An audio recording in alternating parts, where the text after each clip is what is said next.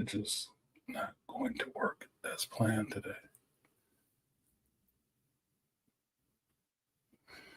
All right, folks, I'm here. Let me start you off with this little bit so we get to understanding what we're talking about today.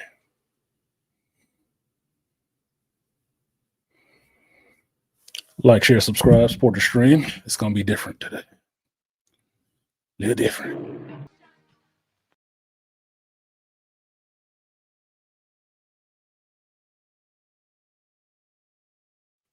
All right, folks, welcome to the Hero's Journey. So this week we're going to do something different. I promised these two people that I would do this stream with them because a good brother, Malika, my cinephilic brother, we had a conversation on this stream about this story in this book, and he availed me of some knowledge that I had not known, meaning that this was based on, a second, let's take this off at this moment. At this moment, let's change the style up. There we go. He availed me of knowledge that this movie that you just saw the trailer for was actually a book. I had not known that. So, because I do not like to be ignorant, I chose to get the book and read the book. And Malika had a decent suggestion that we should actually review it. And I thought it would be good in the sense that most people nowadays know about 50 Shades of Grey. I've read the 50 Shades of Grey books. I read it when I was in school studying psychology. One of my classmates had it. She was into it. I read it to see what the girls was into that they was all giddy about. It wasn't that damn bad. It wasn't that much raunch. I'm reading it like an adult, so it wasn't that big of a deal. But having a conversation with Malika highlighted the fact that 50 Shades of Grey was a direct kind of ripoff of 9.5 Weeks. A little different, but a ripoff of that specifically. So I thought it would be a good idea to do a comparison of the two, but to review the first one on its merits and actually read the original material, like I always tell you guys to go back and do. Read the original material, go back to the source, Neo, and then watch the movie again with fresh eyes. And that's what I did. I finished reading the book yesterday, and I finished watching the movie again last night. And I didn't go for the theatrical release. I went for the uncut director's version. So I got a little bit more extra footage in there to see if it made what I remembered from the original theatrical release any better, any worse, added anything more to the story. Now, when me and Malika had these conversations about this book, I thought it would be really interesting outside of just the two of us sitting here talking about these, what could be salacious aspects of the book, because it does involve adult relationships, adult sexual habits and appetites and different kinks and stuff like that. I thought it'd be more interesting if there was a woman involved in that situation who would actually be willing to speak on and have an adult conversation about this kind of stuff without judgment, without, trying to be gross and, titillating and stuff like that, but just have an adult conversation about this shit, understanding that adults get into adult stuff. Adults do adult things that they do, and their sexual habits or kinks or whatever is their shit. But at the core of all that is a relationship between those two people. And I figured that the best person to have that kind of conversation with was Toya, the tutor, as it were. I asked her about it. She agreed to it and went back and read the book. She didn't waste any time. She went back and read it immediately. So I like that. And in keeping with the book, that's good. She follows instructions. But at the same time, I really look forward to having this conversation with the two of them, with you guys here, as a way to delve into a subject that most people won't go into, especially on YouTube, especially not Black YouTube. It's not that damn interesting because, namely, the movie and the book has to do with white folks. So most people aren't interested in it necessarily. But if you understand that adult relationships are adult relationships, regardless of the people and the color of the people involved in it, you understand more about the human condition, people, and relationships than you do about, oh, this is just what white folks get into. No, the hell it ain't. I live in this world, okay? Not a fictitious one. Folks get into all kind of stuff. Black, white, Asian, it don't matter. They get into all kind of stuff with each other. So I felt the need that I would enjoy having a conversation about that kind of stuff with people who are willing to have the conversation with me, because that is my thing. I love having conversations. I do. And I don't care what they're about because I'm not easily offended. But the hard part is finding people willing to have those conversations with me. So today, I actually have two people who are willing to have those kind of conversations with me and actually can bring some intellectual adult mind state to it and not just resort to, sniggling and giggling. I hope. So I'm going to bring these two people up. You know them best as Malika Me Bade and Toya, but I call them friends. So what's going on, friends? Peace. What's up, hood? What's up, her? Happy Sunday. Happy Sunday, Super Nut Bowl. Can I make a disclaimer? Yes, you can make a disclaimer. This is the point where you guys can make disclaimers. Okay, so yesterday I had reservations to take my best friend out for her birthday that were canceled because of a snowstorm here. So those reservations got changed to today. So you will only have me for about an hour and a half. Okay. Because of that. Yeah, I'm really sorry. I did Hey, not think that this was gonna she happen. can join the well, she ain't read the material, so she'd be like a fifth wheel. She can listen. I'm just kidding. Yeah. I don't like leaving people out. You know me. So okay. So we got you for an hour, so it's good. I started this somewhat on time. Yes. Started with you guys Yes. first. Okay, that's fine. So that I should like keep around. our opinions concise, I would think. And you guys can handle it. You two pretty intelligent people. So I'm sure you can actually congeal your thoughts and bring them together. I apologize for being late. Never take your cell phone into the bathroom. You'll never leave that bitch. Our time will fly by while you're just there. Like, oh, I didn't realize. I need an alarm set. So I have a bit of a disclaimer. If I sound under the water and my sound a little off, I just have a head cold I've been wrestling with all week. So if I sound a little raspy, it's not bad connection. It's just me dealing with this little bit of cold. That's it. Okay. You and me both. It's been very cold here, and I woke up this morning with a slight headache. So I was in the restroom taking medicine to make my head stop hurting before I got on. So I have a mystery guest in the background who wants to join this conversation. Mystery guest, have you read 9.5 Weeks or watched the movie? I know you can probably get into the conversation. I know you probably got something to add to the conversation. I just want to know if you read the material. I did promise this time to Malika and Toya that we can go through it.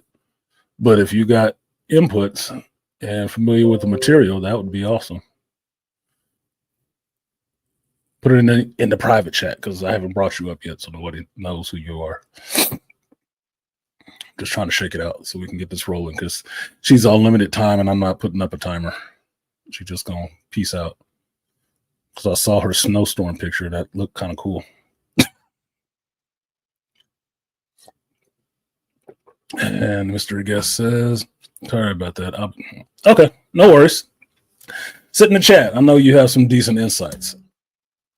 All right, folks. So my disclaimer is this is not a usual on the show, and I will do my best to refrain from any obtuse profanity because I want people to actually be able to watch this and get what the book is about, what the movie is about, and maybe if they take their time go back and actually read and watch some of this, because the first thing I will say to lead off the conversation is to understand the events of this book are a true story. They're not fictitious. This is a true story of something that happened in a relationship that this woman had, and she wrote it from her perspective.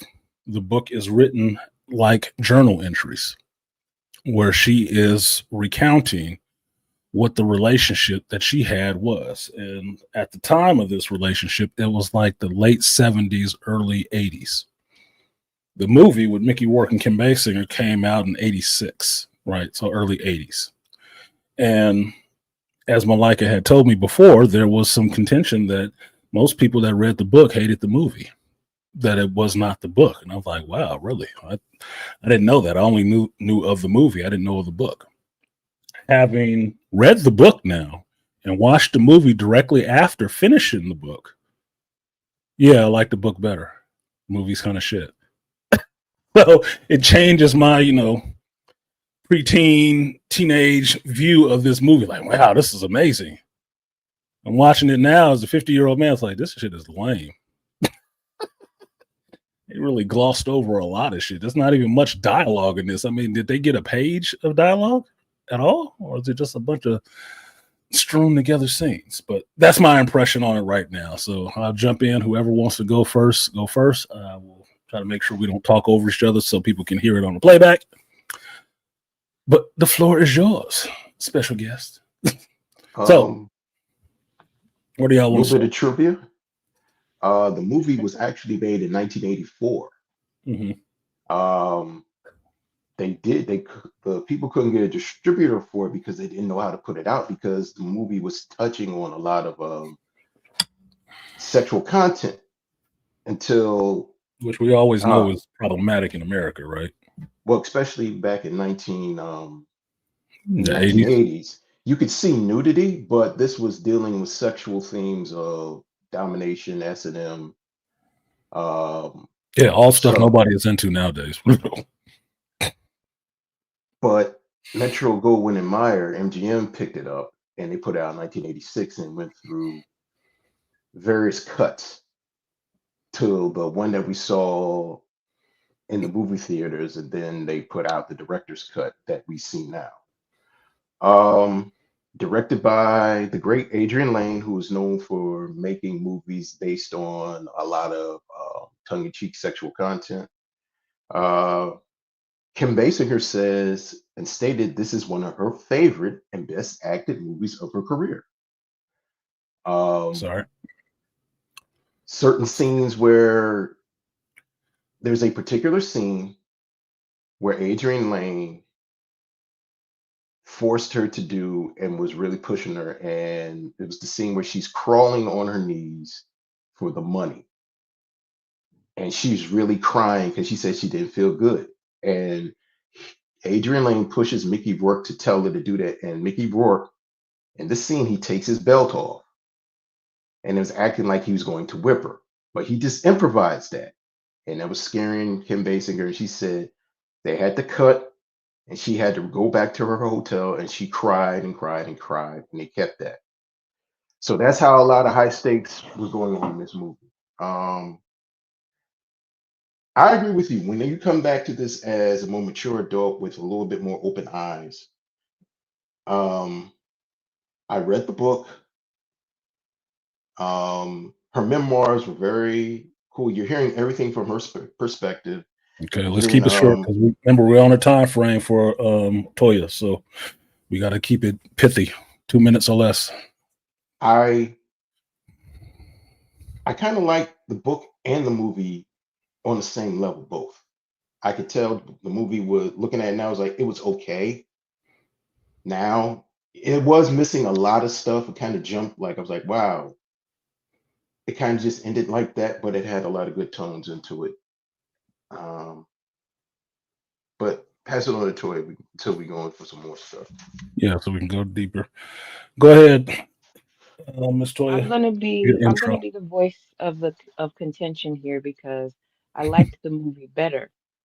And the reason why is because the movie did more to illustrate in ways that I felt like the book felt short.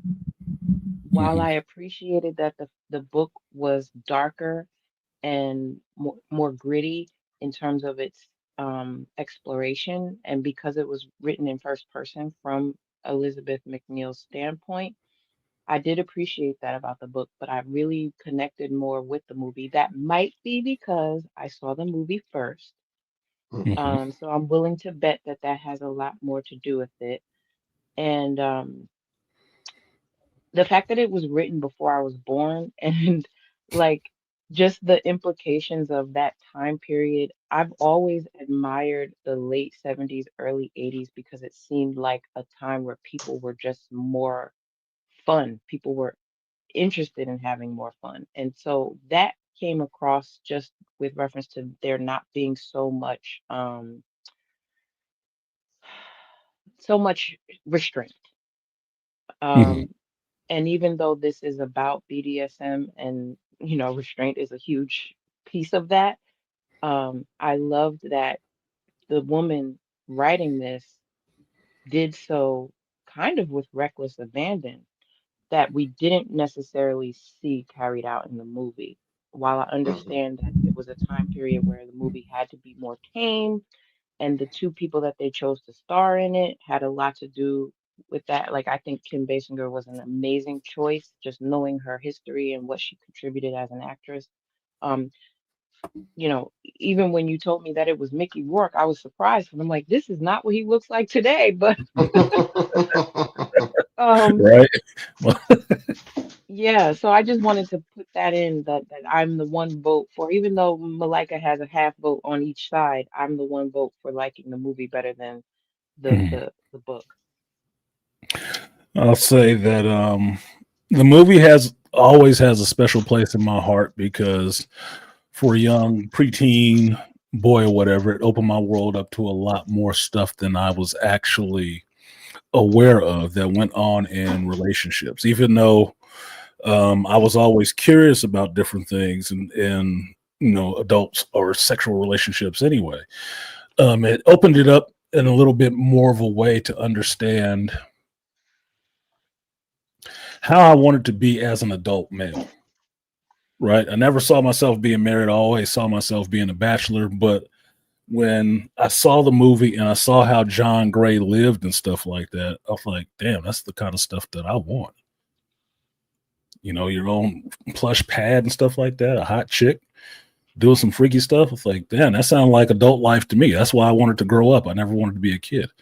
It's one of the shall I say tapestries to my understanding of what it meant to actually be an adult. Right. And a lot more exploration to some of this stuff that I didn't actually have a language for or understanding of when I was young about adult sexual relationships, what's involved in it, what it could be, what it can't be. So I always have a special place in my heart for the movie, always do. But after reading the book and going back to the source of the original work, I can see some gaps in the movie as well as I can see some gaps in the book. And I think the movie got away with the titillation part that, like Michael was putting in the chat, it's all about domination. Well, you didn't get that in the movie. You didn't really get the domination part in the movie because even reading the book, it wasn't, it's easy to say it was BDSM, but the book, yes. The movie, not really. You didn't see much of that. You didn't. There were exactly 2 to 3 scenes where he actually mentioned or said something about where he actually abused her. One of them was that he told her to pull up her dress and he was going to spank her because she went through his drawers in his house. Now, you never saw a spanking. You saw something else that we can't say on YouTube directly what it was, but you see the conflict in the character Liz's face after it happens. Now she didn't get the spanking that he said he was going to give her, but something more traumatic actually did happen to her. The other thing was you never saw any of the use of the handcuffs or anything like that in the movies, but it was rampant in the book. That was a daily thing. That was every night. That was an every night thing, which I thought was really interesting given the time frame. Like you mentioned it, Toya, about it being before you were born, and it's during the age when I was, not even a elementary school kid, right? I'm born in 73. So this is stuff that was all going on at the time that I'm growing before I hit 10 years old, right? And the culture at that time, it hadn't even had that explosion of AIDS or anything like that, but it's still coming out of, the free love 60s and stuff like that. So the 70s was a wild time sexually, especially in New York. All that Studio 54 and stuff like that you guys hear about, that was around the 70s and stuff. So there was a lot of, wild sex stuff going on that makes me wonder how was this happening in the world? But then they still were shy about talking about this stuff in a movie. Put it out in a book, but they couldn't talk about it in a movie. And it was, to me, this woman who wrote this story was not living in a vacuum. These were not the only two people in America that was doing this stuff. They couldn't be. So was it really a dirty secret? Because to me, it's more about power, submission, and pretty much that. Yeah, just power and submission. Not so much domination, but understand how you submit to another person. So you guys' thoughts in that way? You're right. It was implied, but never really showcased in the movie. What I liked about the book is that because you're reading about it, you can allow your imagination to take course and visualize it for yourself, what's being discussed. So I think there was a miss there with reference to how the movie showcased it because again, it was implied but never really shown. Mm-hmm. Who knows if the movie was made today, what differences that would make. Uh, You're gonna see it all. right, It's right, gonna be and too and much. Like for Jesus. me personally, and I'm gonna go out on a limb here and be a little vulnerable and just say that You're, it you're in a spoke safe place. to it spoke towards a lot of my desires with reference to just being submissive and wanting that sort of attention. And Mm-hmm. so I think it was beautiful to kind of get into the mind of a woman and see how she would describe the interpretations of what was happening. Um, there's a quote I want to highlight from it, if you don't mind. I do not mind. Thank you. Okay, so she says, on my knees, my head, on my arms, sounds from my throat that I can't interpret, neither fear nor longing, but the inability to distinguish between the two.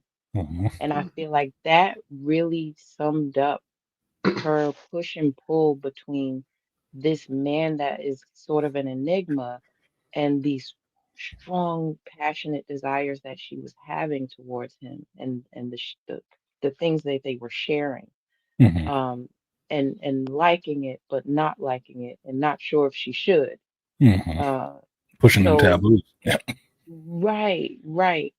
And so when you talk about artisan, the time period that this came out and how we were coming out of this free love thing, and before AIDS became what it became, um, it just was nice to read those words from the woman's perspective about pushing the envelope on how she could really get into these passions and desires. And I would echo that to say this. One thing to remember about this story when you see this title 9.5 weeks, understand that the reason why I don't jump on that it's just about domination is that in the book it's implicit that she always has a choice and she Mhm. knows it. And she's always choosing to do these things. Things are done to her when she comes, but she never has to show up to his house ever again. She doesn't. And he gives her the freedom to have that choice. But she chooses to do that stuff all the time. The stuff that they go through and he does, she allows it. And that's the unspoken or the ununderstood part of that whole sub dominant culture, is that the sub actually has the most power in that situation because they can always leave. They can always leave.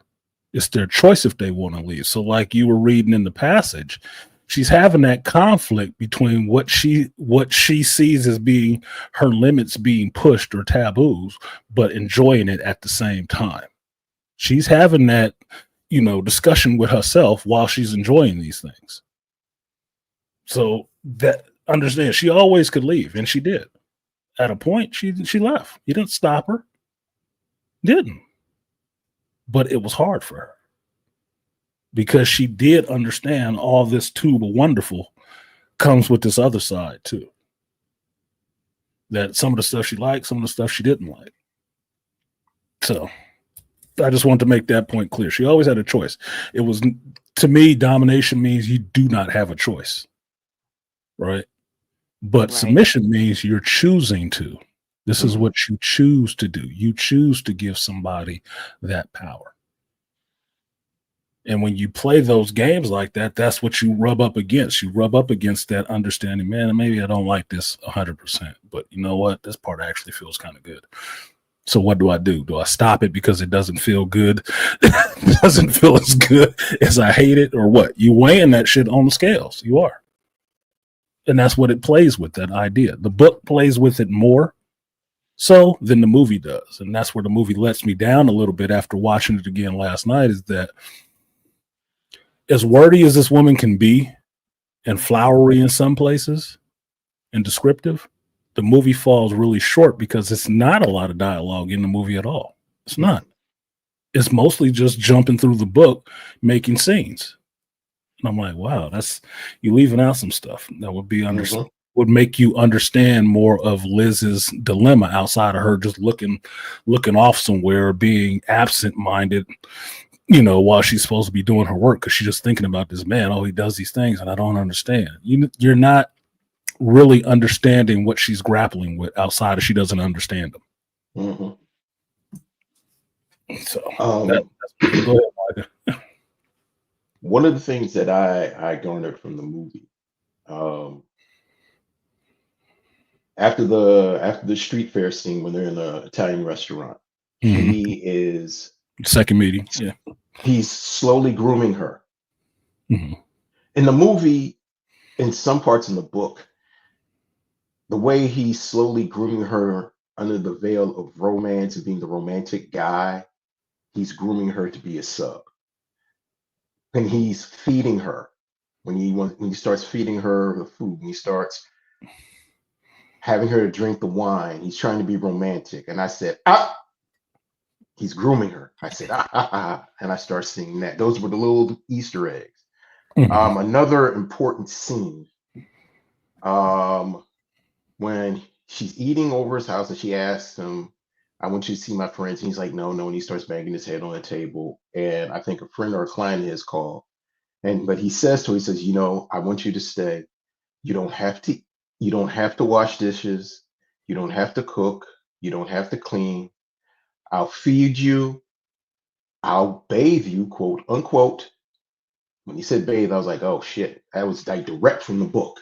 And then I had Mhm. to go and look at the book and I said, he says that shit to her. Mhm. That was grooming. But then you take a look at her, she's all in awe of him. I said, he is grooming her. But then I was like, don't go for it. He's pulling you in, he's reeling you in. That's the tractor beam of him getting it. But then I saw and I said, okay. But then I'm looking in the book, their second meeting, they're just having lunch. But he's talking to her, and like how you said, from their first time she comes to the house and she's there, he tells her what he wants her to do. She has to wear that white shirt. She has to come in and she has to be cuffed. She didn't like it at first, but then he, remember you said, you don't have to stay if you don't want to. You can always leave. He gives her the option. But then, like, she's thinking about it and she stays. And then she puts the handcuffs on. And then that was the first interlude into the Dom sub relationship. And I Mhm. was like, oh shit, you said this before we were talking about it. She could have left. but She could she have left. stayed. She stayed. She So was enticed. I mean, me personally, I don't like the term grooming because it has so much negative connotations nowadays. But he was testing her out.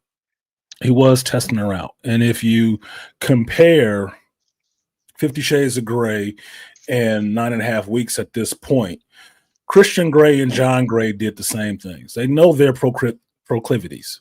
mhm, They're with somebody who does not have those same proclivities, but they're really attracted to them.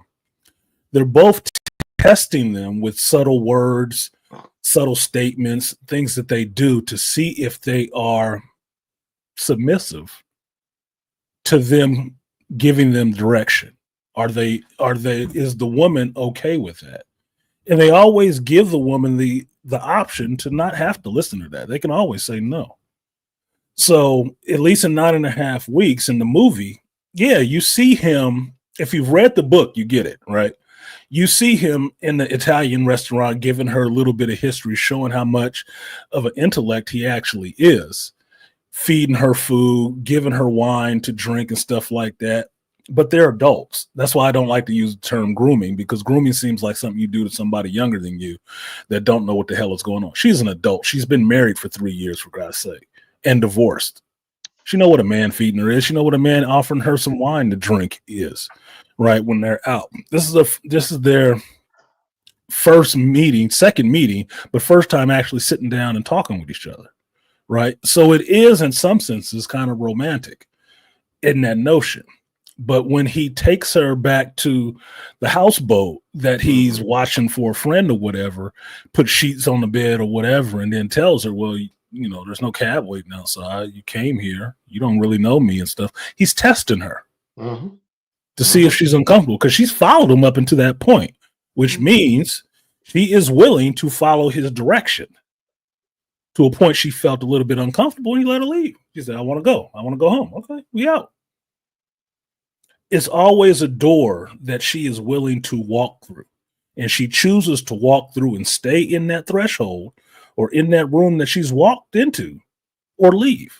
She always has that choice.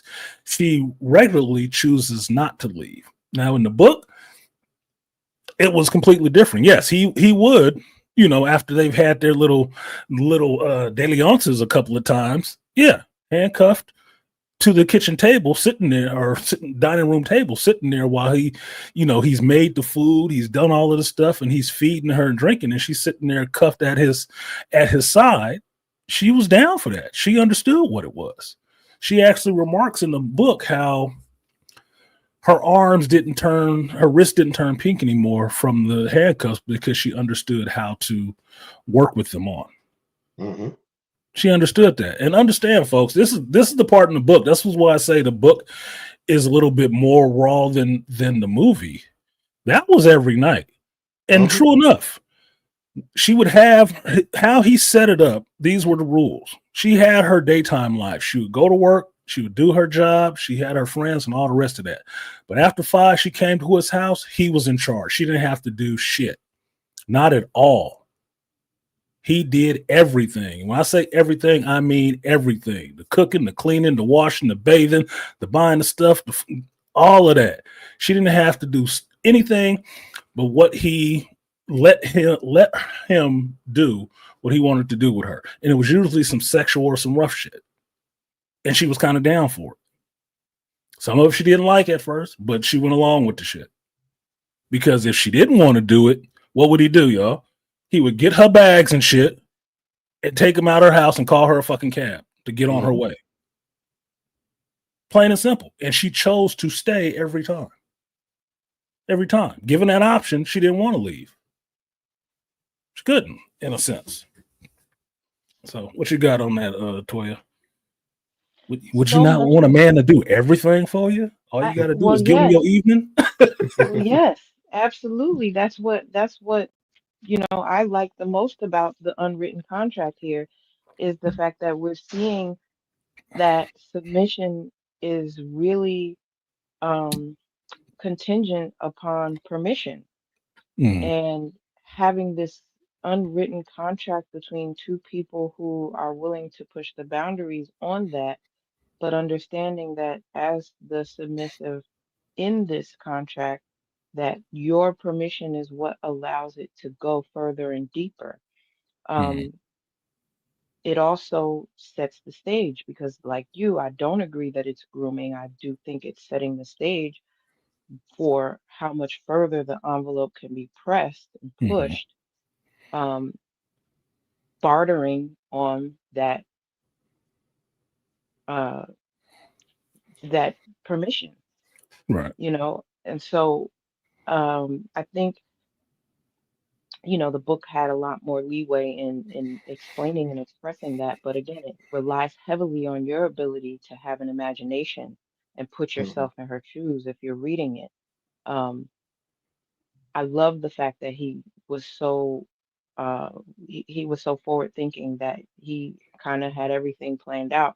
As long as he got that permission, he knew exactly what would be needed to carry out the scene how he wanted it to go. Hmm. Um, Hmm. and so that's a large part of it. Yes, setting the stage, but also getting the permission so that the stage can play out exactly how you want it to. Those are the key factors here. You can't have that level of comfort without it. And soon, and to also be able to pull it back and say, well, if I'm not getting your permission, I don't want any of it at all. You can go. Hmm. I have no use for you. Right. And that's when the thing from the book about John Gray is really controlled. Like in the book, he works on the stock market, so he makes a shitload of money. Right. He takes care of his family. Nice house. Everything is basically new, crispy. He takes care of the people who work for him. You know, anybody that he brought to the house or anything like that, he was always really polite and all of that stuff. He's always really controlled and treats people considerately. But this part of him was the part that she saw. Hmm. Nobody else saw this part of him. This is the part that he saw. Now, the one part that got me, that really just threw me for a loop when I was reading it, was a time he came in and they were going to get into the evening festivities. And it was the first time he actually hit her and he smacked the shit out of her right across her face, slapped the fuck out of her. And it's pretty much described like that in the book, that there was some blood, her face was swelling or whatever. And then after the swelling is on her face, he's tracing, the swelling marks on her face because he says he liked her skin and stuff like that. Right. Now, the flip side to that is he takes care of her, you Hmm. know, the ointment and cleaning it and stuff like that. He does all of that shit. It's like, to me, psychologically, it's somebody that's having a really weird relationship because he takes care of her like he is a nurse, bathing her, good smelling salts and oils and stuff like that, massaging her skin, making sure she's rested and fed and right food. He's taking care of all of that shit. That's a responsibility. And that's the responsibility in this BDSM relationship, if you wanted to call it that. That's the responsibility of the Dom. You have to do all of that stuff. You have to take care of the people who are submissive to you. You don't get to lax on that shit and lose control. And that's where I think people lose it. You don't get to be in control and be a Dom, lose control and be a Dom. You don't. You have to be in control. So all of the stuff that he does to her, even if he just had her over the house and went down on her for an hour after feeding her and bathing her and all that stuff, she allowed that shit to happen, and he had to be in control of himself the whole time. It wasn't just, we're gonna be swinging from the sit. No, it was never any of that, which makes it seem like he's almost a damn robot to some extent, because it could have been a lot worse with somebody who didn't have that level of control and just thought they needed to be in charge. She would have got her ass really beat or killed in some of them situations that they were in. So yeah, that's my thought on that part. What you guys got, Malika? Um, in both medias, definitely he was in control. I wanted to touch on the same thing that you guys said. If you ever notice in the movie, whenever he wanted to introduce anything romantic or anything that was leading to Dom, he always asked her, he said, Elizabeth, would you do something for me? Mm-hmm. Or Elizabeth, would you mind if I do this? Mhm. and it was always asking. And it was Mickey Rourke's character was always in control. It was always about even tone, always about speaking in a manner. It was kind of like a psychopathic like that. Like you always knew something that was underneath. It was like it the way here's how the way it was to me when it was well directed. Like you see the romantic part, the intentions, but then like he says something, would you do something it's like, oh shit, what's happening now? It was all nice, it was all great and romantic. Then he comes and he says something. I was like, oh wow. And I remember the scene, like I said, when he tells her, I want you to know if you can crawl for me. And I said, Mhm. oh, this is the scene. When I used to watch this movie like religiously when I was a kid going into my early 20s, that's where I would turn the movie off. I said, I can't hate. I used to hate that. But as I watched it and I said, okay, what are you feeling? I said, I'm feeling unease because this is where you said, this is the real him. This is a part of him. And I said, okay, this is something where I said, all right, go with that feeling. This is the part of him where he wants to control and dominate her. There was a scene in the movie where he's feeding her and she's sick. And remember, Mhm. she says to him, how would you know that I would respond to you the way that I did? Mhm. Did you treat the other girls the way you did? And she even says that in the movie. And he doesn't say anything to her in the movie. And he doesn't say, I mean, he doesn't say anything to her in the movie. He doesn't say anything to her in the book. And that was always unique to me. And it just showing, but also there's another part where he's brushing her hair in the movie Mhm. and he's just hovering over her. And I was like, damn, give her some breath. But I said, no, he's dominating her. She's his possession. She's property. That's like a serious level of objectivity. And I just noticed that. And he's taking care of it like it's a precious gem, or it's like one of those beautiful Russian dolls that you put into a china cabinet behind a wall. So I was Mhm. like, okay, that's why I know it. That's why I know this. Well, I saw it more as him like doting on her. He wanted to do everything for her, and I see it that way, like a son having to take care of his mother, right?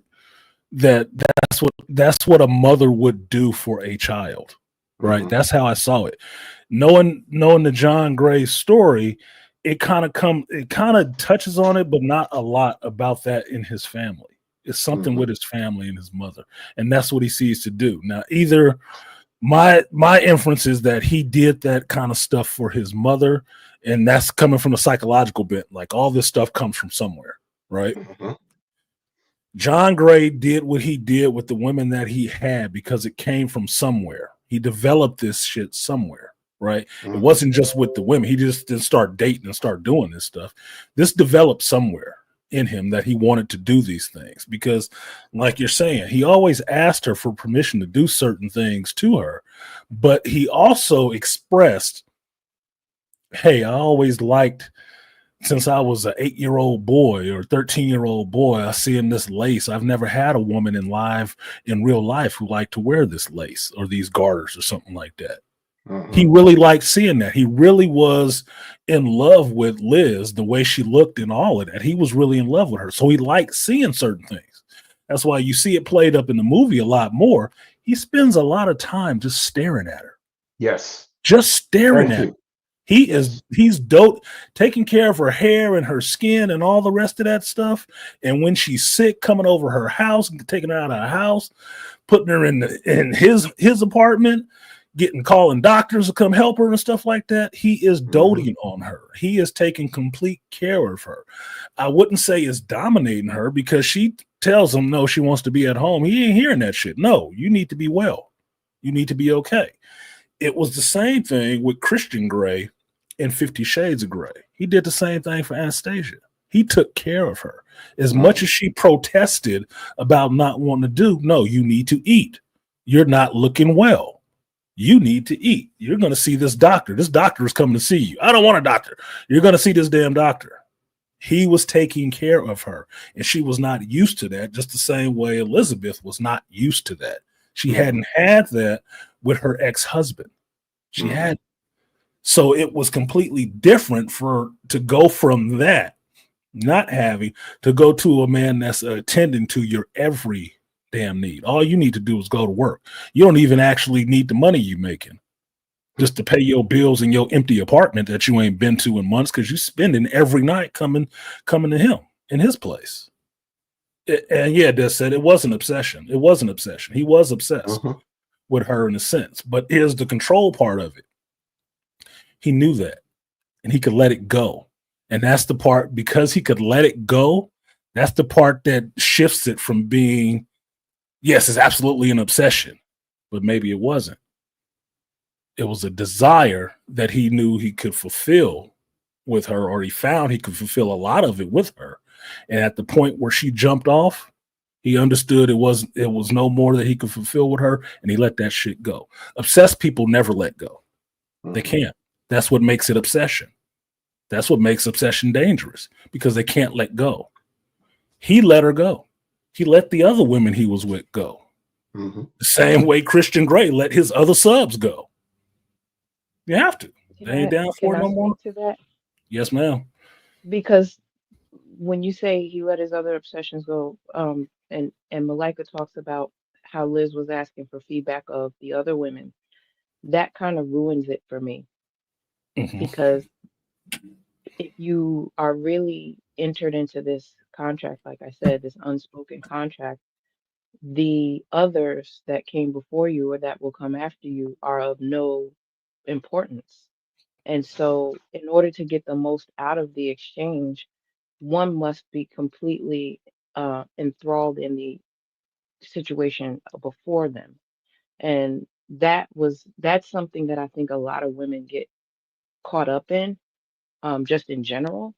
And again, for me, it was ruining it, because it was like, why are you worried about the wrong things? This has nothing to do with your exchange. You need to be more in the moment, to be present at about what's happening here. And so much of that passion is contingent upon understanding your role in it. But if you're worried about how everybody else was doing it, you're losing focus. You're missing the point.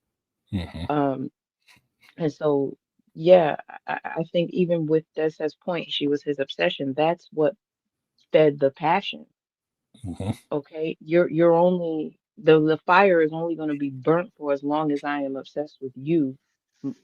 My muse, my my object. And I just want to leave off by saying one more quote, which was that she said, "My body had nothing to do with me. It was a decoy to be used whichever way he decided, toward the end of exciting us both."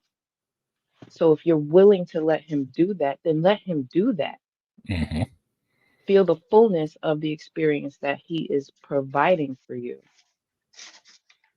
Yeah, I would agree that I just lost my train of thought for a hot moment.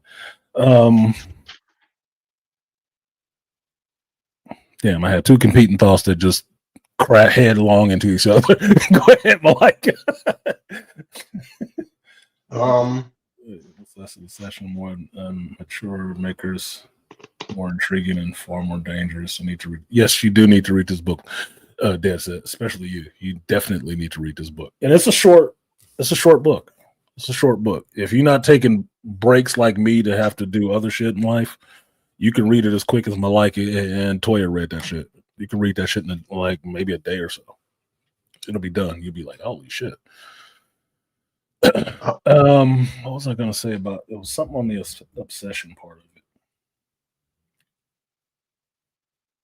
it, or the contract.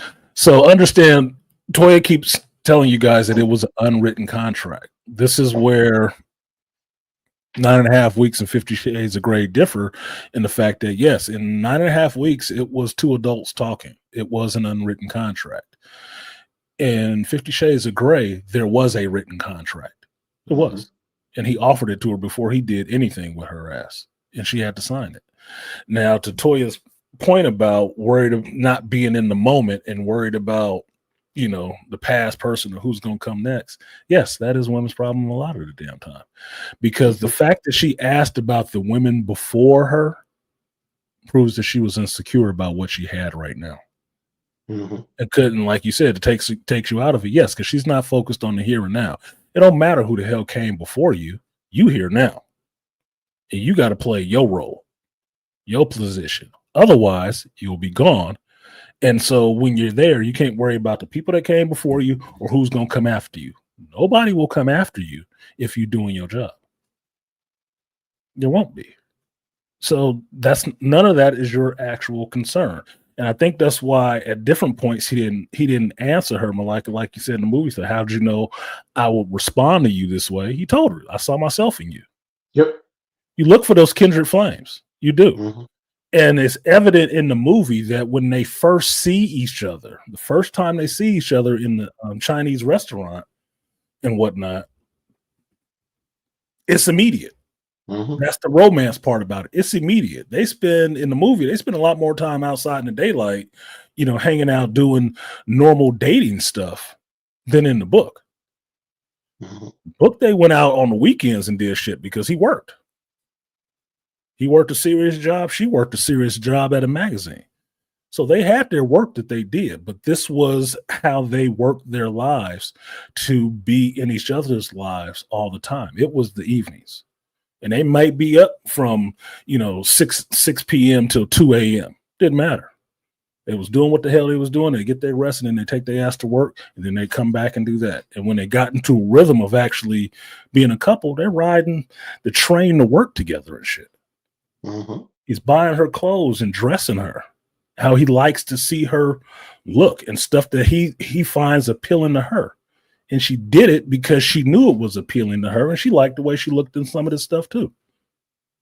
Now it's played up a little bit in the movie where he's taking her out and she's bought these clothes and she asked, you're not going to ask me what I think of? And he tells her no. Why? Because he knows her. He knows she likes it. She's just trying to get some fucking pushback. And he's just partially entertaining that shit like, no, I don't care. It doesn't matter. Just these two right now, Trigger Man. Just these two right now. Because all three of us has read this book and watched this movie. So that's what this show is about today. Geek stuff will come later. So for me as a young man, I realized watching the movie again how much of this stuff I've actually used in life that came out naturally in me, right? Like giving a woman actual direction to see how she responds to that shit. At this point in my life, that's evident, right? It's really evident when I do it to me what I'm looking for. When I was younger and did it, I understood it might have been some cool stuff to do, but like all things psychologically, you have to understand why you're doing it and what the repercussions are of doing it. Some people don't know how to respond to that shit, and you have to know what you're trying to get out of it. In the book, it was very clear how he kept finding boundaries for her and pushing past them. Maybe the first boundary was, let me blindfold you. Maybe the second boundary was, here, let me put this handcuff on you at the table. Let me feed you. Let me give you something to drink. Maybe let me put my cock in your mouth after you've eaten some of this food. I'm not asking. You just know what to do. All of these things were steps along that path of finding what her boundaries were and pushing them a little further to get her to the point that they're having this relationship. They were already having a relationship the whole time, but all of that is in the process of you have a relationship with somebody, you start developing boundaries and you see where they are and you either push past them or you play within them. He kept pushing past them. He wanted to see more. But the other part, now I remember the point that I had, that was more interesting than dominance. The book, she talks about it more. He listened to her. He listened to every fucking thing she said. Everything she said, she might have liked. And I was remembering this part in the book where she's talking about they were just having a half conversation about some stuff that they liked. And she mentioned something about liking some blueberries. That motherfucker left for an hour and a half, came back with a newspaper, blueberries, and heavy cream. Mix that shit up, and they had blueberries and cream that night. Because that's what he did. He paid attention to her needs and her wants. It wasn't just, it's all about just the sex shit for me. He paid attention to her. And she said she had never really had a man that was like that paid that much attention. You couldn't have any stray thoughts or stray things like that. It was shown in the movie where he bought her that shawl that she saw. That was $300 something. She liked it. He knew she liked it. He got it for her. Just that simple. He just got it for her. That was just it. And it wasn't buying her off. It was giving her something she liked. Giving her what she said she wanted. She made a comment about the bed. What did they do? They went out and bought a new bed. Brand new. He was trying to be in service of her, and that's where people misunderstand. The dominant part of that is also being a good sub. He was submissive in some ways to her too. It may seem like little shit, but it was doing things that she wanted done for her. And he would do those things. So that's what made the interplay between the two of them the more complex and interesting, especially when he kept really pushing her past the boundaries she thought she had at that moment. And then her realizing, now this might be a little bit much, but damn, I'm really liking this. Can't go back now. What y'all got? How much time you got left, Toya? About 10 minutes. Holy shit. Let it go, brother. Go ahead, Toya. You can take your turn. You can go before me. I'm gonna talk a little bit about 50 Shades because I did read that as well. But I didn't see the movie. And so I like the fact that you brought up that in 50 Shades there was a contract. And that's probably the biggest difference between the two because it made it a lot more sterile, in my opinion. Whereas, like I said in the book, 9.5 Weeks, a lot of your imagination does the heavy lifting. And I like having that leeway. But because I saw the movie first, it resonated more with me because of the visual aspect of it. Like you were just talking about the bed scene, even in the movie when they showed buying the bed and how she was like, this is ridiculous. She was kind of like, turned on by the ridiculousness of it. But again, so much of the unwritten contract, but also in 50 Shades, the agreement is that I, as the dominant one, am getting pleasure out of seeing you pleased. It pleases me to see you pleased, but it also is pleasing for me to do what I want with you as this object because that gives me pleasure. So it's this constant push and pull of if you give me what I want, I'll make sure you have what you need. And so that's really what's so much of a turn on about this type of lifestyle, in my opinion.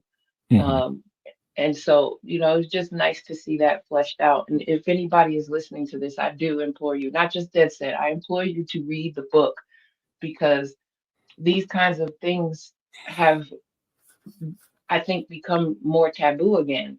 Even though we're in a different era and a different age, it would be nice to have those conversations again and really push the limits of what is okay, what is acceptable. Artisan keeps talking about how everybody's grown here. And a lot of the conversation about sex nowadays is so pedestrian. People aren't taking full advantage of, hey, we're adults. We're adults here. We can push the limits. We can really do what it can be a sandbox if we wanted to. That was one of the things I enjoyed that he said in the movie. And there's a scene in the movie and in the book, right? The scene in the movie where she wants to take him to this art gallery show and meet her friends and stuff like that. And he banging his head on the table. He doesn't want to do that. He tells her flat out, I'm not interested in your friends. I don't want to meet your friends. I just want you here at this place. I understand that. I've said that shit before to a woman. I'm not interested in your family and your friends at all. I'm serious. I have said that before. That's why I'm watching this shit now. It's like, damn, that has come out of my mouth. I have done that. It's come out of my mouth. Like, no, I'm not interested in your friends and shit. I'm at that point. I don't give a fuck about all of them. Why do I need to have this, you know, cut and paste stereotypical relationship dynamic? No, I'm not interested in them. They're gonna go with you if you leave, and I don't need to be friends with them. It's a waste of time at that point. I'm interested in you. If we work, we work. And the other thing that he says in the movie that is an important point for this whole thing is that you decide the rules in your relationship. You have whatever kind of fucking relationship you want to. That's why I stay away from calling it taboo, except to describe it and how other people see it. But as I look at it, those two grown adults having whatever kind of relationship they feel like having, because that's what the hell they can do. Mm. So if she wants to be chained up to a kitchen table every night, so be it. Knock yourself out. It ain't hurting nobody else. It's the two of y'all. And if you don't like it, you can leave. Okay, then when you don't like it, you'll leave. Plain and simple. But if you like it, then you put some ointment on your wrist and then you'll be chained up to that table tonight. It's just the way it is. Who's to say that that's wrong or right? It's the two of y'all making that choice. So for me, Toy already answered this for you, Rosie. But for me, I would say read the book first too. I would say read the book first, because I'm always in favor of going back to the source first with certain things. If you wanted to get a brief overview of the book, watch the movie first, because then you'll get an idea of what's going on, but it'll throw you for a loop when you get into the book of how much stuff was actually left out of it. Because I'm looking at the movie now as the greatest hits part. It's the bullet points. Like, there's a scene in the book where she dresses up like a man and they're out at the club and she's dressing as a man. He's out in public with her, kissing on her and stuff like that, and doesn't care. They get accosted by two dudes out in the street, right? She says some shit to him and then the guys start chasing him, and so they end up in a fight. And at one point, she pulls out this knife. This guy has a knife. She gets it from him, and she pulls out a knife and stabs the guy in his ass, right? Now, the knife is significant because in the book, the knife was something that John Gray bought her, and he tests her to have her go out and rob somebody. And she does it. She puts on this costume, dressed like a man, or her Mr. Beard costume, or whatever they called it. Mm-hmm. And she plans it out, this one floor in the elevator, and she robs this guy in an elevator with that knife. She does. Now, this ain't sexual necessarily at all, right? She robs him, takes his wallet, comes back to John's house, puts the wallet on the table, and she's going over in her mind the exhilaration and then sickness she feels about doing that. But it's pushing the boundary. He asked her to do it. She did it. And when he comes home, they look through the wallet, find out whose it is, and then they promptly call him and tell him where to pick up his wallet. And sure, after that, they bang like wild rabbits because she felt all sick and stuff like that, but she did it. That's where the whole knife thing comes from. But if you didn't know that story from the book, it's totally thrown away in the movie because it's just a knife some guy has and she sticks in the ass. That's not the significance of that knife, because it was a very expensive, beautiful looking knife. The way they described it, I like knives, so I'm paying attention to this shit. Mother of pearl and all the rest of that shit. It's a nice looking knife that he bought her to do a crime. To get her to do a crime, and she fucking did it. And felt exhilarated and sick all at the same time, but also felt aroused when she got back home, happy that he could see what I did. I did this good for him. And then what did they do? They called the guy, put it in a dumpster outside of John's apartment building. And then they watched him from the window come and get his shit. That's when they started humping like rabbits after the dude picked up his wallet. Again, continuously setting the stage for each dalliance. Yep. You took the words right out of my mouth. The fact that it really led to them being turned on and turning that moment into pleasure. Mhm. I want to attack on something that was in the movie and in the book. You talked about the department store scene in the bed section. Before they went to the bed section, he tells her in the book also, and in the movie, she likes this locket. And he tells her, take it. And she's like, what? He says, take it. Now, she takes it in the movie, but the way in the book, she's telling you she's so scared. She's feeling the fear and the apprehension, but at the same time, she's drawn to it. But then the same scene that they went through in the bed where, they're being very coy and he's playing with her and she's feeling very, nervous because in the book there are people walking around, but in the movie it's just Elizabeth, John, and the woman that works there at the bed department where he's trying to open her legs. He compliments on her toes. But when she gets into the cab with him after leaving the department store, she opens up her shirt and shows it to him. And he smiles at her and he touches it and they started kissing and start touching each other in the cab. And she gets so exhilarated from stealing it, but also exhilarated because it makes her happy that she took it. Yeah. And I was like, wow, that was something. Yeah. Go ahead. The more excited he got, the more excited she got. Because she was able to make him excited. That was the thing. She did something that actually excited him, because you have to understand that the interplay here. He's given her a lot of pleasure, a lot. All this sexual stuff that they're doing is giving her a hell of a lot of pleasure. She's really enjoying this, but she doesn't have to do anything for it. She don't got to ride him, none of that shit. Nothing. He's doing everything. So to be able to turn it around, and he asked her to do something for him, and she does it, and it gives him pleasure. She knows it will probably give him pleasure to do it. She's finally able to reciprocate in some kind of way. Now, that's the part that could seem like, entrapment in a sense, like the push and pull of it. Like, I've done all this for you. You don't want to do something for me? Because he'll tell her that shit too when she was like, this is too much. Oh, really? That's when he would get a little bit upset with her ass and really, bring the boot down. Or as I've told my kids in my own life, you close the door hard on her ass about that shit. Soon as you didn't want to listen or didn't want to follow that shit, or you putting up some offense to it, you can go. You get the hell out of here. Or you could do what I asked you. I asked you to do a simple thing, is what he would tell her. I asked you to do a simple thing. You can't even do that. And it would still be, Malika, like you were saying, it was almost psychotic. It would still be in that calm voice.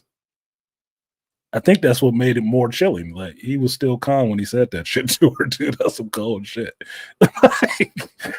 Okay. And Dad say you're right. Pedestrian is an understatement. It is infantile. At the same time, they want to push everything. They have this infantile conversation about it at the same time. I don't get it. I don't get it either. Like, come on. I've grown up in this world. I've seen a lot. And the way we talk about it nowadays seems so ridiculous. Absolutely ridiculous.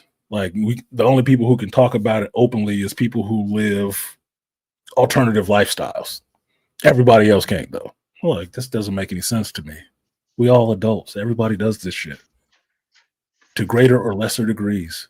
They all do. So what's the problem with it? If you can't talk about it, you don't need to be doing it. Just my thing. What up, Dr. T? He said, what up, what up? Yeah, we're having a different geek conversation now. This is a freaky geek session. So what was the other part that stood out to me the most about it? You have something, Toya, before, because I know you the short timer here. Yes, I'm getting Don't ready be to walk showing out you the looking pretty door. going out. You're supposed to be So looking thank ugly. you for having me a part of this conversation. I'd love for us to do this again about something else. But yeah, I implore Got to do everybody who's 50 watching Shades right now. now. We got to do Right, 50 Shades. sure. We got to do Why 50 Shades. not? If you're That's 3 watching this and books. you're enjoying the conversation, please go do something fun tonight. That's all I'm gonna say. Consenting fun. Consenting fun. Yes, yes. You don't do shit fun. Have fun with your girlfriend. Tell her I said hello. All right, And fuck her for will taking. do. We planned this a while ago. She fucking up my plans, man. I don't appreciate that shit. I'm gonna get John Oh, Gray over here. Like, much love to you and Malika. Peace. Have a peace. good time. Peace. Be safe. Yeah, it's the snowstorm. Still a good snow picture. That's the picture I used on the thumbnail.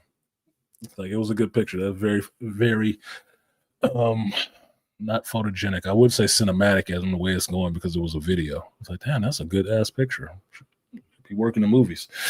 You know what I noticed from yeah, dead set butterscotch like a motherfucker. what I noticed from the book, from 50 Shades of Grey, the movie and book, and from 9.5 Weeks. The Grey character, they got down to a T. Mhm. Very mysterious, very methodical, handsome.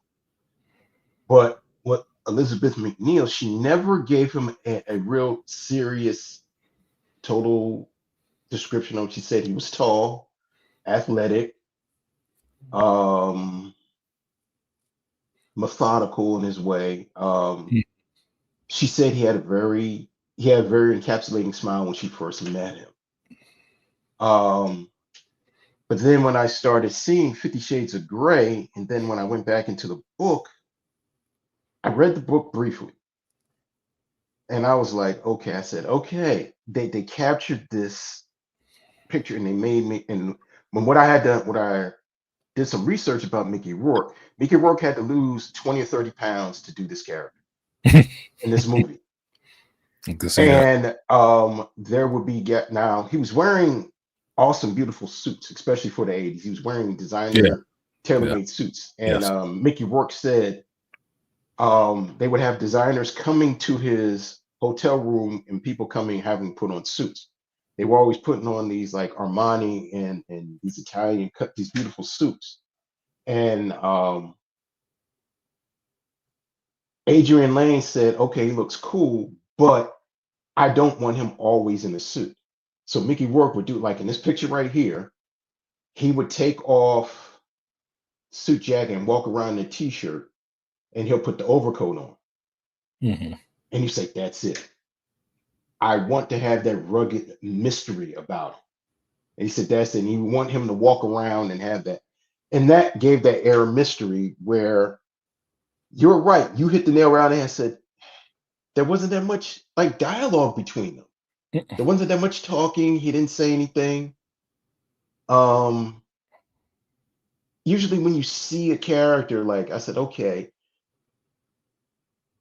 John Gray does not talk like he comes from a very upper crust, rich or well-off family. He has that East Coast accent. You know, the way he walks, he still has a rugged swagger, but he's an arbitrage on Wall Street. So I'm Mm-hmm. like, okay. So he worked his way up. Mm-hmm. Christian Grey, they go in his background. He is, you know, his foster family or his adopted family, all are people of greatness. His both parents are rich doctors. You know, even his adopted brother and sister, they're maybe trust fund kids, but they still do well. Mm-hmm. Somehow, this guy, he's a genius intellect. By the age of 20 something, he becomes a multi-billionaire conglomerate head of something. Yeah, he's pretty smart, but he came But from shit. one thing, he's methodical and he created his whole character. Everything about him, the way he dresses. And I said, I remember I told you when we first started talking, they stole it, or the author stole it, that Christian Grey, he always wears gray, black, and out of one of the movies he wore a navy blue suit. Mm-hmm. And I was like, okay. Yeah, that gets into the John Gray character. Like I said, he's very controlled. But what it is that he and Christian Grey both, as characters, are very orderly, very methodical, plan out things, very smart, but also from humble beginnings, right? What I think the changeover from 9.5 weeks to 50 Shades was with the Gray character was Christian Gray was, his mother was a drug addict and shit. He was abused. And this gets into why he becomes the way he is. You never get that from John Gray in 9.5 weeks. You don't know why he's the way he is. You don't know how he developed all this. Facts. And I think in 50 Shades of Grey, that's why they went into it. That's why you get a Mrs. Robertson who was instrumental in making Christian Grey into who he was. All of that stuff that he does, he learned from Mrs. Robertson. The way to dress, the way to maintain himself, what rules and stuff like that to have. Because understand, they are controlled men because they live their life by control, controlling themselves, controlling their urges, learning how to focus those things in different areas. John Gray in 9.5 weeks is very good at his job, but he treats everybody really respectfully. He does. That's why he makes the money that he makes doing the job that he does. He's really good at it. Same thing with Christian Grey. Christian Grey is really good at his job, but you wouldn't know that, he was the kid that was getting abused and people putting cigarette butts out on him and shit like that. And, oh, he just don't like to be touched because he got a weird sexual fetish. No, he don't like being touched because he was abused. That's why he don't like being touched. And this woman, as bad as you could say that she was for doing this shit to a teenage boy, taught him how to control himself and have those boundaries in place where he could interact with people, could control himself and understand how to control his environment in a sense around him to have the life that he has at that point. Because rich parents, adopted parents or not, he could have still been a piece of shit. And he wasn't. He did a lot of philanthropy. He did a lot of stuff for everybody else that made him really, really rich. That's how it worked. It wasn't about selfishness just for me. He did it for other people, which made him richer. So, and it was like that with both of those Gray characters. The only difference is if John Gray is the prototype, Christian Grey is the upgrade to where you get to see behind the scenes of why this person does the things they do, how they learn how to do these things, and why they do these things. Those are the questions never answered in 9.5 weeks. You don't know why John Gray does what he does. You don't know how he developed it. You don't know where it came from. You're left, like Toya was saying, for your imagination to fill in those blanks based on what he has told you in the novel about what his background was. Otherwise, you don't know. He is a mystery for a lot of it. Because the book is from the woman's perspective. Like, she only knows what he told her. Exactly. Well, that's what I was about to say. We're only taking it because it's from the first person's perspective. And also, like Hattori said, what she's wanting to believe and her delving into her fantasy. And also possibly probably what John only wants her to know. Yeah.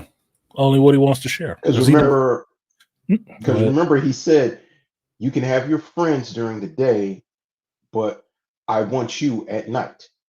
Right. Because the nighttime is for us. this is our world now. I don't care about your past. Because remember when he comes to her apartment and on the answering machine is her husband. And she said, that's my husband. That's my ex-husband. We've been married for 3 years. You want to know about him? He just looks at her and gives her the side eye and shakes his head. No. As you could tell, he was like, he didn't care about that. You don't give a fuck about that dude. Why do I care? He was unbothered by that shit. But when the roles were reversed, she wanted to know. He didn't answer. Right? What about the other girls? And also, like you said, when you're going around dealing with the background of this particular character, for years I always wanted to know what was what with the character of John Gray. Who, what, where, when, and why. But like how you said, Christian Grey probably might have filled in those blanks because of what happened. But even at 53, looking at the movie a couple of days ago, you hear that he grew up in a town outside Chicago. His father worked in a foundry. His mother was a clerk in a grocery store, and he had three older brothers. Yeah, five brothers. No, he had five brothers. Youngest of five. Youngest of He's five. he's the youngest of five, and he takes care of his parents. So I'm like, okay, so working class family grew up. He said both of his parents are retired, and he said he supports both of them. Okay, but like how you said, there has to be a window point between when he starts to have this control and starts to get domination up to now. What causes this? There's in his hero's journey. Mm-hmm. Let me be apropos. There has to be something that led to these steps, just like in Christian Grey. He meets his Mrs. Robinson, who turns him out, and she has been abusing him ever since what age he was, 17 to 21. Yeah, I thought it was like 15 or something like that. 15 to 21. I'm sorry, And not 15. necessarily abusing him, but she was using him. He was. She became his dom, and he became her sub, and he was her sub for years. And The mother's friend, rich yes, friend. the mother's rich friend who was still married. You know, told y'all And about married women. turned him out. Knew that he was had suffered from issues. Preyed on his innocence and used it. True enough, Dr. T. I think he was 15. I think he was Yeah, 15 in the book. I have to go back and read it again. I I think it think was. I think it was between the ages of 15 to 21. Yes. because he was a violent little bastard up until that point. Yeah. He was violent as fuck. And also she used him too because that that top-notch beauty salon in New York, she owned, but he also co-owned. He happened to He co-owned it with her. Yep. co-owned it with her. Showed him business. Yep. I will have wanted to know the mystery maintains the illusion. Yeah, I understand that, Dead set. That's from a guy. I think that's more from a guy's mindset. We don't want to know. Keep the illusion, right? Lie to me sometimes. I know what reality is. Lie to me. Maintain that shit. Women sometimes want to know that shit. I'm curious, so I like knowing things. It doesn't necessarily ruin it. Don't mean I'm not going to go along with it. I just like to know what the hell's going on. Just like my bullshit up front. Know what's what, so we're not, playing too much make-believe. You know what another Easter egg I noticed from the movie?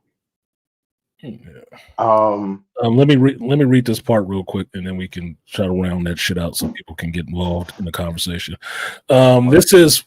This is a passage from later in the book, and there's a quote in here that I really like that I actually did underline, because I didn't underline a lot of stuff in the book when I read through it, and I realized I should have, but I didn't. I was just powering through it. But this passage happens towards the end of the book, and they've been involved in some shit, right? And you have to remember, and I'll tell you why to remember this a little bit, that this is a true story. This is a real woman's account of her situation in this relationship with this man. The names are fake, but the actions are real. Okay? So here's the passage. It says, weeks later, stifling is no longer possible. Maybe later yet, a trickle of blood. What would it feel like to be struck so that one bleeds? When you are 4, you can't fathom what it's like to be 5. If you've ever screamed out of control, you can't imagine how it feels. Now I know how it feels. It's like coming. There is a sound far away, having to do with me and surely not having to do with me, not responsibly. My body giving in, no bounds. Foreign sounds far away. I'm not accountable. This is the quote that I underlined. Years of intermittent faking behind me, the power to fake ecstasy, the stingy, pathetic control it provides. Pant, pant, pant. Ah, darling. Dynamite in bed, whispers a man to his best friend as it's about to enter the living room only a few years ago. So basically, she's reliving what she's gone through with him, and there was some striking going on, and she did bleed a little bit, but she's realizing that her body, in some sense, enjoys that shit. While she doesn't think the sounds are coming from her, they are most certainly coming from her, and she enjoys it. But then she realizes that in that moment that all those years of faking that she had are behind her. What she used to have, how she used to fake it. And it was interesting that she called it stingy, pathetic ecstasy. It's like it is. Because in my mind, I'm thinking of it. I told somebody before, why fake it? If you're not feeling it, say something. Why fake it? If you're not enjoying it, don't lie about it. Because then you can never get to what you actually want to actually enjoy. And that's what she's going through right in that moment. Her brain and rationalizing what's actually going on with her and what she actually does enjoy, what her body actually enjoys and responds to. And then she realizes she ain't got to lie no more. That's the truth of it. She doesn't have to lie. She doesn't have to fake it because he's going to find it. He's going to get her to that point. And she's working with him. You can get squeamish about the fact that he possibly hit her. There was some blood drawn or something like that. That part of what they were doing is murky. Doesn't say exactly. Yeah, she doesn't go that much description about it. Right. Doesn't get that much description about it. Could have just been he smacked her on the ass or whooped her with a belt. Could have been both. Both can draw blood. Don't know. But she's enjoying what the hell is going on. Mm-hmm. And lamenting about the fact that, man, I don't got to fake no more. I thought that was fucking key to how out of control the situation was, which is what it was for her. It was just pushing her past the point of being under control because your limits on yourself as a person are mostly self-imposed. Mm-hmm. What you can tolerate, what you can't, in any realms outside of sex or anything like that is usually self-imposed. You put them on yourself. There's few people who try to break past all of those and live into a place where they know what their limits are, and those limits are out a lot further than this one little box that you're caged inside. So go ahead, Malika.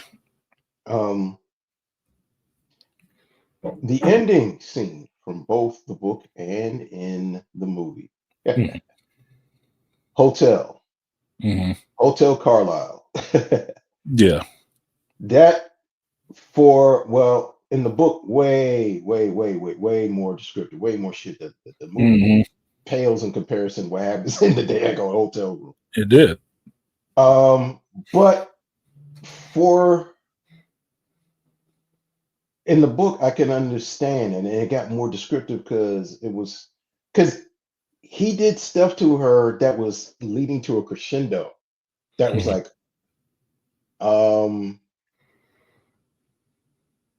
he introduces sodomy to her, which she's very descriptive about, and she said she's uncomfortable, but he says it became a part of their relationship. She only mentions it the one time when he introduces it to her. Yeah, because that was he introduced it in the time that she wanted to see what it was like to live as a man, and dressed up those clothes and stuff like that. And he made her understand what it meant to be a man. Yeah, she did. So that night she got a little bit of wearing the boys' clothes and what homosexual love is all like. Yeah. Then she a couple of times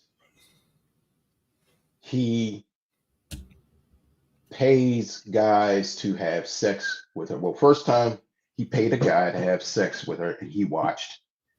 Second time no, he never paid anybody to have sex with her. That's one of the things he was kind of selfish about. No, he didn't pay. He had to do things to her. He paid a guy to beat her.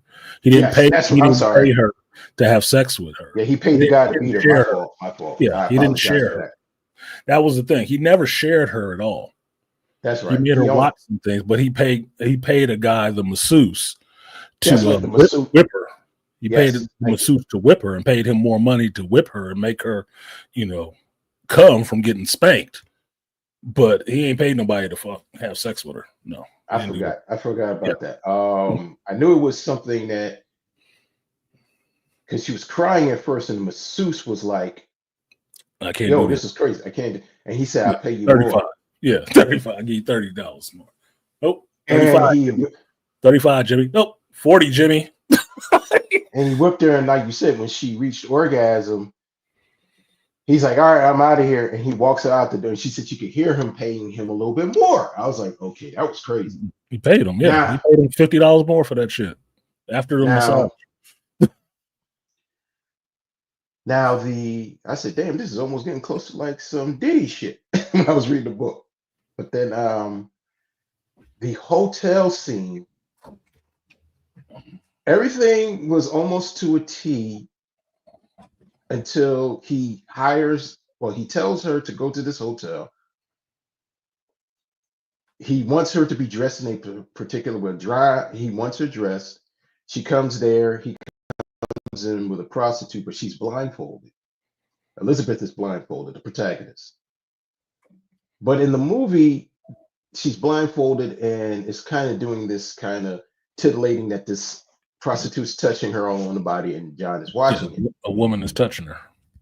That happens in the book, but this woman takes Elizabeth into the bathroom and dresses her like a prostitute and puts cheap makeup on her. Not the And bathroom. She does it right on the bed. She dresses her. she dresses her on the bed? Yeah. She dressed her on the bed right in front of him. And this is the first time she has a menage a trois. Mm-hmm. As it were. Because what he does is he pays the prostitute to come in. Liz is blindfolded the whole time. And this is not the first time he has given her directions to come to some hotel and do some things. The first time was when he had her dress up like a man. He gave her directions to go to the hotel. When she got to the hotel room, there was boxes all in the bedroom, and there was instructions on put this stuff on and come downstairs, at this time, right? This is the second time he does it, but this time there are no boxes. There is in the drawer a scarf to blindfold herself with. And when he shows up, she has not blindfolded herself because the motel is kind of seedy and she doesn't want to do it because it's roaching in there and stuff like that. And that's when he comes in and gets kind of pissed off at her, telling her, I asked you to do something simple. Right. She complies, puts the blindfold on, and then this prostitute comes in and undresses her and then redresses her in clothes. And she can feel the fabric and the clothing. She can't see the color. She can tell it must be a woman because she says she can feel the woman's breast against her skin, or she can feel that woman's hair.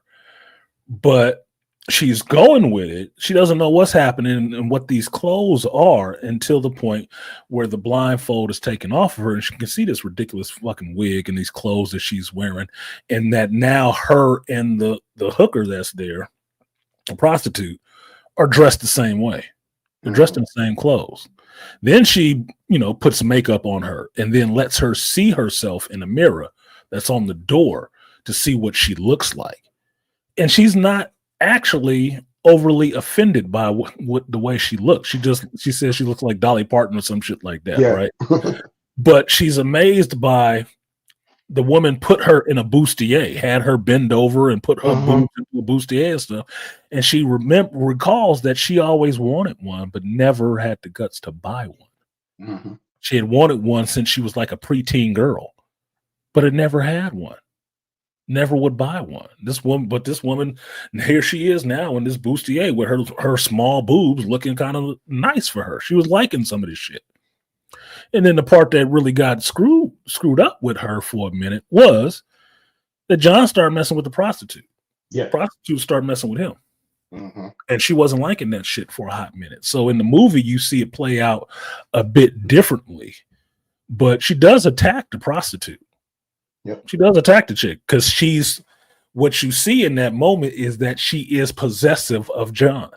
She don't want to see another woman giving him any pleasure.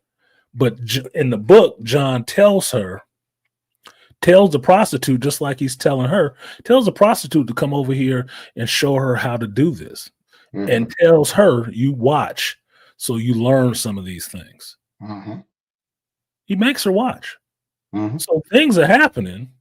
The prostitute is giving him oral sex and stuff like that, and she's watching that shit. She ain't overly upset until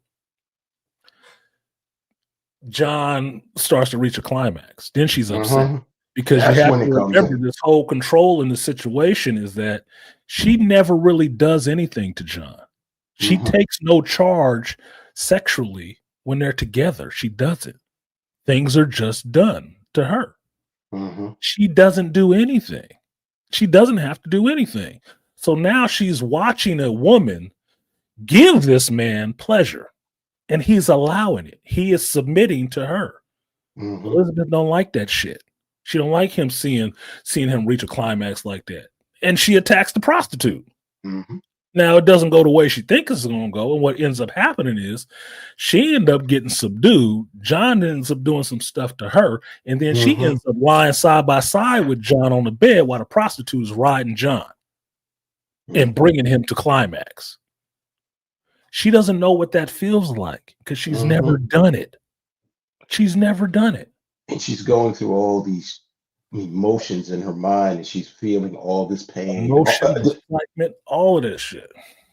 And that's the biggest thing that's where you really kind of feel it was crazy because you're feeling what she's telling you, what she's feeling. And like how you said, she never had the power or the ability to make him climax like that. He climaxed on his own because of what he was doing to her. She never did anything to him. No, she never made him climax. He climaxed. And Dr. T, you said, seems like you have a few things in common with John. Yeah, you'd be surprised. You'd be surprised. You the same age as me, Dr. T. You watch this movie now. You will see some things in common. You will. Now, admittedly, I've admitted that I watched this shit as a preteen the first time I saw this movie. And some of those things I admired and I wanted to institute in my life. But I've done some of these things. I've said some of these things. I've had these conversations with people. Even this point why I'm so vivid on this part with this prostitute and stuff and what it means for Liz. I've had a lot of sex with people who really think they got the bomb. But they're just like Liz. They've never done anything to make me climax. Never. They don't have that. They can't even ride you. Can't even do that. They take no initiative. Like the prostitute was taken.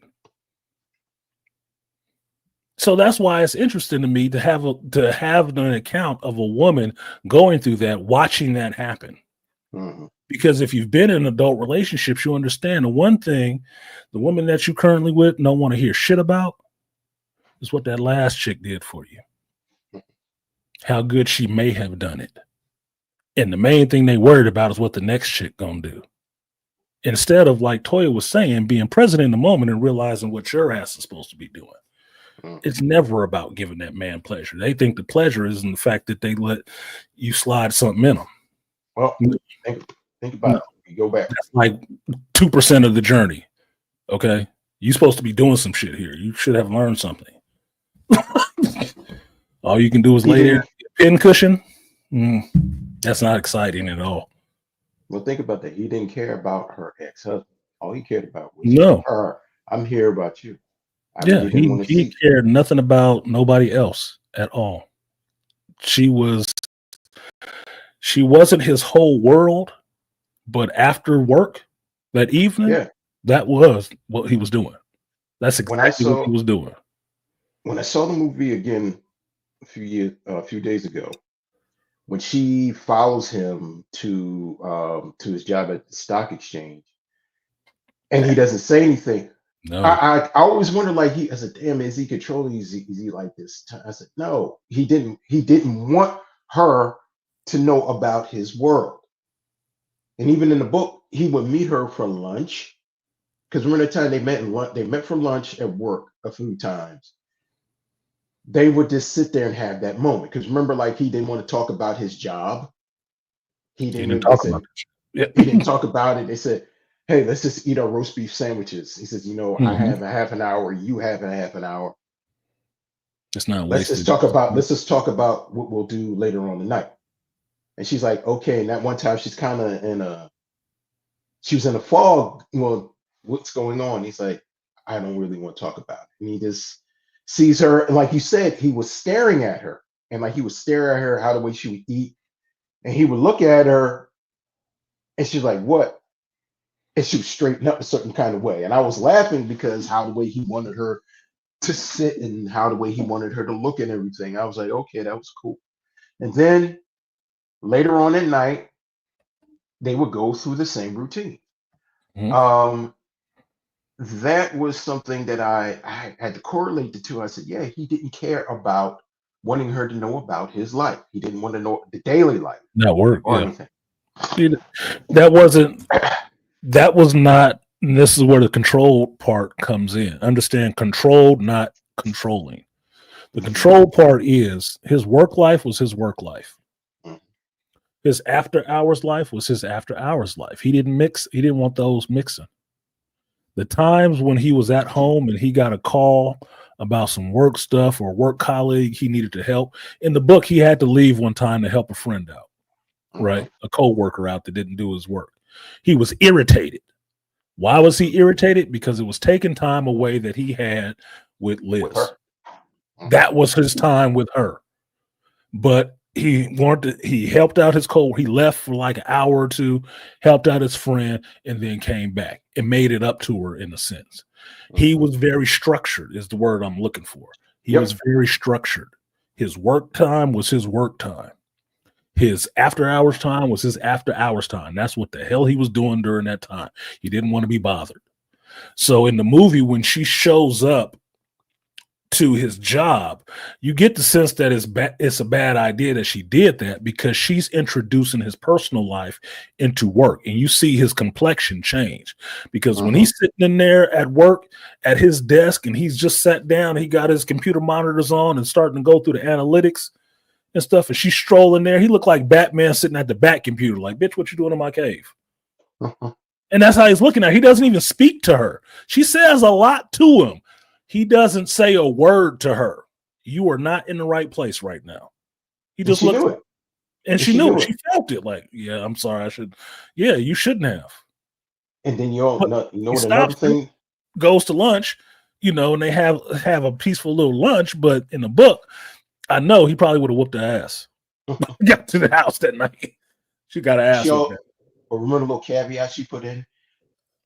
Your receptionist is attractive. You always bring her lunch. And I was like, that's that insecurity popping up. Yep, and that's why he just smiled at it. He didn't respond to it because you don't respond to insecurity from your mate by explaining shit. Exactly. You don't respond to that. You have to smile at it because you understand that is, like Dead Set was saying earlier, that's infantile. That's a child's response. That's a child's response. You don't respond to that shit. He just smiled at her. Like, because it's like saying, oh, that's cute. You're going there. Oh, you're worried about that, huh? Okay. Same thing with Christian Grey in 50 Shades of Grey. His secretary was hot. Touching her.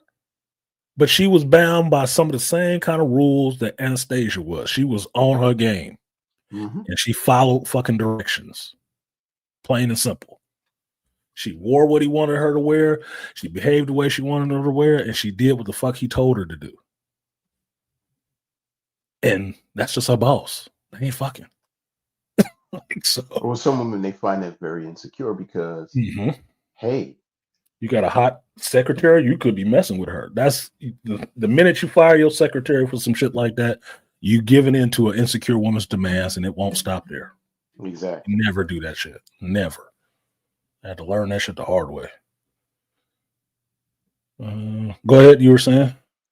I don't ring for her. Get turned. What I realized with well, here's one thing that the book did not have, and they had to show a correlation. The old man that was the painter.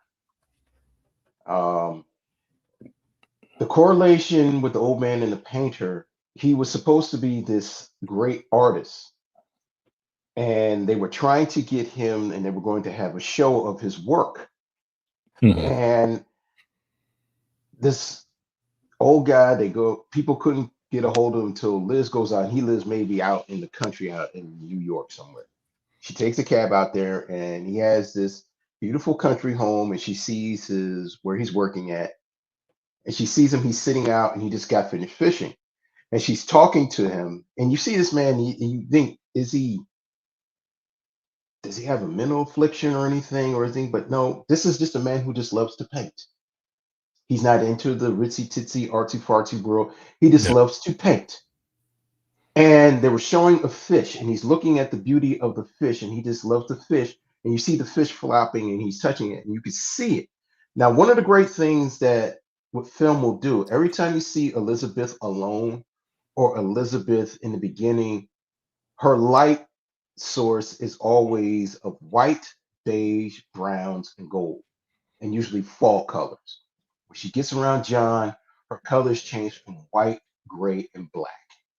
When she's around this man, everything's a beautiful fall color with him. Now, the scene before they go to the hotel scene is the old man's art showing. He's a total fish out of water. Hence, that's why you see the fish flopping in the man's hand. These people are coming up to him. Hey, what's going on with him? Hey, and you see all these ritzy titsy Soho people, 84. Everybody you see from punk rockers to rich people. And you Yeah. see Liz standing there. She's crying because she sees herself in that man. Mhm. But also she's reeling in her head that she's caught in this dom sub relationship that she doesn't know if she really wants to be in it or she doesn't want to be in it because she's in love, she's infatuated, but also she has insecurities, and this guy has this control on her. But there's a scene where the old man is looking at her and she's looking at him, and they're just staring, and it's like that fliction, like I see you, you see me. And then she runs to the bathroom and she drinks water and she tries to call John on the phone. And it cuts to the famous ending scene. But I was like, wow. Yeah. That ever since when I was a kid watching that, I understood that. I didn't understand what correlation meant. But I'm kind of glad they put that in because the old man was being exploited how the way she was being exploited. But the Mhm. thing was, the old man didn't want it. She wanted it, Mhm. if that makes sense. Yeah, she recognized that in that scene, and I got it more clearly um last night when I watched the movie again. Always when I watched it when I was younger, it was like I just had a vague sense that she sees herself in him, is what Mhm. I got from it. She sees herself in him. Right. And what it is what I got from it last night when I watched the movie is that she understands, like you were saying, he is the fish out of water. He's in Mhm. a place where he does not belong with the rest of these people. Right. He is an outsider in this world, Mhm. and he's uncomfortable in this world. And she's crying because this is after, in the movie, this is after the hotel situation with John. Right. Mhm. She realizes she is like that man. She is out of her depth in this world. She does not fit in this world with him. And she makes the decision that she's going to leave, that she's going to leave him. Now, that's how it happens in the movie. In the book, it does not happen like that. In the book, it is a lot more psychologically traumatic what happens to her. And this is Mhm. why I preface when I read that passage to you guys, preface that you have to remember the names are fake, the situations are real. What actually happened from this shit is that the woman just broke out into a crying fit in John's Mhm. house one day. She couldn't function. She could not function. She's had this situation in the room with the hooker and some stuff. This has been a while later to live in life, and she cannot function. She's just Mhm. crying all day. He can't get her to work. He can't get her on the train. He has to take her back upstairs and take her to a hospital. And it turns out that she needs, a couple of months in a mental hospital. She doesn't see him again. After that point, she doesn't see him again. When she goes into the hospital because she's just crying and whatever and can't stop crying and doesn't know why she's crying, she goes into a hospital. She never sees him again. The next part in that book that you find is that she's with another man, and it's years later. And she still remembers John. Still does. And still feels depressed about that relationship ending. Now, the part that makes it more poignant in this book is that at the end of the book, I'm not going to tell you, ruin the ending or anything like that, because you can see the movie ending and the book ending is completely different, right? But the afterword in this book is by the author's daughter.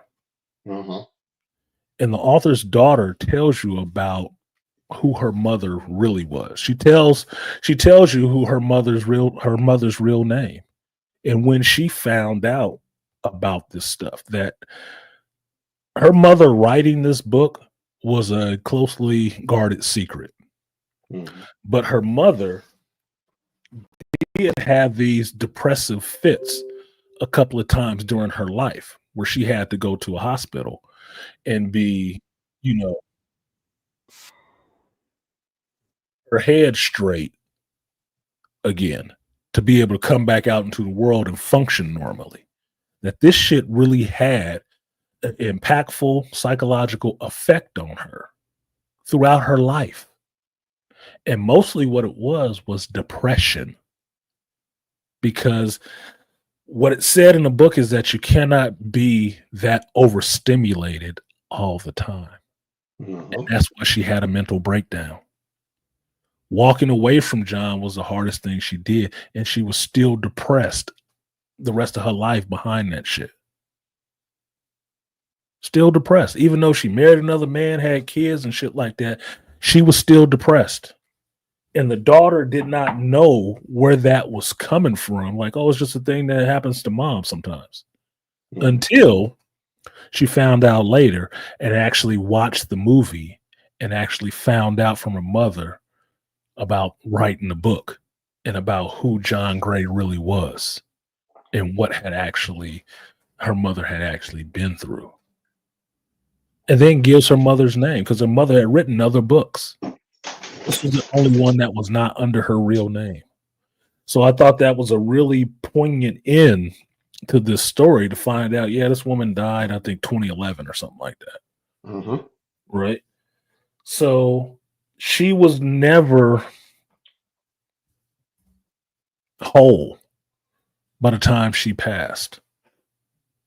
That these things that happened in this relationship, this 9.5 weeks of her life, changed her fundamentally forever. Forever. And it was just him and her together pushing her boundaries to a point where she felt like she was out of control and didn't know where it would end. She didn't. She didn't know where it would end because he wouldn't stop. And she didn't really feel like she had the control to stop him. She didn't have the self-control to stop him because she liked it. But she did eventually, she had to break it. It wasn't her agency that took her away from him in the book like it was in the movie. Yeah. It was going into a hospital that took him away from her. He left her alone after that. It's broke. In the sequel to the movie, well, Kim Basinger never appears in the sequel. Yeah, too much pain. Yes. Got to be a balance. Mickey Rourke goes to Europe, and there's a woman who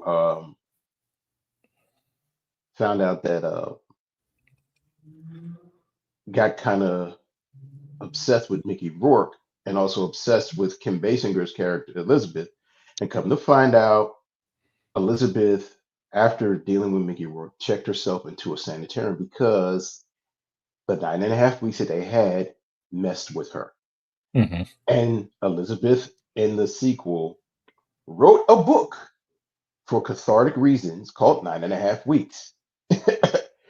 Now, But wait a go minute, ahead. But Elizabeth, because the turmoil was so much to her, she committed suicide. Mm.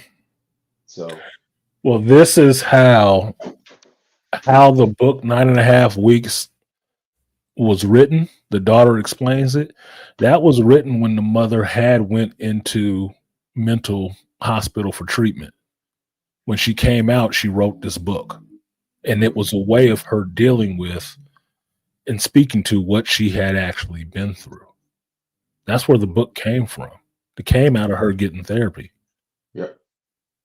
So them putting that in the second movie is art imitating life in a sense. She didn't commit suicide, but most of that other stuff is what the daughter says in her account in the afterward. Yeah, this is what my mother did. That's true shit. So Rainfire got some good points in here. What did Dr. T say? The ending you described reminds me of the end of Streep's character life in The Bridges of Madison County. I also think it became her alpha imprint.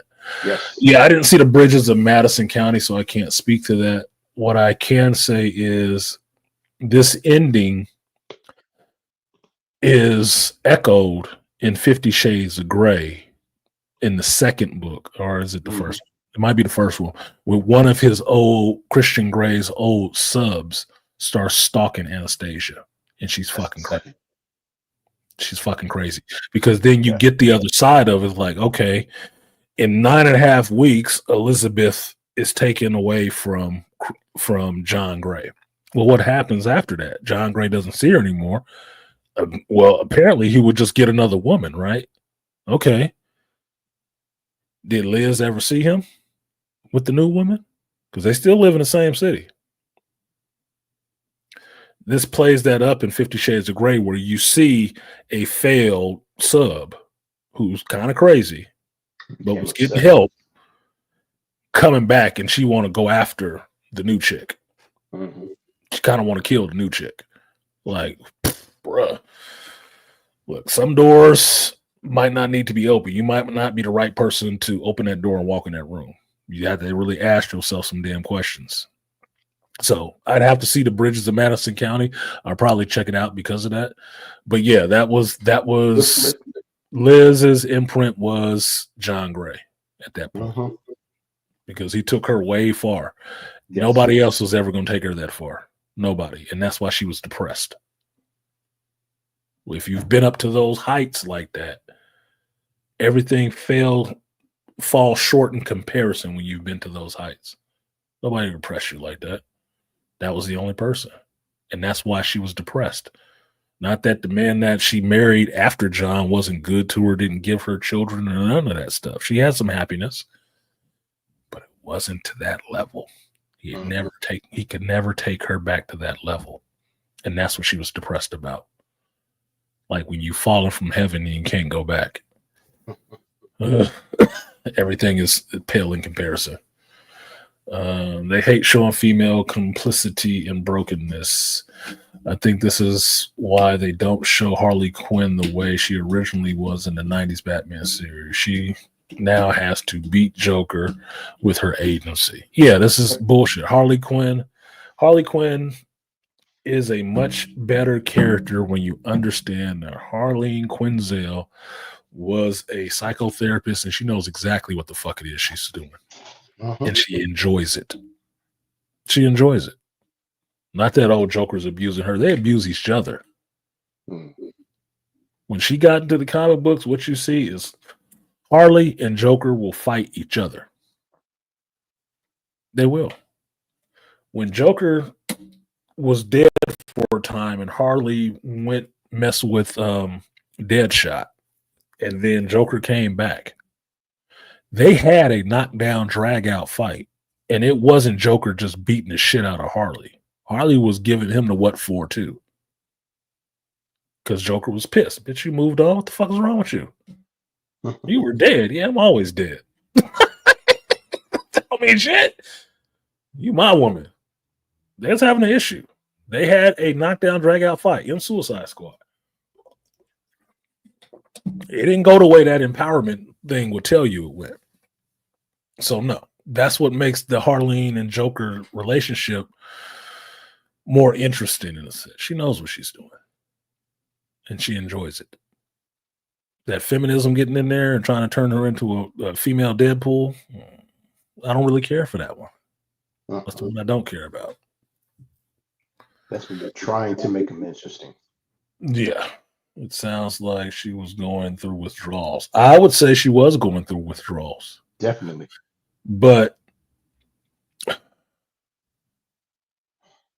hyper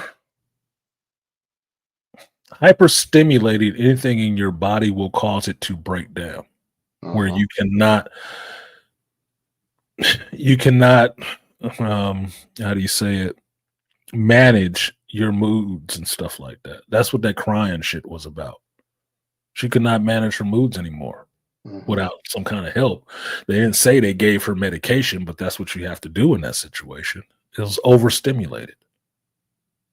It's like being on drugs. Yeah, it might be fun for the time, but you cannot live at that height. You can't. It will fuck you up to where you will need stuff to moderate that for you, because you can't do it yourself anymore. It's too open. So yeah, she was going through withdrawals, and that's why the dopamine. That's why later in life she could manage it sometimes, and then there were times when she flipped the fuck out again. Needed to, go back and get another readjustment. You know what I liked about the movie, especially for it being the 80s, when she leaves, well, the ending scene where you actually see the vulnerability of John when he wants her to stay. You do. You actually see his vulnerability. And also it's a great cinematic shot where if it's only a 3/4 shot where you see him when he's talking, and then on the reverse, you see a 3/4 shot of her. Right. But you see her gain a little bit of strength. She's listening to him. And when he tells him a little bit about his life, she said, "It's too late, John." It's too late, yeah. And she walks out. But as you see her walking, you see her crying. Struggling. And she's crying, and you see her.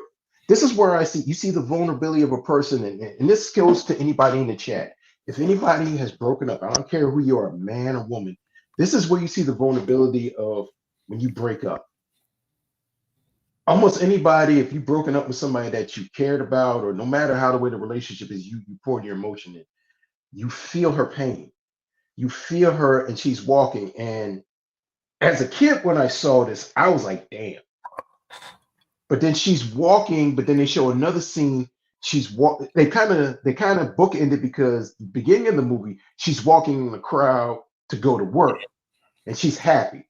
In the end, she's walking in a crowd of people, and she's crying. And then they show her that she's just walking around New York. And at the very end scene, it's dark, and she's walking, and she turns and looks over her shoulder, and you can see her makeup is running, and it just goes to black. And I was like, wow, that's a perfect way of capturing a woman who's broken, that broke up out of a relationship, that she poured it all on the table, the vulnerability. And you see the vulnerability of John when he says, "If I count to 50, will you please come back?" And you see him, he's walking. And there's a good acting with both of them, because you see John for the first time, he doesn't have the smug look. He doesn't have the confident swagger. He can see, like, he's holding his neck, which shows a sign of vulnerability where he's holding himself.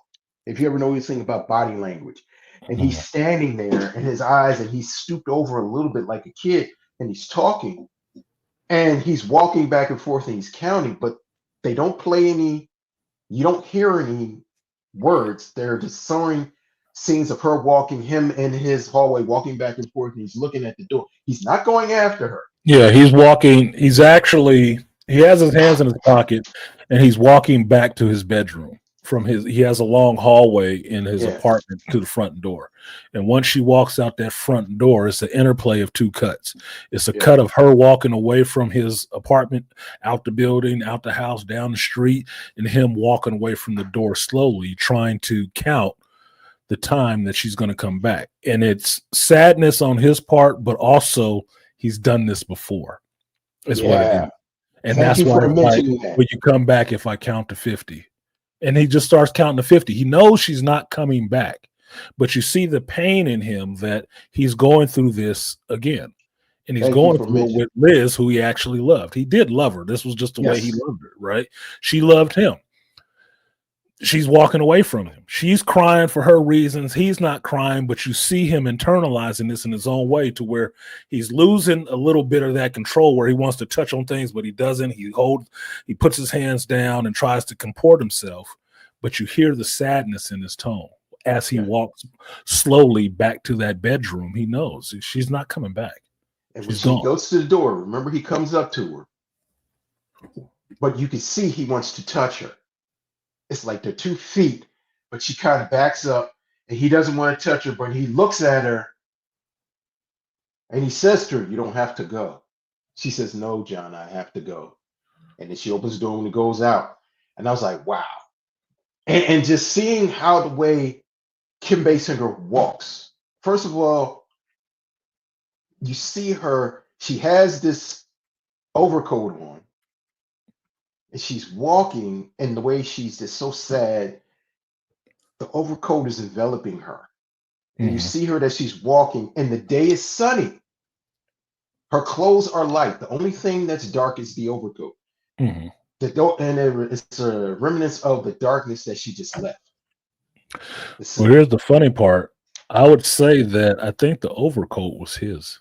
that's what I said, because the overcoat is bigger than him, than her. Yeah, That's bigger what than her. that's It's his overcoat because she was wearing a dark overcoat in the beginning too when she was walking.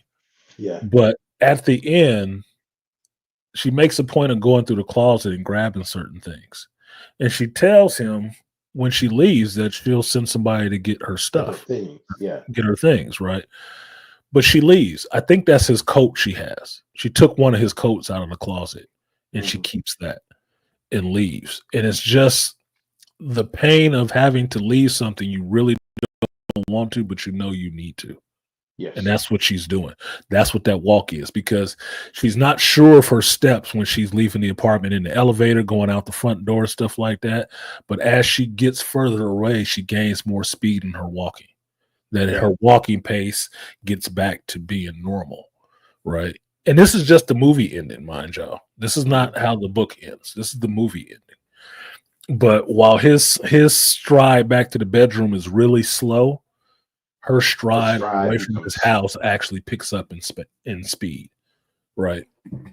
So that's why, yeah, she's amongst people. She's not smiling, she's crying because she's leaving a place of some sort of bliss for her. It's painful. yeah, It's a it's painful situation. She doesn't really want to leave him, but she knows she needs to. She is the fish out of water. She got to get out of there mhm. because she's out of control. She knows it. She needs to maintain some order for herself. And Rainfire, yeah, I did see that book. That's the one I was talking about, Suicide Squad.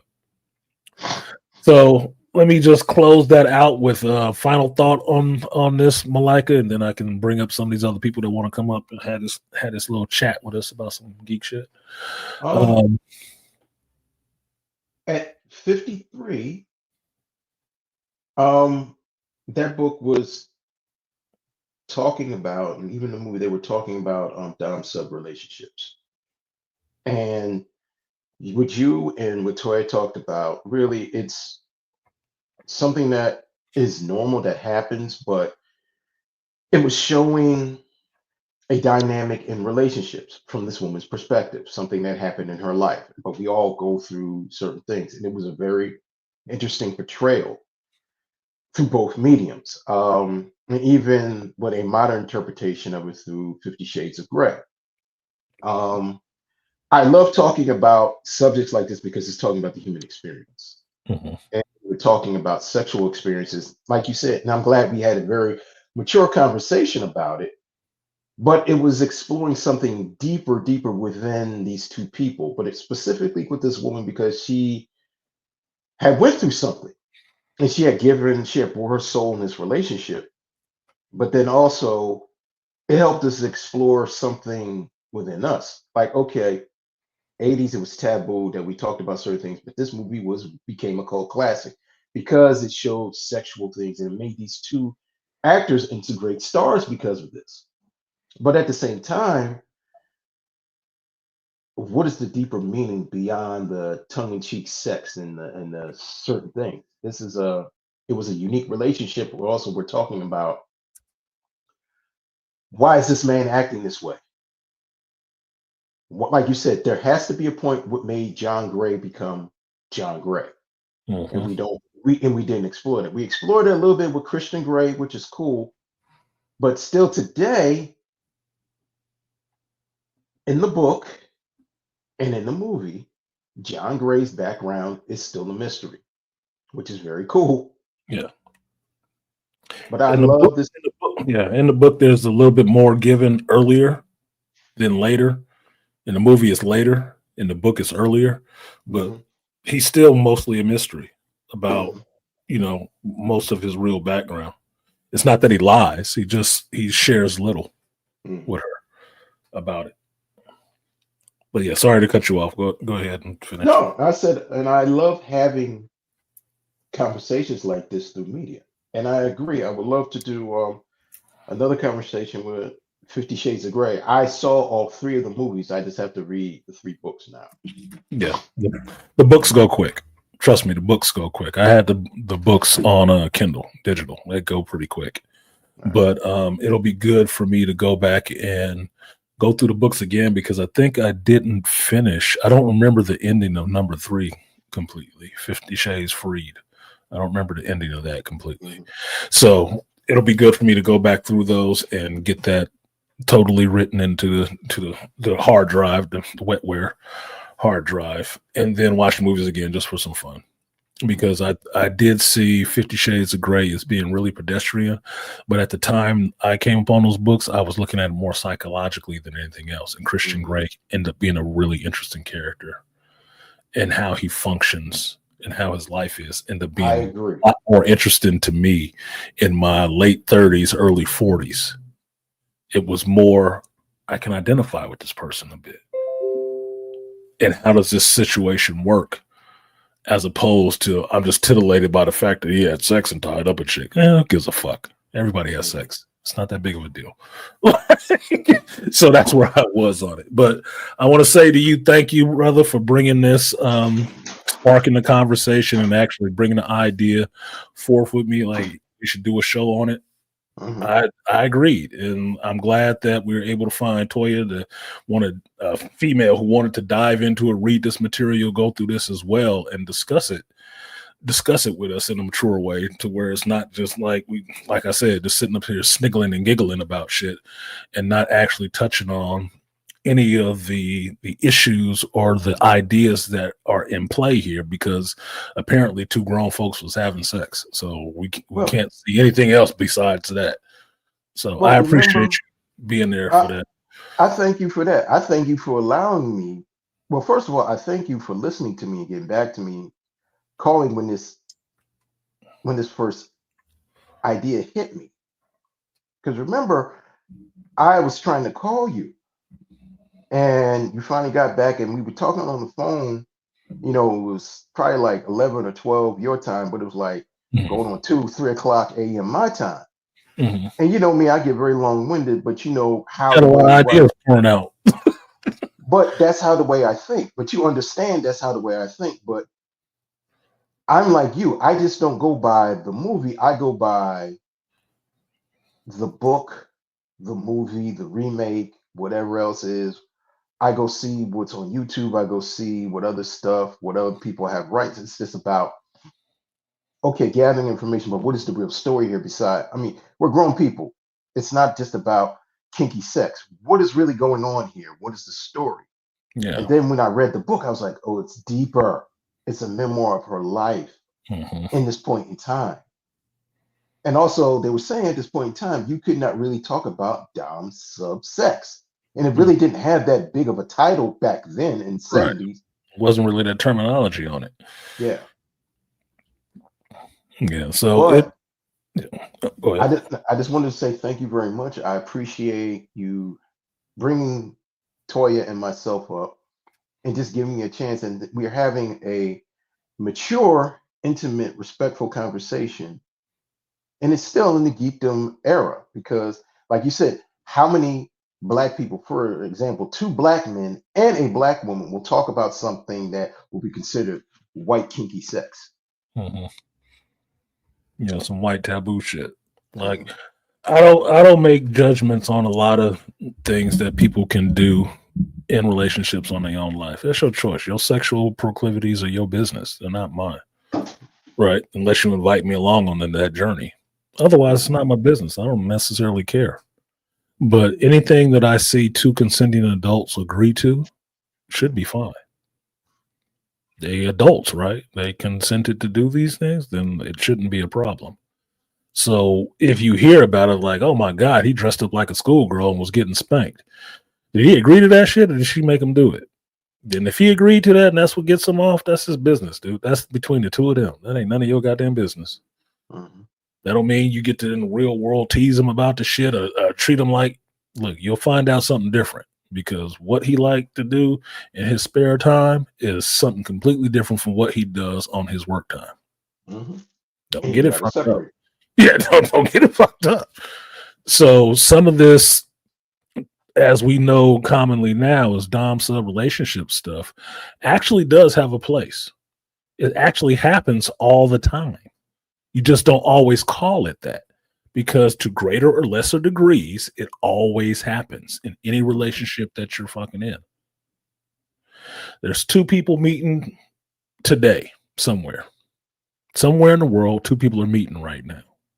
And in the course of that relationship, in the course of that meeting, one will be imposing something on the other and bringing the other person into their world a little bit, trying to figure out how they interact, how they will work together, sexually, conversationally, relationship-wise, just in life. It will always happen. And they will get into some stuff sexually that you may look at like, oh, that's pedestrian, or wow, that's a little bit out there.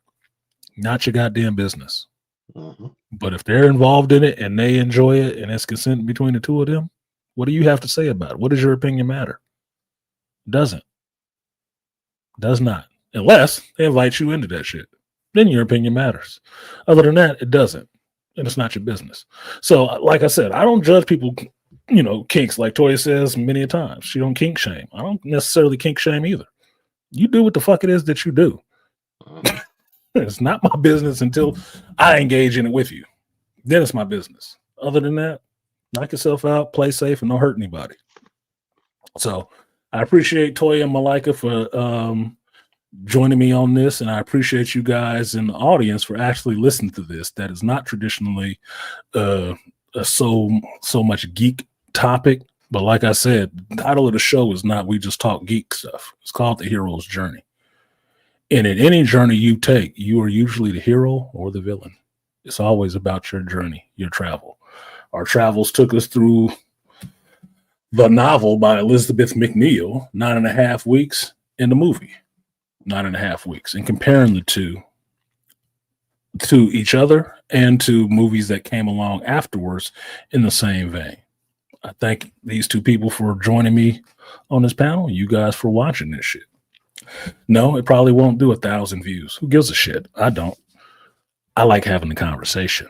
So that's where I find the enjoyment. That's where I find my pickle tickled. And that's what I find more interesting. So thank you, Malika. Thank you, everybody else. I'm going to do a short cutoff. So if I clip this, I can clip it. And then I'm going to bring up some of these other guests. So give me half a second to do that, just to make a hard cut for myself. And I will see you guys in a second.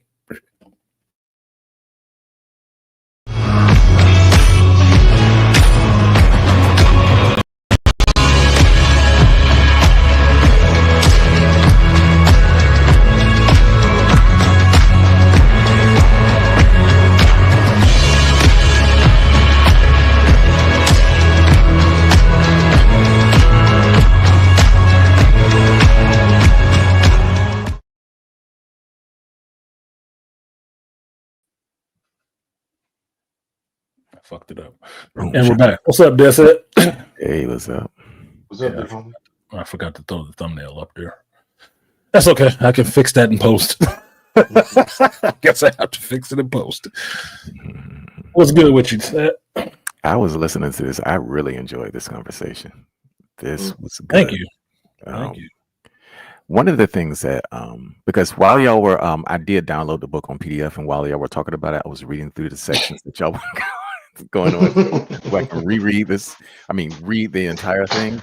Like speed reading. Like, wait, what the fuck? I need to slow this down a little bit because when I read how it ended, it's something that's, I mean, I'm not even gonna go there. It's something that y'all were talking about, which was intimacy. And when y'all were talking about with the prostitute riding him and the chick laying next to him, because I did see the movie, but it was so long ago, I barely remember it. But the book I never read. But from what you all were saying, intimacy to me is born in, it's not always born in places like softness. So, like when I think about men fighting, especially wrestling, that to me is an intimate act. Because intimacy is not always sexual, or nor does it always deal with attraction. Because intimacy is like it's just closeness. It's trust. Yeah, that's all it is. It's trusting that I can put my life or my safety in your hands, and I will be okay with you. Yeah, that you will not ruin that. Like you said, wrestling, right? Mm-hmm. I'm a fan of wrestling, right? When you listen to wrestlers talk, and if they're being interviewed and not about wrestling, just about them lives, one of the things they always mention about people that they work with and enjoy working with is the level of trust they have with each other, that they're going to be safe, because anything you're doing could be the last time you're doing it. And you have to have that understanding with the other person that you're with, the trust that they're going to be looking out for you and you're going to be looking out for them.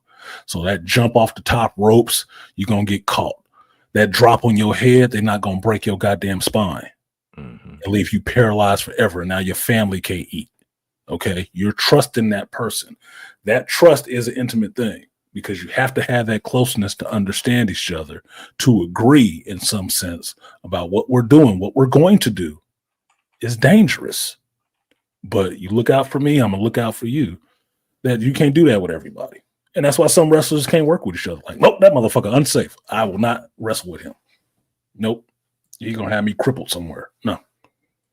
I think the other side of intimacy are those complex intimacies where that's just born out of hatred, when two guys are trying to kill each other, and it's like, I'm not going to do this with a gun. I'm going to get right up in your face, stab you with a knife, that type of thing. So that's that war. Yeah, that's war. That's the war. And we don't talk about closeness in that vein because we always, most people, the infantile shit is, sorry about that, the infantile stuff. No, that's fine. We got past that part. We can weapons free. Okay. we can stop being so juvenile about the definitions of these words, and then apply their full scope, which is something that I also enjoyed about this conversation. The other thing that I enjoyed was when I was listening to y'all, when y'all talking about the Dom stuff, the first thing that came to my mind was natural human tendencies. I was like, relationships are always unbalanced. By nature, they are. Sexuality is always unbalanced because there's going to be a giver and a taker.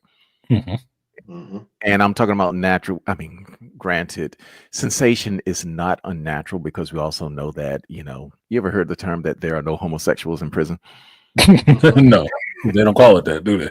Exactly. But what we also know is that in the absence of the opposite sex, people tend to turn to each other. Needs still need to be fulfilled. Exactly. And so when y'all were explaining this relationship, and I was sitting there thinking, I was like, man, this is interesting, because what humans usually do is what works, and sometimes the stuff that works is the same thing that repel us until we get over that hump. And I can really live that out. I mean, I'm living that out because I make porn now. And one thing that you get from making this stuff and seeing how your audience reacts is insightful. It is. I don't even, like, right now, I think, like, that part of the internet gets a really bad rap, even though, you know, you got some really crazy stuff going on there with the kids. And I ain't down for none of that stuff. No. But everything else with these adults, I mean, I can even start at 16 years old because, you know, here in Maryland, that's the age of consent.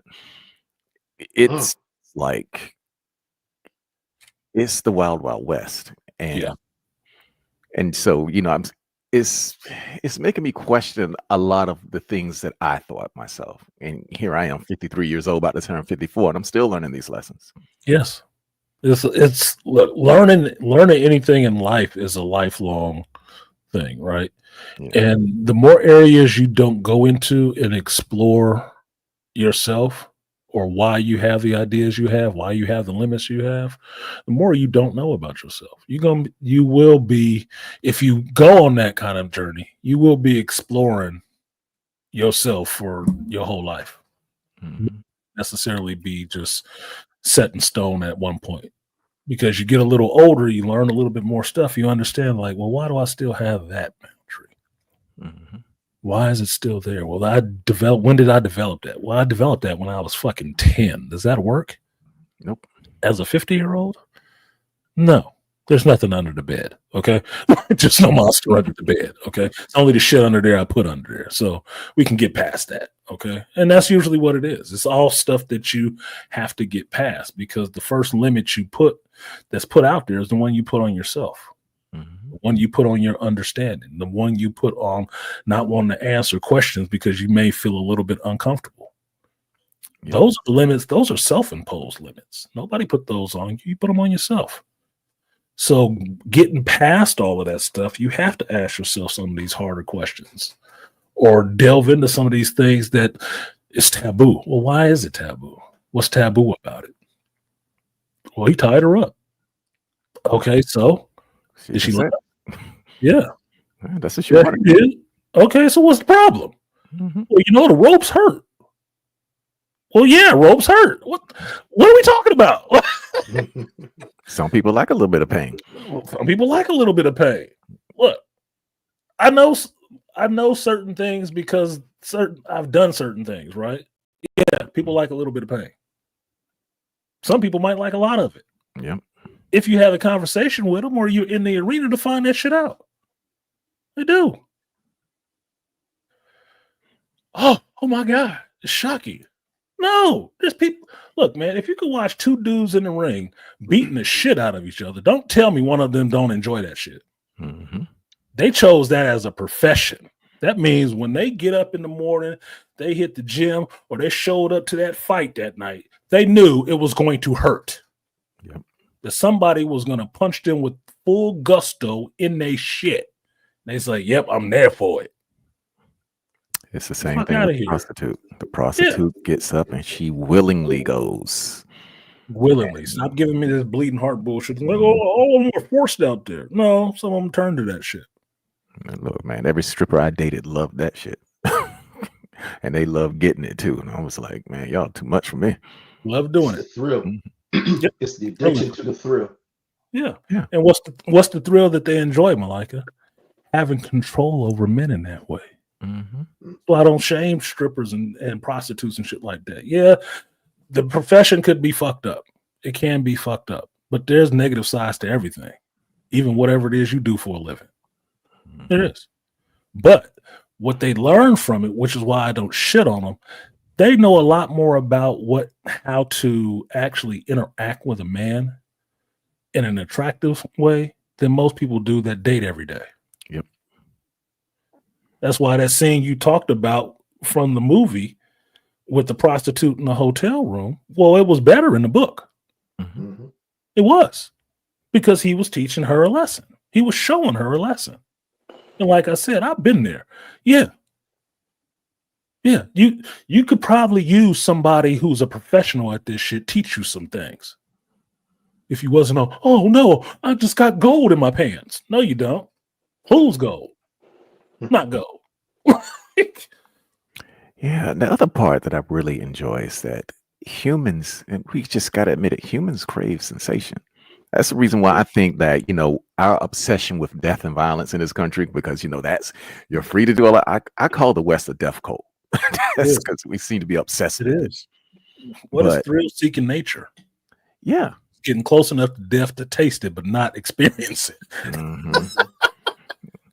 I do. I And at just the jumped same- off a building. I could have died, but I Yeah. didn't because I had a parachute. Like, oh, okay. Man, those bullets are right over my head. Yeah, you just want to keep teasing the shit, right? Okay. Till your ass get hit. You get it. But at the same time, it seems to me that what I learned over these recent months is that the other side, where, people have cut loose from their, for their moral strictures and just decided to just go for it, they have a different obsession. And that side over there is like, we never count the amount of money that side makes, but it's been dwarfing Hollywood and video games for how long?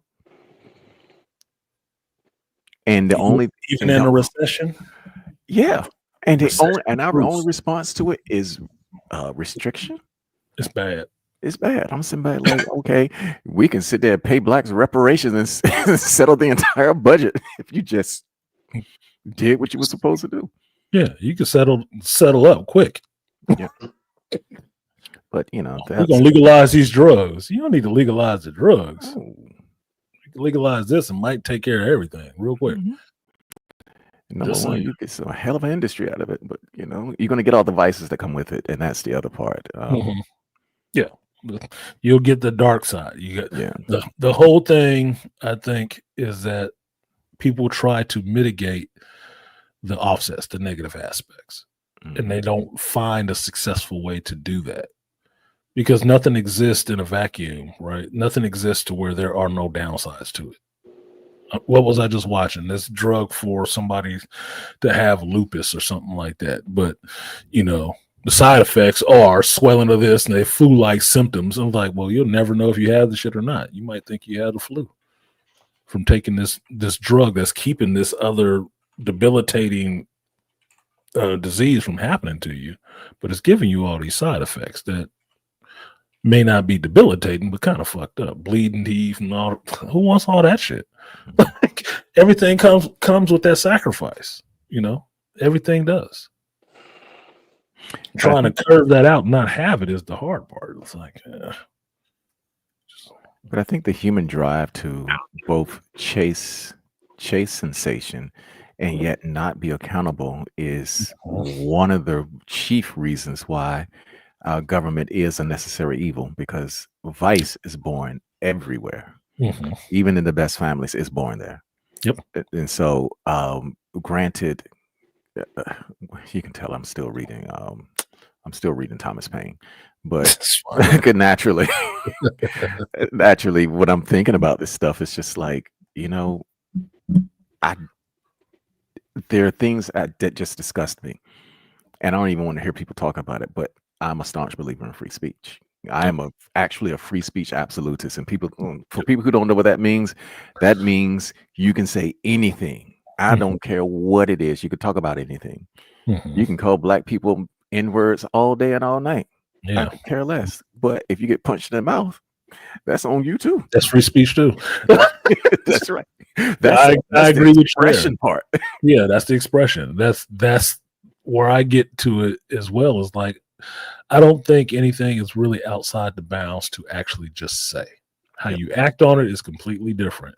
But no, freedom of speech means you got a right to say whatever the hell it is that you want. You can. But like I pointed out many times, the Ice-T opinion, there is free speech. Just watch what you say, because consequences can follow some of that shit. That's just what it is. But that's the nature of it. That's the burden you pick up for understanding that you do have free speech. You can say whatever you want to, and that's where your accountability comes in. Because like you said, yeah, you can say fuck all these niggas. Yeah, you can. But if somebody black punch you in the fucking mouth, or somebody Asian, because nowadays nigga is multicultural, you gonna be upset? Nobody told you to go in there and say that. You were free to do it. You were free to do it, and they were free to respond in kind. Keep you honest. Yeah. I'm definitely going to start reading this book tonight because I really like this character. Yeah. Mhm. Yeah. You can get through it pretty quick. You'll get through it Yeah. pretty quick. Yeah. And Also, but it reminded me one thing though, because I kept on thinking about this character, and when y'all were talking about how he was getting her to do things like rob the dude and all this other stuff, Mhm. I thought about, I don't know why, but that's like, this sounds like a king with one subject or a god with one worshiper, because the thing I thought about was Abraham's test. When he was told to kill his son, and then at the last minute, he slayed the lamb in the bushes. Mhm. But I was sitting there, I thought about my dating life too, and how when I was dating the women who fell for me, they would have done anything. Mhm. Anything. Y'all know this. These women would have done anything Anything. just to be close to me. Mm-hmm. Then I got married them bitches. Anything. Yep. It was like, Because okay. they recognize that shit in you. I think at one point in the book she does make the inference of him as her god Mm, Mm-hmm. in a sense. that And makes she sense. was a disciple Because she was kneeling a few times in that shit. There was several times that she was kneeling, Oh, but she man. submitted to that shit. I She can't did. wait well, to read that. when she was, remember in the book, when she would come home, her routine is that she would strip off all her clothes. She would get into the tub. He would bathe her. She would have to put on the white shirt. And she would It was one of kneel his at shirts. the. She would put on one of his crisp white shirts. She would kneel at the coffee table or at the dining room table, and she would put on. She would personally put on the The shackles, handcuffs. the handcuffs, and kneel at the table. And she could say she would be kneeling, wouldn't be saying anything. The TV, she could hear the TV on. She wouldn't be looking at the TV. She'd just be looking at the table, and she could hear in the background and smell the food they'd be cooking. And he Mhm. would put the placemat in front of her, and she would sit until he told her to get up and move, and she wouldn't eat until he told her to eat. Mhm. You'd feed her. It Yep. would go so far as like when he had her bound or something like that, and she smoked. He'd put cigarettes to her mouth and let her smoke. hmm Let her take her drags or whatever, pull it away. Let her do all that stuff, and then he'd put it back to her mouth. She didn't have to do shit. Didn't That have to sounds do a damn thing. Not at all. She didn't have to do shit for him. He did it. He did everything. When she came to the house, that's what the routine was. All she did was submit to the sexual stuff. And she was down for most of it because she hadn't done none of that shit before. She but hadn't it done it. also but it also y'all also spoke to the fact that she had a desire to reciprocate. That was what was that's what hmm really compelled me. Mhm. And that, because now y'all explaining that, I'm like, oh wow, that's a faithful and discreet slave. She hmm was down for it for a while. She was Mhm. down for it. But like I said, he kept bringing her along and testing different boundaries and moving her further and further down the line. And to me, it wasn't necessarily just because he's just trying to corrupt her or anything like that. He's trying to get her closer to what he's enjoying because he got a lot of pleasure out of doing these things with her being agreeable to do these things. He enjoyed doing that shit with her. He did. So it wasn't just like a fixation on that part. He enjoyed doing that shit with her. hmm And she enjoyed it. So why the fuck not? You keep finding your boundaries till you finally hit a wall. So it's almost as though he was trying to bring her to some type of nirvana. He was every Yeah. night from Wow. the jump. Because you realize that's why I don't like using the term grooming because she was an adult. Right. But you realize her sexual world was really small. Mm-hmm. And ever since the first time they had sex, he was introducing stuff to her that had never happened before. As simple as, do you mind if I blindfold you? That's it. What is that about? That's about cutting off one of your senses. So everything that you're paying attention to is just your sensations, just the Right. feel, just the smells, just the sounds. Your vision is cut off. That's what you do. And then she didn't have to do anything but lay there. But also, she's putting her trust into a person that she really Exactly. doesn't know. That's the intimacy part. Yep. Right. Well, and it's also the power part too. I mean, Yep. it's a thing to give somebody control over you and your senses. There's a trust issue to it, but sense of giving someone that power Mhm. is extremely powerful. Yeah, and they don't abuse it necessarily. He Mm. didn't abuse it. That's where I was trying to bring in the fact that yes, he's the dominant in the situation, but there's a lot of responsibility that comes along with that, which means you have to be controlling. You have to control yourself, not just the other person. You're controlling the other person by controlling yourself, because he could have been wild and just, sexually rampant and stuff like that, but that's not how he was. Everything was very controlled. Everything was very controlled for him, as Although well as some people like that though, so some people like that part. you got to Yep. feel those boundaries out, and that's where it's almost like a fingerprint. What Mhm.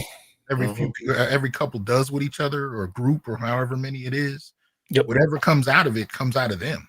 Mhm. Like, you don't like, but some people like some shit that's real out there for everybody else. But Right. it is what it is. But the funny thing is with this character, and even with the Christian Grey character, like how Artisan and I were talking, how the way this character was built, everything about him is controlled. From the book, from Mickey Rourke's portrayal in the movie, and even Christian Grey in the books. First of all, he's an arbitrage. He's a multimillionaire guy that works on Wall Street. So everything, and when you see in the movie, you see how the way his closet is, and even though how the way his apartment is, but even the description in the book, his apartment is nice, it's spacious. But even when she's going in and she's talking, like she says, everything is laundered. Like he will only wear one dress shirt like 2 or 3 times, and he'll get the same shirt over and over Once. again. Brand new, out the package. Out the package. And how even to the shackles, he buys the shackles perfect. Everything that he does, everything that he has, he's meticulous.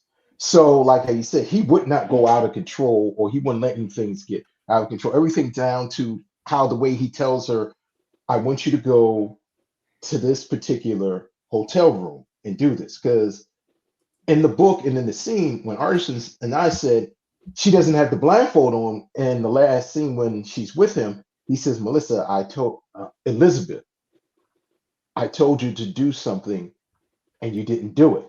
A simple So, thing. It was a simple thing. and you can see how very structured, even in through 50 Shades of Grey. Anastasia wants to do something different. You can see it makes Christian Grey step outside the norm. Well, why do we have to do this? No, it's a structured way. So the Grey characters would never ever stray. Only Christian Grey did something because became into true love, and he cared about Anastasia more in a loving situation. But John Grey, definitely, it was about, he's controlled, he's methodical, not too OCD-ish, but that's his way of his world. Yeah, it was more Spartan than OCD. It wasn't because he had a tick, but he only had what was necessary. Exactly. He had what was necessary, and what he had that was necessary was immaculately kept. He took care of it. So that projected into how he took care of her as well. Exactly. Right? Same thing. Like, yes, he would handcuff her to the table at night, but as soon as he took the handcuff off, what is he doing? He's massaging her wrists to see if there's any bruising or anything like that. He was very meticulous in taking care of her. That's why I said he doted over her. Shit like that is done by, home care nurses and shit like that for, infirm people. That kind of care. That kind of care is what CNAs do with their patients that can't get out the bed. Mm-hmm. This is a walking around person that's getting this kind of care as soon as she came home. What? Holy shit. Dude, he doing a lot. People also do that with their dogs. Exactly. I'm interesting that I make that relationship, but it's just like, wait a minute. Because all of this stuff it sounds extreme on its face, but then, when I stop and I, pull back a little bit, it was like, well, this is what we do. Did any of you guys see that movie Baby Girl? I did not see Baby Girl. No, I did not. It just came out a couple of months ago, but it deals with a lot of this. But I think one of the great things that you guys are showing is since 9.5 weeks, if you put Baby Girl against 9.5 weeks, it kind of shows you how much has happened since then in the BDSM world. Because similar to what Dead Set was saying a second ago, she is figuring out that she wants to be treated like a pet, which is very different from, because there's a lot of different dynamics. There's age play, you know what I mean? There's all kinds of things that can go on. So they use the term baby girl, but that's actually a different aspect of BDSM. It all comes down to, in some respect, giving away power and the dynamic between the two. But now there's so many elements. You have people that literally want to be animals, and there's a whole realm of people that dress a certain way. It's gotten really detailed as compared to when 9.5 weeks came out. The furry community. Yeah. I mean, you can take that from 9.5 weeks in the sense that the whole crawling on your knees stuff, where that scene is in the book as well. It's more drawn out. It's not about money. It's just about him watching her move around like this with these clothes on and whatnot. It does get, look, that is that animal culture, right? that's part of it. Like, around on all fours. Sex is one of the most carnal things that we do. Right. Very primal. Very primal. And I think Baby Girl came up after I finished watching the movie last night, that it came up on Amazon on Prime. So I wrote that down. So I got to look for that one and check that one out, along with The Bridges of Madison County, which I have not seen, which is surprising because I do like Mel Street. She's all right as an actress. I think so.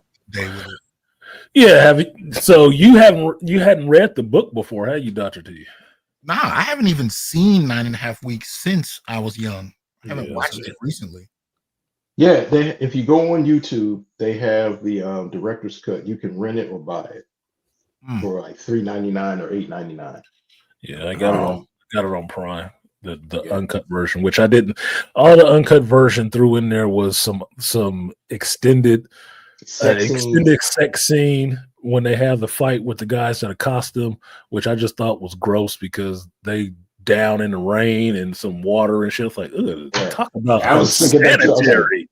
It's not dirty because of the sex. It's dirty because it's unsanitary as fuck. Because it's dirty rainwater, y'all. Yeah, that's a sewer pipe. Don't drink that water. What are you doing?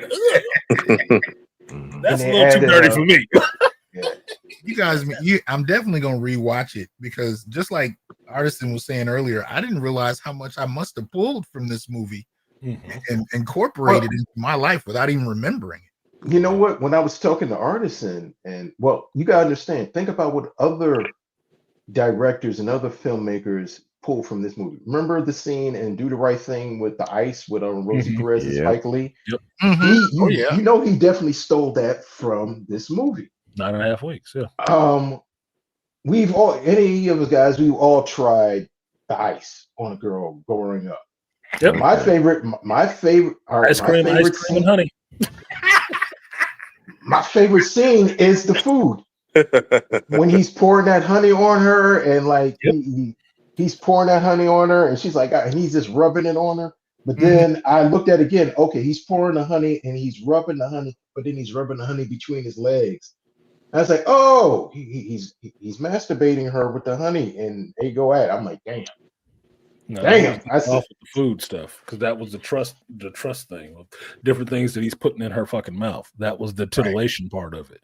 The honey, he rubbed it between her legs, but not on her vagina and stuff, right? Because her body is already excited.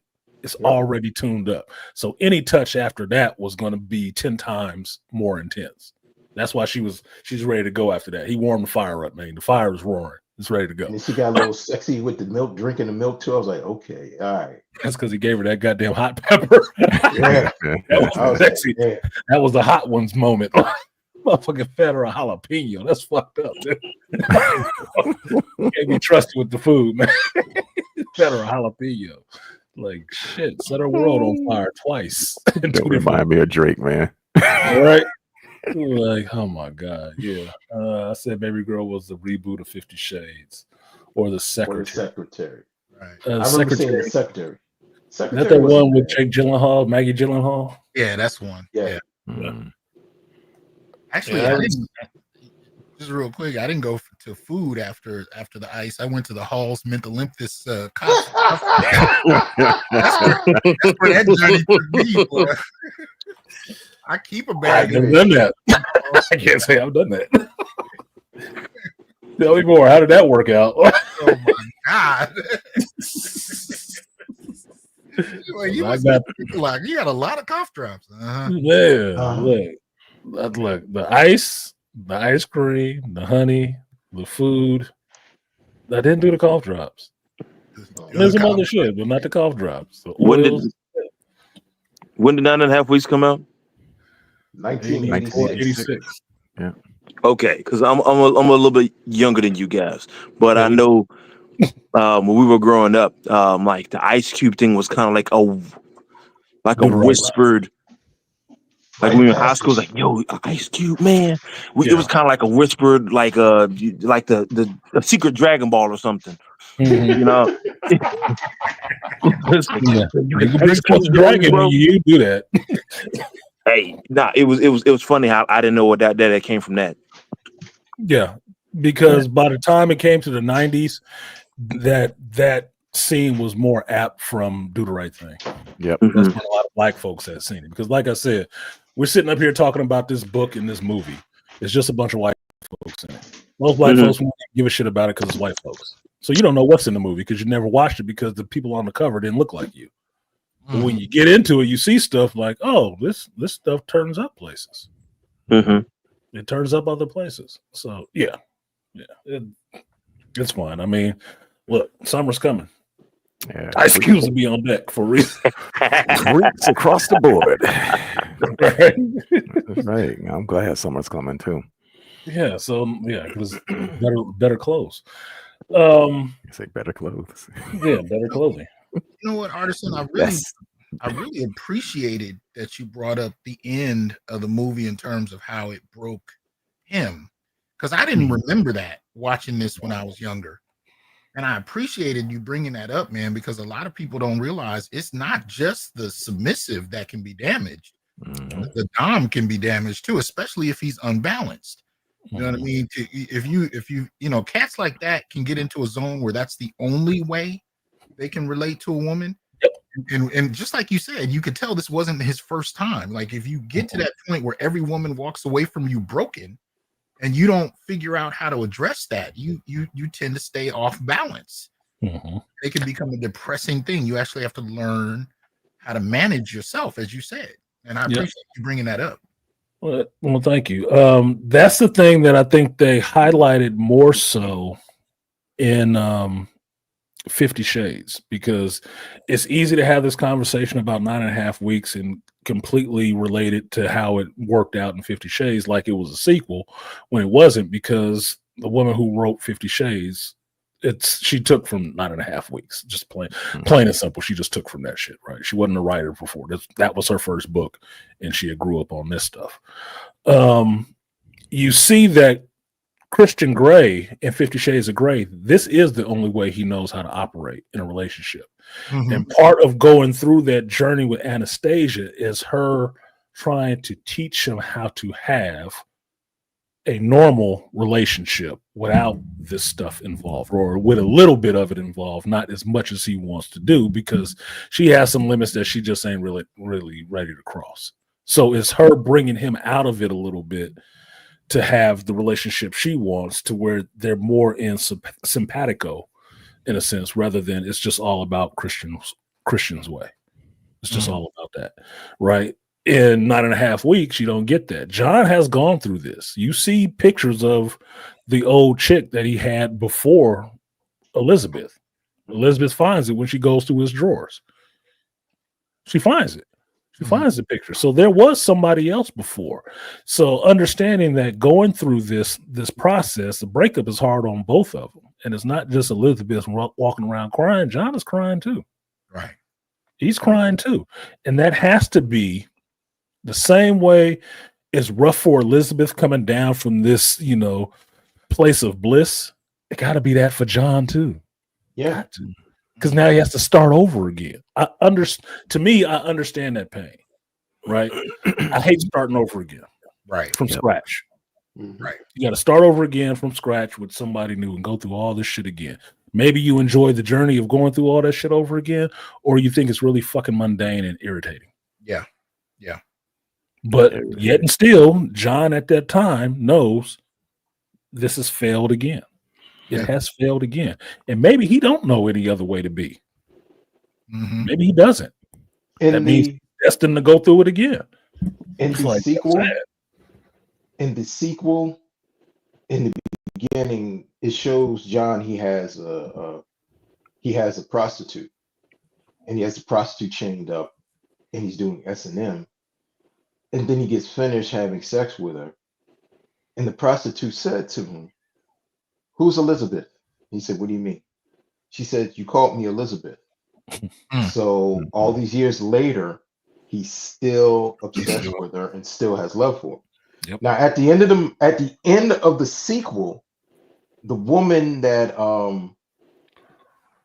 becomes his love interest, she's obsessed with the way John and Elizabeth had the relationship, and she wanted to have that relationship. And he tells her that is not a healthy relationship. And he says, "I was not a healthy person." She says, "No, I want the fantasy. Take me there." And he says, "No."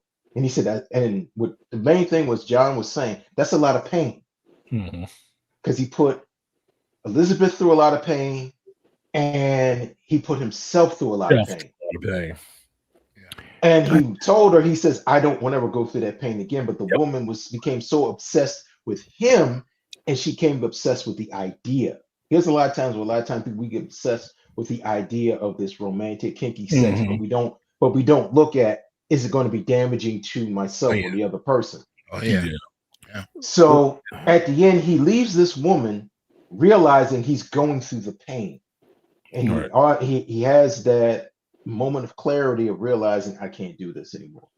See, that echoes something that it'll seem weird when I mention it, but it echoes that same point that John has been through that pain before, and he doesn't want to go back there because it is painful for him. It's not just an experience for a fucking groupie, like, take me on this ride. No, this shit was actually pain for me. This was actually real life.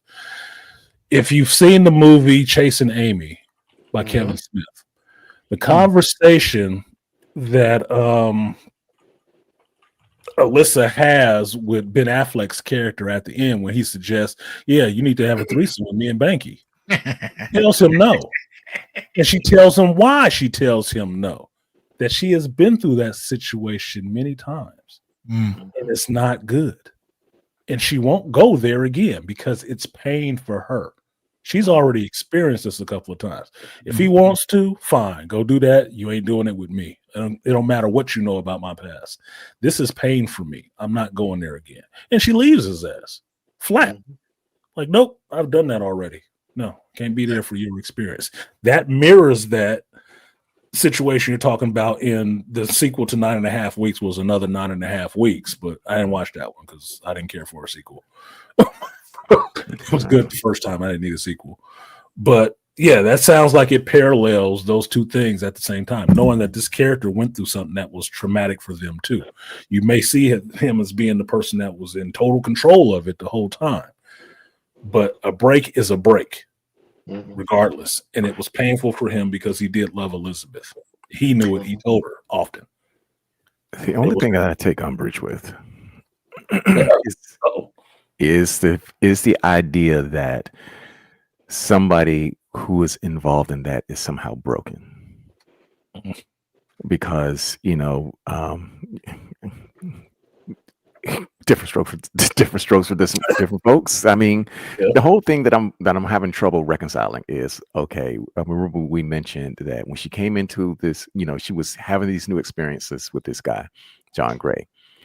From my point of view, she wasn't broken when she came into the relationship. She was just naive. She was underdeveloped.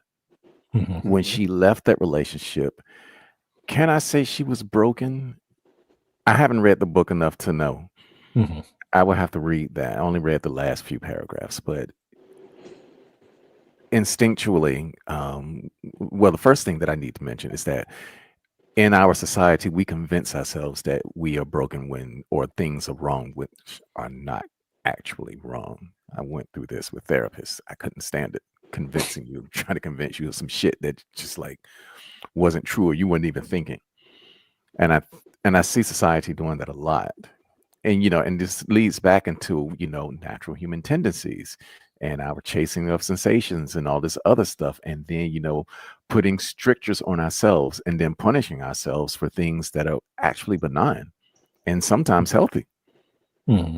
So, I need to delve into whether or not he was broken and if society broke him by telling him he was wrong, or did the relationship break him because he didn't get the outcome that he wanted? Unless it Well, was go ahead. Let Dr. T-san go first. No talking over each other. Go ahead, Dr. T. Well, I was going to say, unless he was incapable of addressing a woman in a different way. I don't know if he was broken either. I'm responding to what Artisan's account of the end was, but I was just saying this may not apply to the character as much as men in his situation, where if you don't know how else to interact and you keep repeating and getting the same response, that brokenness can come about from that limitedness. Right. And as a matter of fact, I was just going to briefly say, Artisan, something else you said a minute ago really hit me as well when you talked about hating to start over again. I feel you. The only alternative I found from that is getting back with an ex. Yeah. There's That's the offside. Yeah, there's a rub to that, right? Where one, you don't have to have conversations about what your last name is and what your favorite color is. Everything is easy. And if you had a good sexual relationship, that just flows right back in. But 9 times out of 10, you have the same arguments. You might even break up on the same shit. And if anything, you might have arguments about stuff that happened a decade ago. Yeah, that was unresolved from decades ago. Like so the two things are either you start over and have to go through the rigmarole of that, and it's painful if you hate that process, or you get back with an ex and go through that drama, and it just either way you're dealing with it. Yeah, I can say, and then I'll give it over to Mr. Matt. Yes, to me that's the slippery slope, because that's the easy way. If you've been at a place where you really enjoy what was happening in one relationship, it falls apart. You don't hate having to start over again, which I do. It's easy to go back to an ex in some ways. That's why I have frequent flyers that we've gone back. And I see those sometimes as failures on my part, because I have to go back to this place. Because to get those needs fulfilled, I have to go back to this place where I've already developed this a little bit. So it can work a little bit for a while, but I already know it's not going to work for long. Right. It is only a healing balm, a temporary stop. It's not going to work for long, because it's going to run into the same wall it ran into before. And the problem with me is I know some of this stuff ahead of time. So I'll get into it, and it's still disappointing at the end. It's still It's still a disappointment for me. At the end of the day, it's still a disappointment. Like I said, yeah, being with a stripper might help some chicks learn how to do some shit. They ain't learned nothing different in the time I was gone. Nothing. They still doing the same thing they've been doing, because that's what works for them. But it ain't overly edifying me. I'm waiting for somebody to blow my mind, and I'm disappointed that I can't get that. So yeah, I could go back to where it was, comfy, and there was some experimentation there, but it ain't going to be that much. I'm still going to be the one to introduce all of this stuff. It's still not going to be there. It's still going to take time for me to try to bring somebody along or up to where I want to have things. Because where I left them, they didn't increase. They just stayed there or dropped. That's one of the reasons why I say I don't walk backwards, because I do not need to go back to unfulfillment. I know what they are. Yeah. He preaching, y'all. Bars. It's Sunday. He preaching. Sermon on Sunday. Sharks do not swim backwards. No, they do not. No. They do not. They do not. But apparently, occasionally, they'll swing back around and take another bite or something. Hey, now. Hey. Just saying, man. We still got to Yes, sir. Yeah. He ain't said number the word. That first minute with an X is sublime until that shit goes back to where it left off at. I have never been back with an ex. And you're smart. Good for you. Good for you. But you never have. I have a couple of times. And I can't say it was miserable every time. I can't say that. I'm not going to be disingenuous and say it was miserable every time because it worked.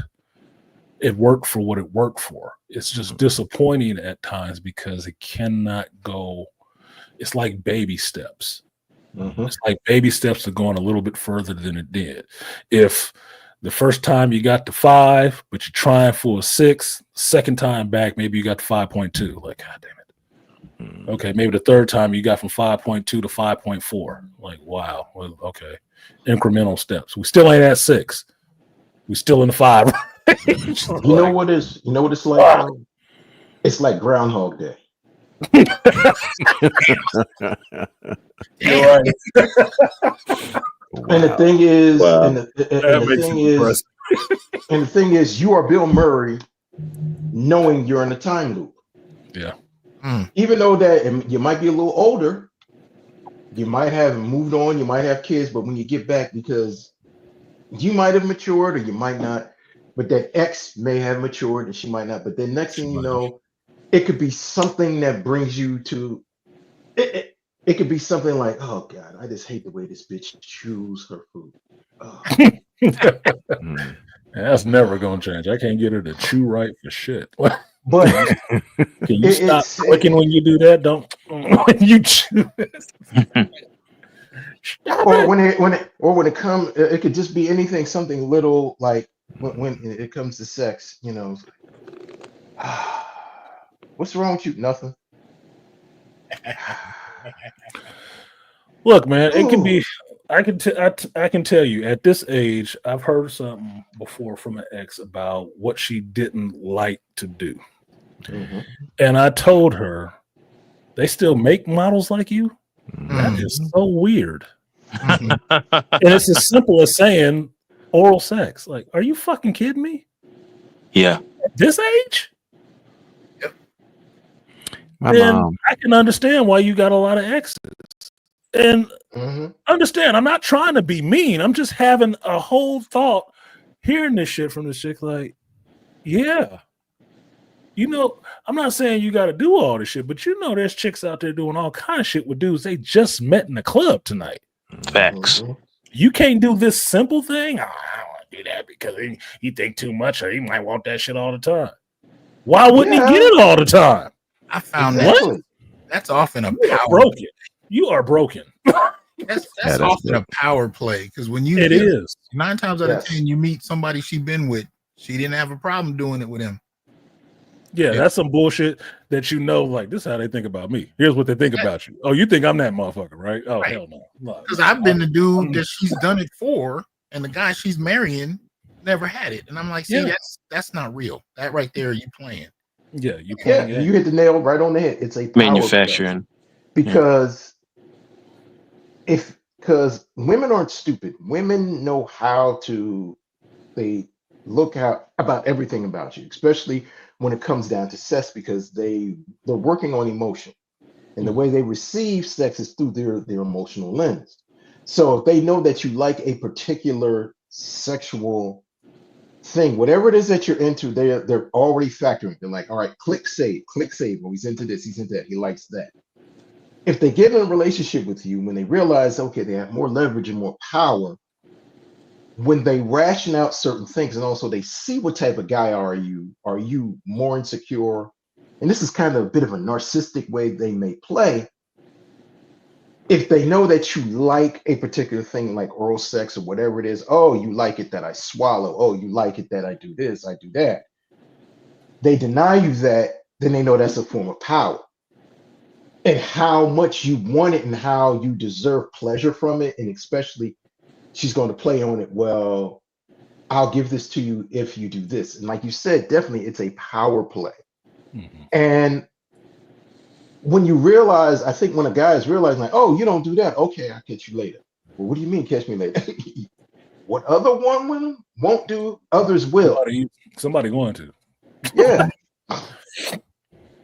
She's like D.L. Hughley's wife in the wood. I can't even eat a banana without choking. I'm not doing oral sex. Then you ain't being married. Yeah. Sorry. Doing oral sex is part of dating. Yeah. Thanks. Plain and simple. That's like within the first 3 times y'all together. I'm sorry. Got to know what to do. Saying that is so benign and beneath what is possible with people. That is, look, dude, there's some teenage kids fucking around getting oral sex done. Like it's so regular. It's a joke. Like what that mouth do is a joke. It's like it's a regular joke now. It's not even like, oh my goodness, you said that. It's part of the talking about vanilla sex. That is fucking vanilla, man. Yeah, that is frozen yogurt with no toppings. Oh, that's cottage cheese, brother. That's cottage cheese. That is a standard. That's not optional. That's standard. That is a standard thing that's supposed to be happening. It's like a car without seatbelts. What are you doing? Yeah. Look, you ain't driving fast. Exactly. I'm not driving that. What? You want me to get in that car? I promise you it's going to be a great ride. Nah. Why you taking me on the highway? No. That's like y'all introduced me to a flying sister with some beautiful, big, luscious lips. I'm like, oh yeah. She's like, oh, I don't suck dick. I'm like, all right, you just only thing more vanilla is missionary. Lips. Yes. Only thing more vanilla is missionary. Or no French kissing. Yeah, or kissing on the cheek. Don't even get me started. That no French kissing shit. I had that at one point, which was stupid. Or a nice church hug. Yeah. No, you better put them titties on my chest. Yeah, no. I want sweat rings, okay? Mm-hmm. Gotta have no. You're supposed to like each other. I want to feel your breast in the bottom of your cooch next up to my pee-pee. Yes. Get closer. Yeah, no. My hand is on the small of your back, inching down to your booty. Yes. Now, see, that's to me. That's normal stuff, right? Mm-hmm. But understand that you're hearing this shit from me. I've heard some of this stuff before. Mm-hmm. Like I've learned the term before. Like you guys mentioned earlier, I think it was Dr. T. And I have this phrase: "I'm a giver learning to take." I'm a giver, right? I'm a giver learning to take. Now I can't take credit for that. That's my homeboy who made that shit up, right? But I am a giver learning to take.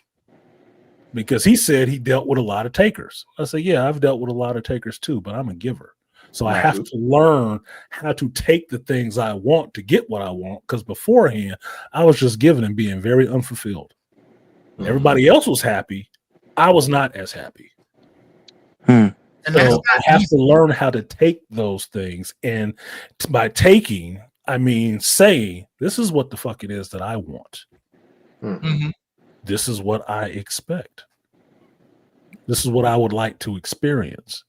And telling a woman that is arousing for her sometimes until it comes a time she don't really feel like doing it. And you saying, this is what I want. And then, no. That's when it comes into, well, do you got enough money for her to actually submit? Or is there some things in your life that she won't feel like she can submit a little bit more to? Otherwise, she's going to get squirrely. Well, I'm not John Gray, Christian Gray rich. I'm not.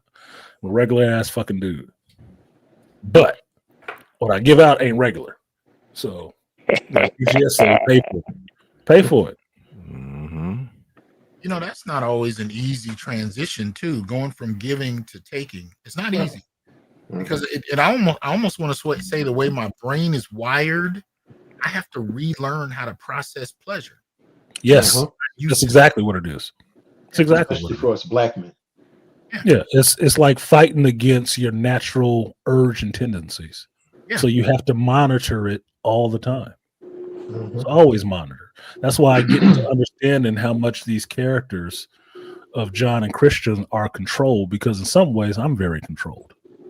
It's not manipulative, it's controlled, because I understand where I want to be and what my natural tendencies are. Got to rein that shit in to be in the other role of being, okay, I need to understand how to take that. I need to see that they're showing me something before giving this. If I don't see that, they're not getting these things. They don't get those. You can probably hint at it, but don't give it to them. You know what? Another thing that John Gray in the book and the movie did, which showed a very strong sign of masculinity. There's a time and a place for everything. Meaning that, okay, when you come home, this is what we do. This is the time for that. But when we're out in the street, when you're at work, we don't deal with that. That's why he didn't want her to come to his work. I don't want to know about your job. You don't need to know about that.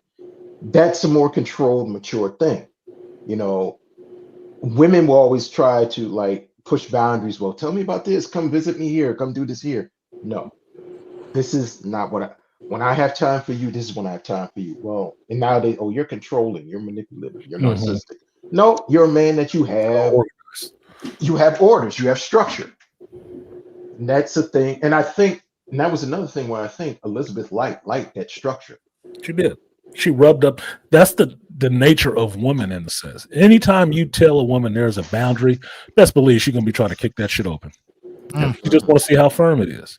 And if it's firm enough that it doesn't break under her pressure, she rubs up against it and finds comfort.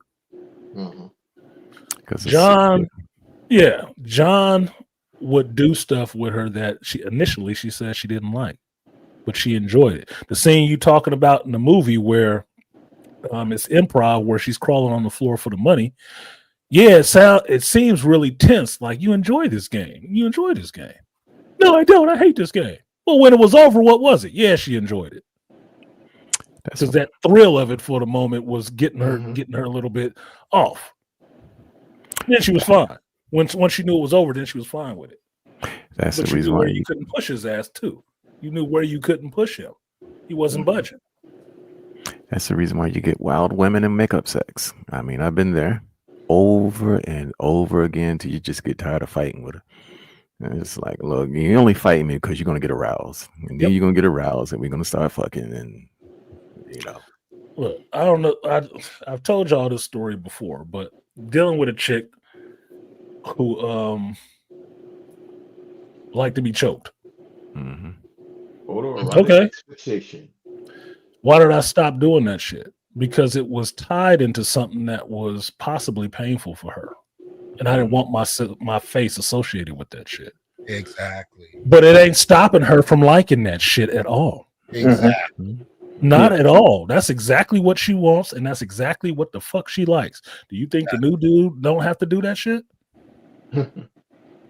That was the issue with Nabokov when he wrote Kabakov when he wrote Lolita.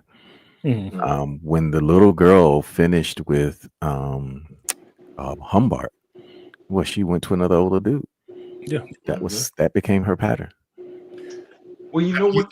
I've seen women like that get to the point where they end up marrying, I guess what we would call a square, who has nothing to do with any of that. Squared up. Even standing in your presence, she'll get wet. Yep. But just like Artisan said, because you've tapped into usually something traumatic that she's experienced, she likes it. You've now become a part of it. And if she does it again, she might end up in tears, but she still likes it. Her body responds to it. I've seen it where she's squirting all over the room, but I've now become part of something traumatic to her. So the guy she ends up with is a square that has no kind of sexual power over her at all. No concept, no real anything on that. And that's what it was with that one, Dr. T. That's exactly what it was. She teared up a little bit in the eye, and that's what made me stop doing this shit. It's like I understood, I had presence of mind to understand what the fuck is happening here. Why is this happening? Right. But you can't tell me it wasn't a slip and slide happening down below. It was all smooth sailing. Right. Everything was open. The 8 gates was open. And they were welcoming you in, like my tortured soul. Come hither. I'm deep. Like, yeah, but maybe I might need to stop. I remember. Yeah, that is definitely broken right there. Yeah, but when you talked about she always goes back to it. So like that's her drug. Her drug of choice is that thing. And when she does marry the square guy, who Dr. T said has no sexual power over her, that is her way of trying to gain some measure of power, because she knows if she's in a relationship with a guy she really likes, she has none. And that is the scary part. Yeah. I was going to say that is the part at the end of this book about the author's real life, what happened with her. That's exactly what she did. She married some square dude. Yep. And had children and everything, but was still depressed and thinking about John. Still, years later, all them years later, she was still fucked up and having them crying fits. Yes. And I've been every dude in the scenario, and I can tell you, I've been the dude that had that power, and I've been the square standing next to her. And when you see her standing next to the dude that set her off in the past, and you don't have it, there's no weaker feeling. No. This man has something over your woman that you will never have. Sorry, Will Smith. Yeah, this is why I don't. Boy, I'm still cool with a lot of exes, but when I see them with new men, I'm not upset about this shit. But this is why I can't come around. Because I think that is what happens. They get to asking fucking questions. Yeah.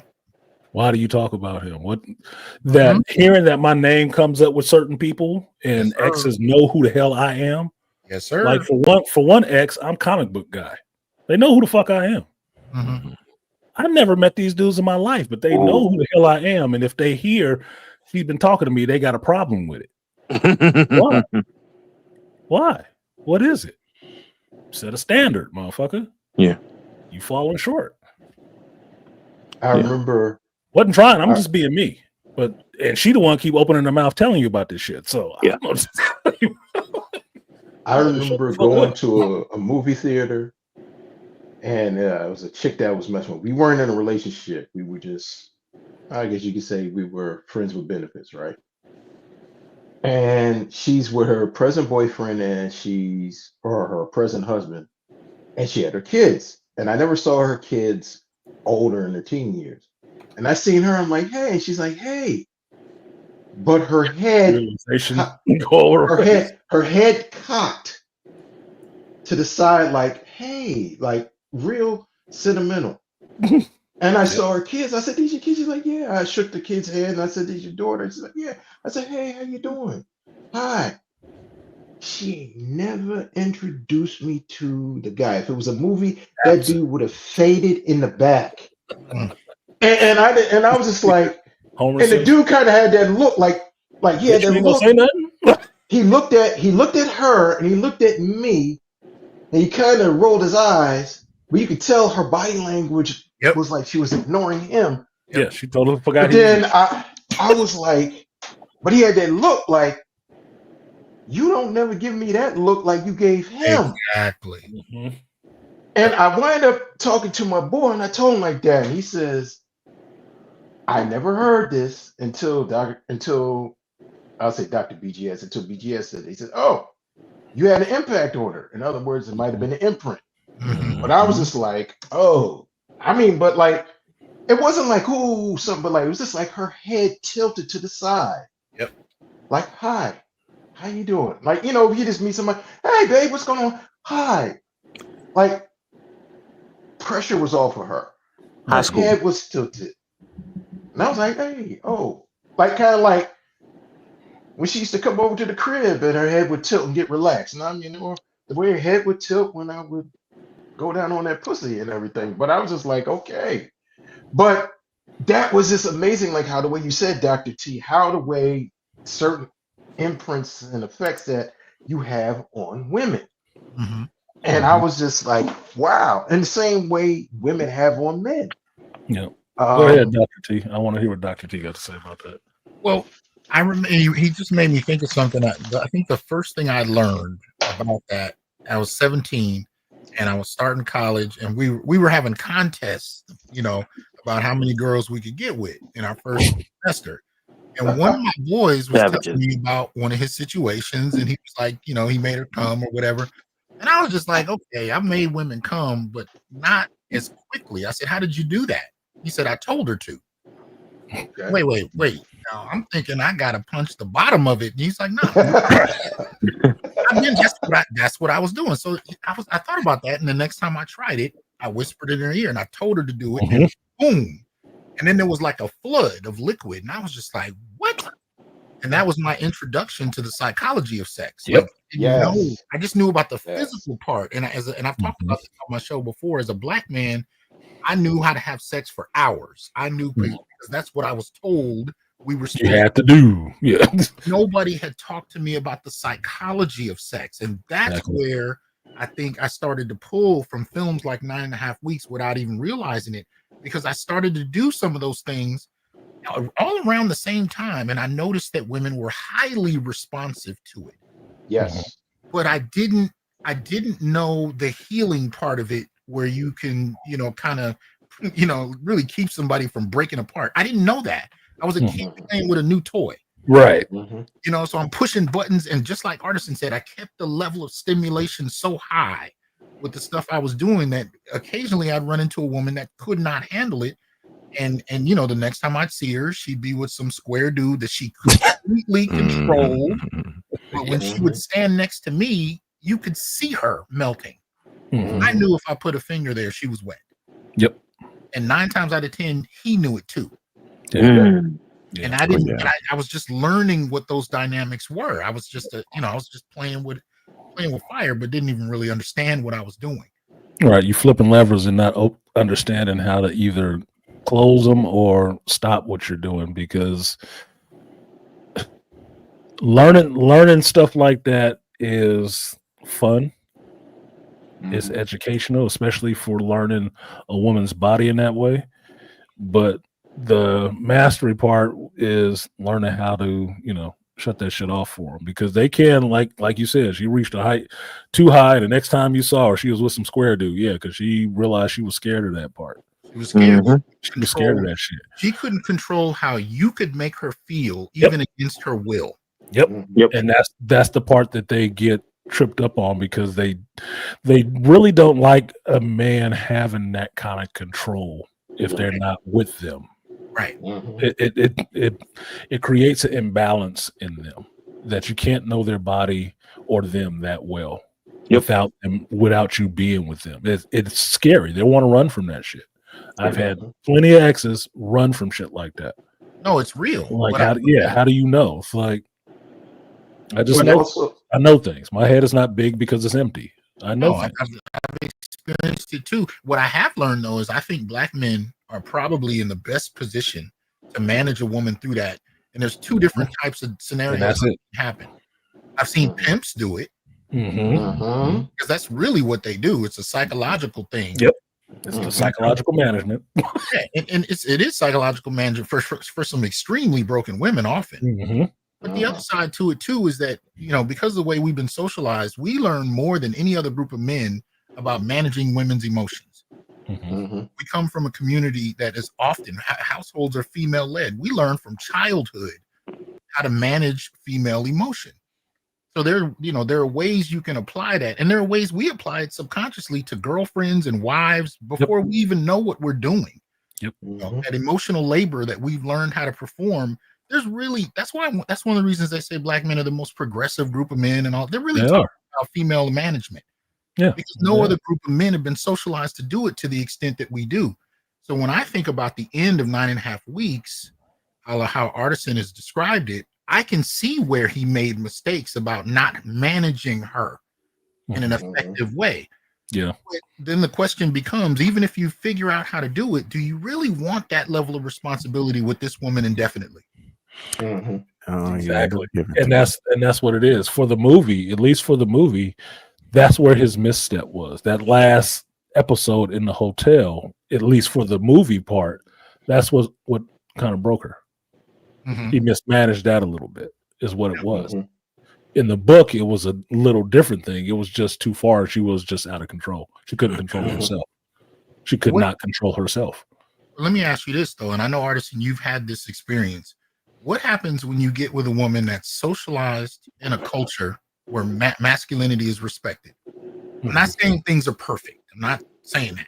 But I am saying there are certain levels of responsibility that you don't have because you're not dealing with the women we grew up with in our families. You're not dealing with that mind state. It can be off-putting at first. It could feel like she's bullshitting, and it can be daunting. Like, I call her my crazy ex, and I keep trying to think of a different nickname for her, not to call her that for you guys, because at this age now, I have a little bit more respect for her and understanding what that relationship has taught me than to just write her off like she's crazy because she did some shit that I really was, kind of fearful for myself about. But it's not that. It was just odd for me, right? It was just really odd for me. And it is her coming from a culture where masculinity is appreciated, respected, and catered to. Not really understanding how that was working out. She had her own other issues she was dealing with. Right. But that part of it, that sexual part of it, that we was touching each other's dark sides and shit like that, that shit could have went just like this 9.5 week stuff. Very quickly, very far. Because she wasn't stopping. She wasn't stopping me from doing shit. I wasn't stopping her from doing shit. And stuff was introduced early, quick. She was down for it, right? But the other part of it that makes it a lot of pressure is I'm not from that culture. So keeping that shit up is the part that I was stumbling with. That's the problem with it. Because I'm not from that culture, we're more of the culture of, no, we just supposed to be, adherent to all of this stuff. I was using certain things that were not working with her. Right at the time, it was not working with her, and it was not natural to me, so it was not working right. It was not gelling completely, and that's why, in my ways, I had to get my distance from her, and it was just as hard in some ways as Elizabeth walking away from John. It was just as hard. Damn, I don't want to do this, man. This is awesome in this part. If we could just fix this side of it, it would be a lot better. But man, I'm end up going to jail or some shit. I don't know what the fuck is going on here. I had to. Didn't want to. Had to. Now the dude that she's with now, he might be 100% simp. He might be. If he might be into the same shit I was into. Maybe. But it don't sound like that. Right.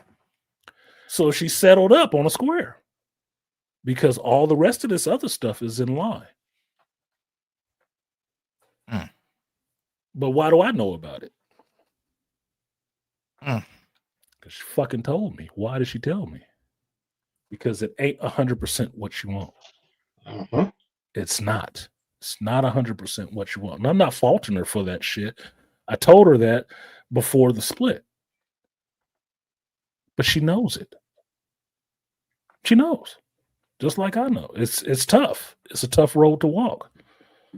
So, at least from our experience as being black men, that's why I always try to tell you guys, I date nationally. I don't just date one race of people, women. So when I talk about stuff, I'm not talking about it just from, oh, this is just all the black women I actually dealt with. No, this is from women I've dealt with, period.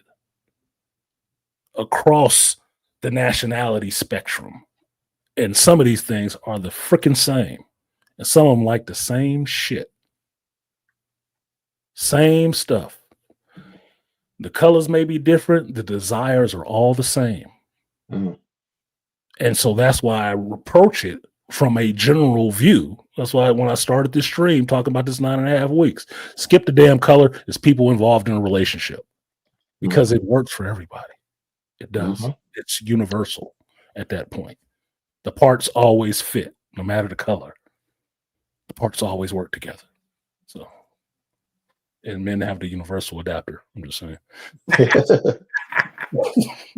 I had to put a joke in there. Y'all was getting too quiet. Go ahead. No, you know what I also realized, like you said, the women that you managed to have an imprint on, and I had to realize this, and a woman brought this to my attention, and also someone online said this. If you're a man, if you are, first of all, if you're comfortable within yourself and you're comfortable within your sexuality, meaning that it's not the physical, it's the mental. And if you have no inhibitions, a woman wants to feel that she can be open and she can be uninhibited with you. No matter what, if she wants to try something or she's into something or something that she was into with another partner she's done, if you do not view her in an immoral way, or if you introduce something to her and she's comfortable with it, and also if you take her to a sites and levels of ecstasy and it becomes one of your things, that's a great thing. Where a woman that she can feel comfortable with you in that. And if a Yeah, she man, can if you're a trust you in that. master, and that's the biggest thing is trust, especially within a sexual, but also an intimate, not even a sexually intimate, just an intimate level. And I didn't realize that until later on. I was like, oh, why is that feeling? I remember with one of my exes, we were about to get hot and heavy, and she was like, no, no, no, no, stop. And I just stopped. And she's like, why'd you stop? I said, because you said stop. She's like, how could you just turn it off and on? I said, because you said stop. She's like, well, come back. I said, did we not discuss what words mean? Like, but the thing was, like, she said, okay, stop. And she said, but could you do this? I said, you forget where I was locked up at for, right? She's like, yeah, I can understand that, but I said, stop. No, you don't. I said, you know you have power, right? She's like, what do you mean? Oh, hell. I said, your mouth may be saying no and your body might be saying yes, but what is it to stop you from the next day of regretting this or not wanting this and saying that I raped you? Oh, I would never do that. I said, okay, but no means no, right? She's like, yeah, I guess. I said, you said stop. I said, if you want it, you want it. If you don't want it, to me, that means you don't want it. And she kind of got quiet. So I just left it at that. But she's like, how could you just turn it off and on? She's like, oh my God. I just said, because but she was just like, how could you just turn it off? And then I was like, but you have you to said have stop. that kind of control as a man. You do. Yeah. Guys that don't have that kind of control are a problem. Those end up being your rapist because they have no control over themselves. So I keep hitting on the fact that John and Christian always had control of themselves because that's the first person, the only person you're really in control of. If you have no control of yourself as a man in any realm outside of sex, you are a problem. Yep. You are a problem. You need to have control of yourself and understand where the stop is and where the start is. Not understanding that thing gets you into situations where now you're having all these fights out in public. Well, you're a trained martial artist. What does that mean? Your ass is going to jail. You're going to jail. You don't have any self-control? Well, figure it out in prison. Somebody's going to teach you some of that. You have to have some self-control over yourself as a man. You cannot exist in a state of just completely being out of control. Anywhere. You always have to. What's the line? Angry Man uses it all the time. It's from The Godfather. Only children and women can be out of control. No, you have to be in control. You do of yourself. Only women and children can be careless. Yes, only women and children can be careless. That's true. You can't. Even at the height of your fucking ecstasy, you need to be paying attention. And that's what being a good dom is. You have to understand that shit. Oh, she said no. Especially for brothers. Yep. No matter how close she was, motherfucker. Back it up. Back up the truck. Back up the truck. Pillows are available. Nope, we good. Stopped. Done here. Oh, well, I didn't really. You shouldn't have said that shit then. Yep. There's a lot of words in the English language. Pick some other ones. It's a thesaurus in the living room. Figure it out. Your safety word was stop, man. Yeah. Yeah, but that's when you train her and you do different things to kind of get your point across. Like especially if you're the giver, you give that pleasure and you bring it right to a point and you just leave it there and don't push it any further until she starts to use the verbiage you tell her to use. Yep. But that's kind of how that game is played. Yeah, that's how the game is played for especially black men to keep yourself out of jail. You're damn right. Because she's at least for it. Yeah. At least the three of us up here, we're all Gen Xers, so we understand the time frame we're coming through with this, grape date situations and these accusations and shit like that. And what I understand is this is part of our culture of how we understand to have these kind of relationships. It has to be permissible. You have to agree. Yeah. There has to be an agreement there. Dave Chappelle made a joke about signing NDAs and shit like that and consents, but it's a joke. It's something made in jest that's in some ways true. Yeah. It may not be a written contract that you can see in your face like Christian Grey had, but it is a John Gray Elizabeth situation where we're agreeing to do these things and you agree. And in this era, if you don't, okay, well, we ain't doing this. You can leave. And in this era, if you don't have an NDA, you better at least have video. Exactly. Might as well better. It's the only thing keeping people like Drake and Genuine, or not Genuine, but Chris Brown out of trouble. Brown, yes, sir. Yep. And it didn't keep the women from testing. Yeah. Didn't keep women from trying them. Nope. You have to, especially as a black dude, because nobody wants to believe you otherwise. Exactly. It doesn't matter what everybody else in the world or every other race is doing and getting in with each other. Your ass is the first one looked at as being the most sexually predator. Like you just out there taking it from everybody. You ain't got to take shit. It's mostly given, even from people you don't want it from. But I ain't interested. No, you don't want some of this? No, good Lord. Got standards.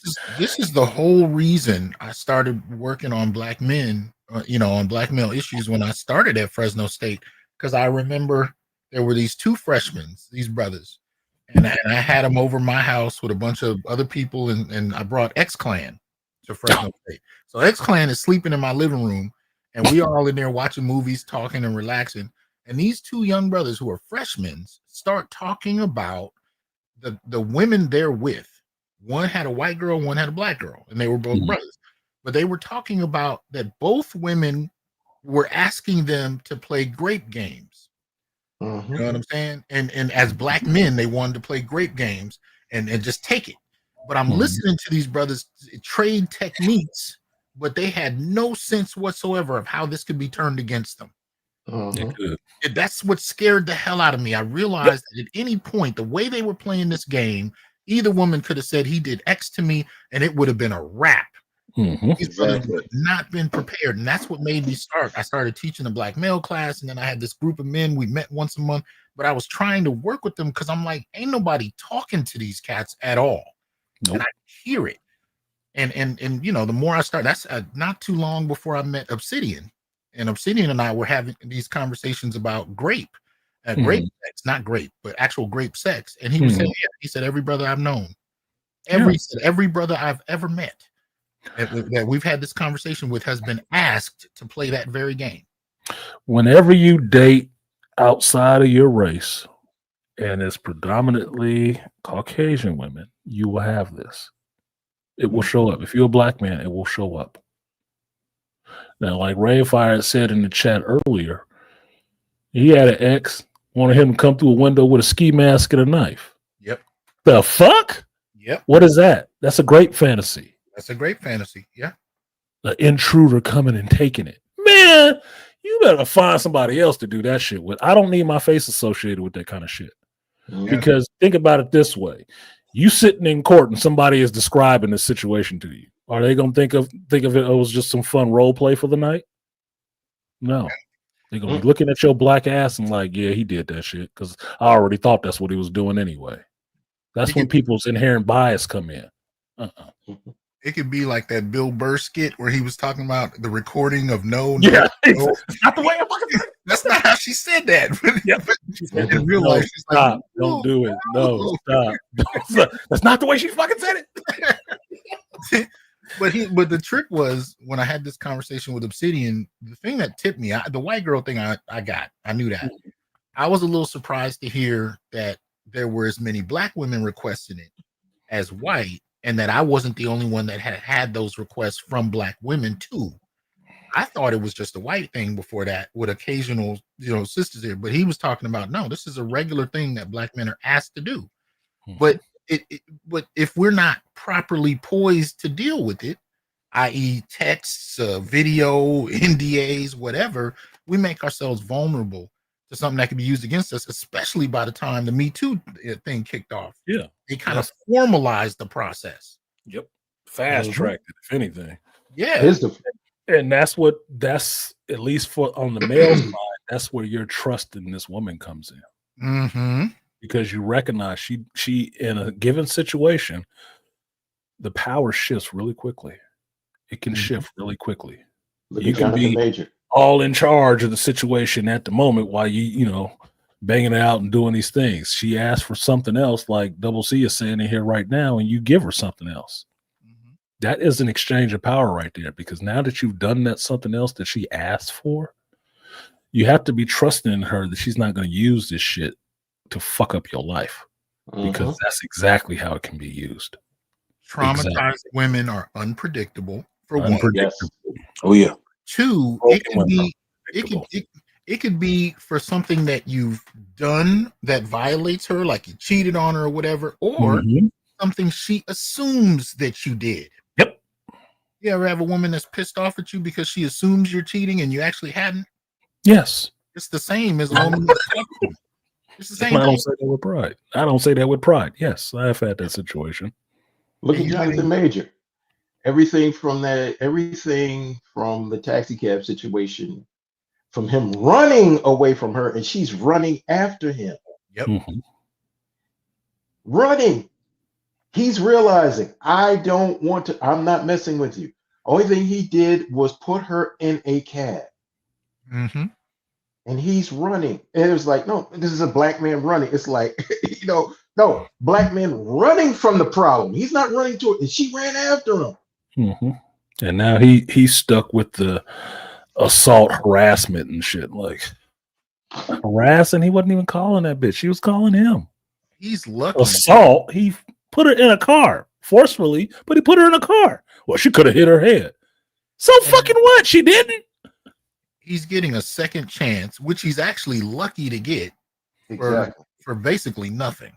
Exactly.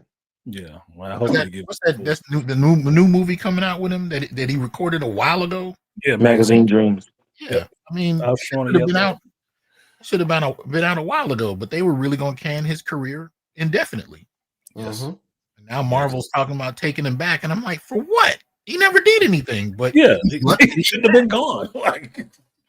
Yeah. No, I talked about that last week. Put that Magazine Dreams up here. Played the trailer. It's been really fun to see people talking about the stuff with Jonathan Majors this week, with Marvel thinking about bringing him back and all the rest of the shit. I'm like, he should. Mm-hmm. Should have never fired him. Shouldn't have. They ain't learned their lesson. But you can thank in that sense that the turnaround on Jonathan Majors is happening so quickly. You thank Johnny Depp for that shit. Facts. Because he actually called one of these women on the carpet and went to court to fight that shit. And people got to see how these women weaponize that kind of bullshit. But we're, and I think technology for that, because, I was saying that I put some video on my Facebook last week, and it was just that we actually had smartphone videos, texts, that all of this is turned around, because this stuff has been going on since time immemorial. But now we can actually show in real time, this is how women act. Yep. You can record them and they're not expecting it and that's changed the game. I mean, Chris Brown, that last time he was accused, what got him off is he saved all the text messages. Yep. Before and after they had sex. And when he showed how she wanted to get more, Her lawyers dropped her like a bad habit. Yeah, it's a bad case. That's a bad look for us. But this is where technology comes in, and even DNA. When you start talking about the paternal, what's it called? When they falsely accuse false paternity. False paternity. Yep. This is overturning thousands of years of female behavior. Yes. Yep. It's your baby. Know that. Now DNA technology is cheap, it's accessible, and whole families are being reframed. People in their 60s are just figuring out who they belong to and who they don't, and whole families are being overturned. Technology is changing that whole game. Yeah, I would agree with you there, Dr. T. I would agree with you. 100% agree, because I can tell you, when I first went through my divorce and I was having some tense conversations with the wife in the situation that it was, my homeboy Pep, shout out to Peppers, he gave me a small recorder, electronic recorder. And he told me, because Pep is a sheriff, right? Oh, don't you ever have a conversation with her without using this. Every time you have a conversation, you use this, because things can be twisted up. What you said. And I still have that recorder. That was something he gave me to help me out. This wasn't many moons ago. This is over 11 years ago. So this was still in the 2000s. You using technology to protect yourself. Now, going through the shit he went through, he told me why he did it, because he had to record phone calls in his house that his ex at the time was using to try to set him up. Wow. He had to record the phone in his house, and that's how they found the information. That's how they found out. I'm like, oh, hell no. Thank you, man. Thank you. Experience is the best teacher. Experience is the best teacher. It's a painful lesson, but hopefully you learn it once. You don't have to learn it twice. So, yeah, that's why I will wholeheartedly 100% agree. There are text messages I have never deleted. You got that right. I don't use. Yep. Never. For reasons like this. Like, nope. Gotta protect the number one, man. Gotta protect the game. No. I've even had feminists reach out to me and tell me, I can't stand you, but you would talk about female grape and all these things that I never believed as a trained feminist was possible. But when you started playing video of people getting caught, women getting caught, doing all kinds of things, from killing their kids to raping men to you name it.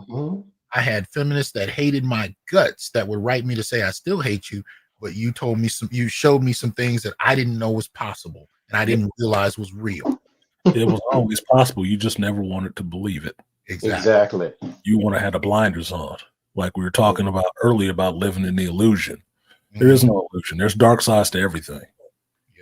Dark sides to everything. And all you were doing was pointing out, shining the light on that dark side. Nope, this actually happens, and here's proof. So now you can't deny it. Yep. What up, Jason? Peace to you as well. Yeah, so Jonathan getting his hopefully getting the second stride. Yeah, he deserves it. Yeah, he does. He deserves it. He deserves it. And I'm happy to see a turnaround happen so quickly. It took longer than I thought it should have, because that should have been a no-brainer, especially after text messages and videos and everything else. I was so hurt. I was so traumatized. But I'm out here shaking my ass in the club, chatting up another dude. Like, bitch. Right. Yeah. No. It doesn't matter. That should have been nothing. Because he's trying to get on the good foot. Unintended. Look, come on, man. That chick was crazy. I'm scared of who dating her right now. Like, bro, you saw what happened, didn't you? Better not be a brother. Better not be a brother. Grace Jabari should not be dating another brother. I know certain chicks I've messed with. I keep wondering, why do you keep dating brothers?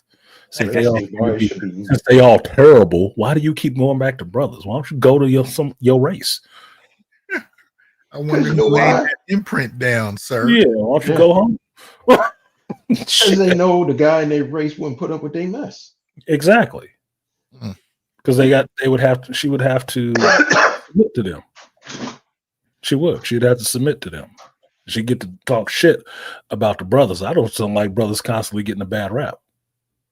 I don't want to keep hearing about that shit. It's bullcrap. Mm-hmm. Oh, he was just terrible. He was just this. No, he wasn't. You wouldn't have been fucking with him otherwise. Mhm. You the only thing that ain't changed in every one of these goddamn men. You can't tell me smoking weed is a problem if you was fucking with him for a whole year while he was still smoking weed. Shut up. It's not a problem until you made it one. Mhm. That's your excuse.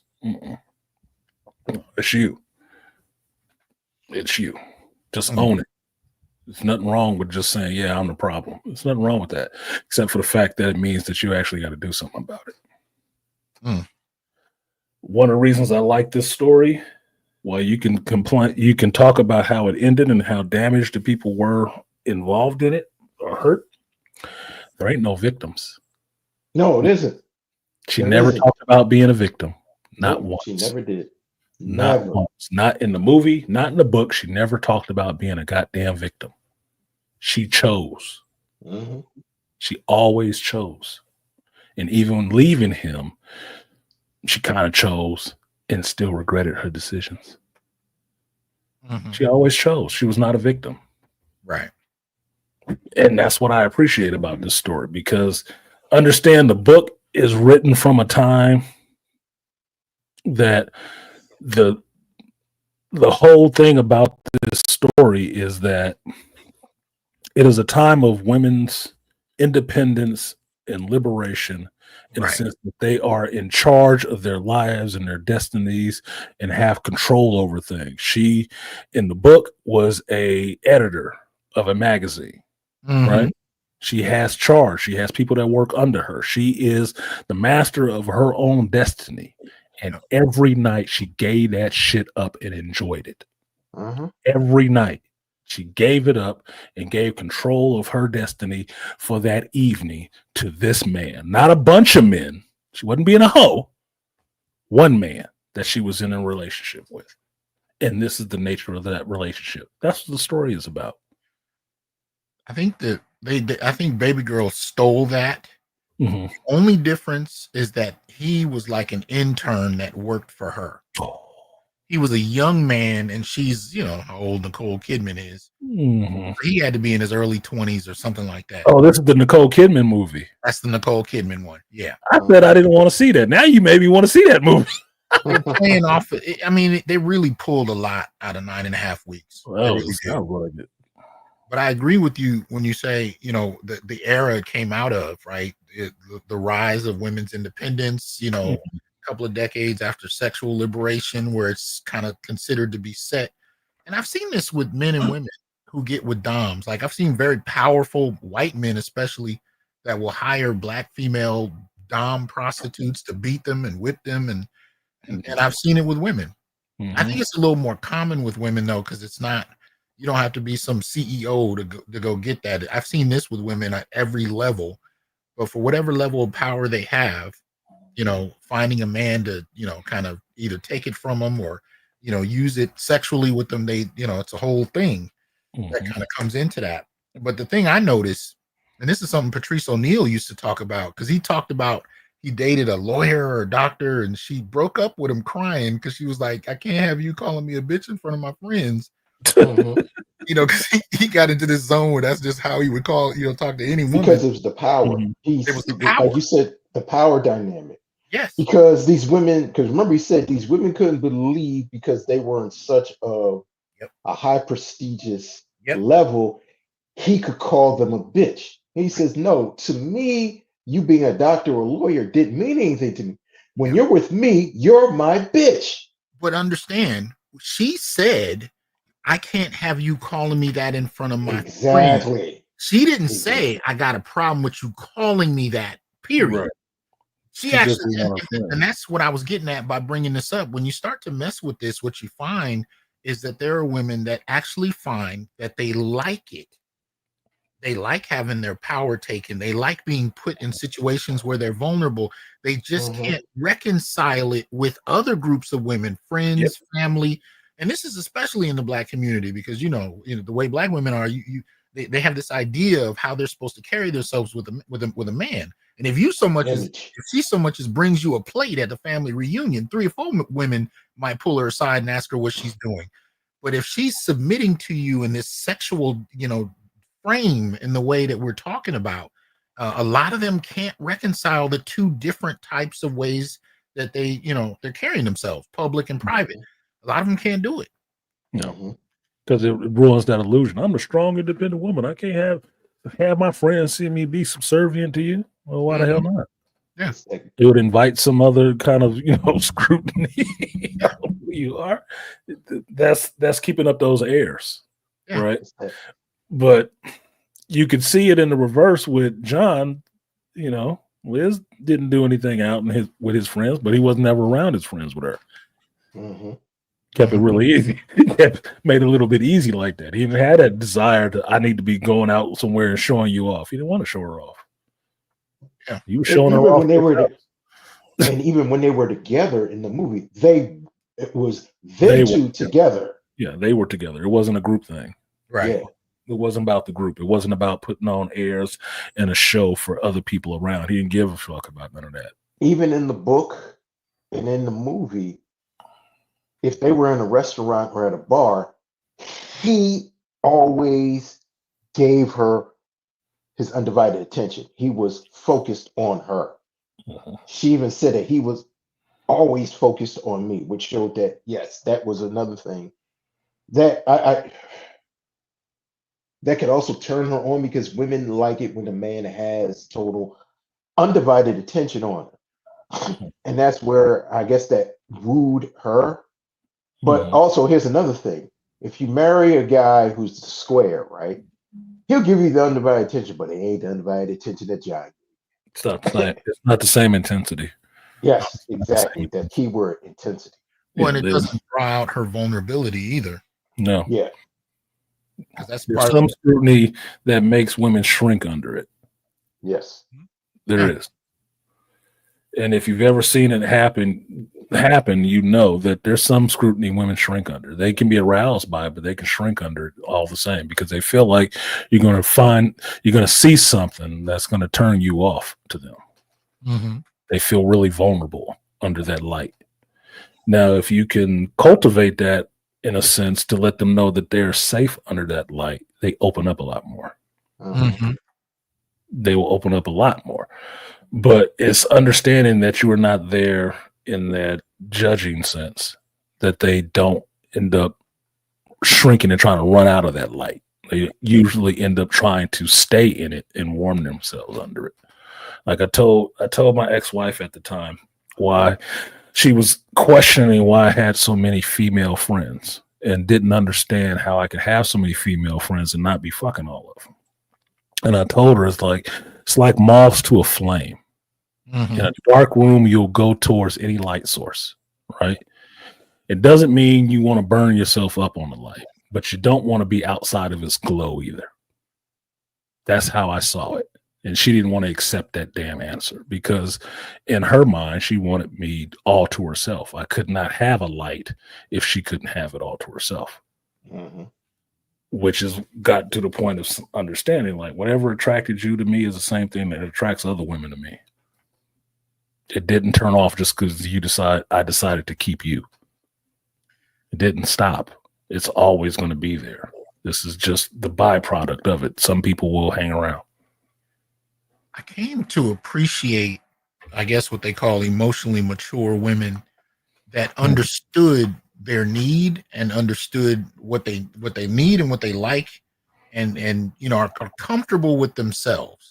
I think the era I had the biggest problems is when I was dealing with women who didn't know that these things were coming out of them. They didn't understand why they liked certain things. They didn't understand, they just knew that there was a passion. There was like a primal thing in them that dug it, but they couldn't reconcile it. Those kind of women I learned to stay away from, because it's a lot more effort for me to train you in that. If you're still not reconciled, I can be like homeboy at the end of 9.5 weeks, where we got to part ways because you're not reconciled. But when you find women that kind of get who they are and they don't apologize, they know it. I need, especially if you're in the BDSM world and she knows, she can tell you, I need a dom, I need a daddy, or whatever there's a lot of different ways it takes forms. What if she knows what she likes? I'm into this, and this is what I'm looking for. It makes things a lot easier. Oh my God. You get right into the fun stuff, minus the preamble. Oh my God. Yeah. Do you remember the first CSI show with William Peterson, the one in Nevada? There were a few episodes where he meets up with a dominatrix. Yeah. The dominatrix, Miss Jessica, was attracted to him. And she wanted to date him, but he says, no, I'm not. I don't think I'm the type of guy. But she says, you are. No, you're totally. The reason why, but it was always kind of like tension there. She came back a couple of times, but they did go out on just a normal date, nothing sexual. And they talked, and you could tell she was into him and he was into her. But Grissom knew it couldn't go too far because of her profession. But the reason why she was attracted to him because Grissom understood the psychology of sex. And when she knew that he understood the psychology of sex and what he could do and what things were, that drew her into him even more. And one thing that Grissom was surprised that she had a master's degree in psychology. And he's like, oh, no wonder you know how to engage into your clients. And she said, yeah. And she said to him, there was somebody in your life that you protected. And he says, how you can tell this guy, I can see how the way you protect the people that you're with in each of your cases. And she said, was it your mother, your father? She said, no, you had a sister or a brother. And he said it was his brother. And come to find out, the reason why Grissom knows sign language, his brother was deaf. And he had a younger brother. And he would often protect his brother because his brother would be abused by people. And she says, that's why you had that protected ability. And you protect everyone around you. You have this view, but also you don't open up to love. He say that's why you're closed off. And that was an amazing thing where I realized, that was the first time where I realized the psychological component of sex, where this character was drawn into Grissom because of the psychological thing. And that's where I realized when you imprint a woman, like when BGS talked about it, it's a physical imprint, but it's not just the physical, it's going to her emotional core. When women imprint men, it's a intellectual or psychological imprintation, which usually leads to the physical, because that's giving up trust, or giving a level of trust to a person where you allow them to reach that psyche and that level where you get drawn in. And it was just amazing seeing that, how the way John and Christian, they were slowly but surely giving that trust from their subs. And that was just amazing how the way that correlation came with Grissom and Miss Jessica. Malika, you're dead on, man. Because I can tell you, I think pretty much every major sub I've been with had at least a master's in psychology. And I can tell you, my personal experience has been the most traumatized ones, not traumatized by me, but they were traumatized already, were usually had at least a master's in psychology. Yeah. That's the part that I get into it with when I'm going to say to Malika's point, he's exactly right, but I would say that it's always psychological. That's the whole point of it. It's it's primarily psychological, and that a lot of people who get into psychology do that to, not self-medicate, but self-help in a way. Yeah. That's why you can find this stuff there. Like if you study like the major theorists and stuff like that, they have this kind of weird shit that you would call weird in their past. Like the guy who created Wonder Woman. Yeah. Oh yeah. Yeah. That's a psychologist. Milton Morrison was a psychologist. Yeah. But all that stuff he created, he created a cool character, but that's all stuff that was from his life. Yeah. That bondage and them tying up and taking their power and shit like that. That's all that stuff was. You know, Artisan, it's a trip how DC has tried to clean that up. Because I remember a comic where Batman was showing Superman all the boxes with everybody's weaknesses in it. And he got the Wonder Woman's and it was empty.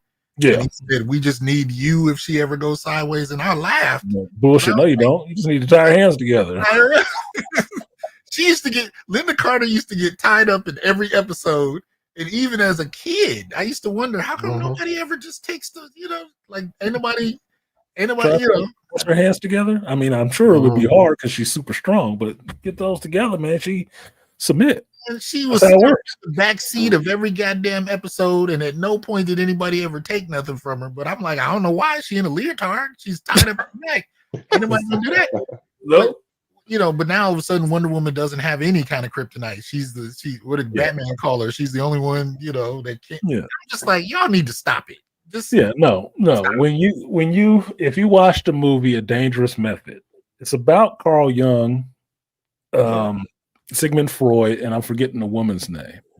That's what The Dangerous Method was. His way of figuring out her sexual problems. And what does she get off on? Getting abused, getting spanked. That's what that shit was.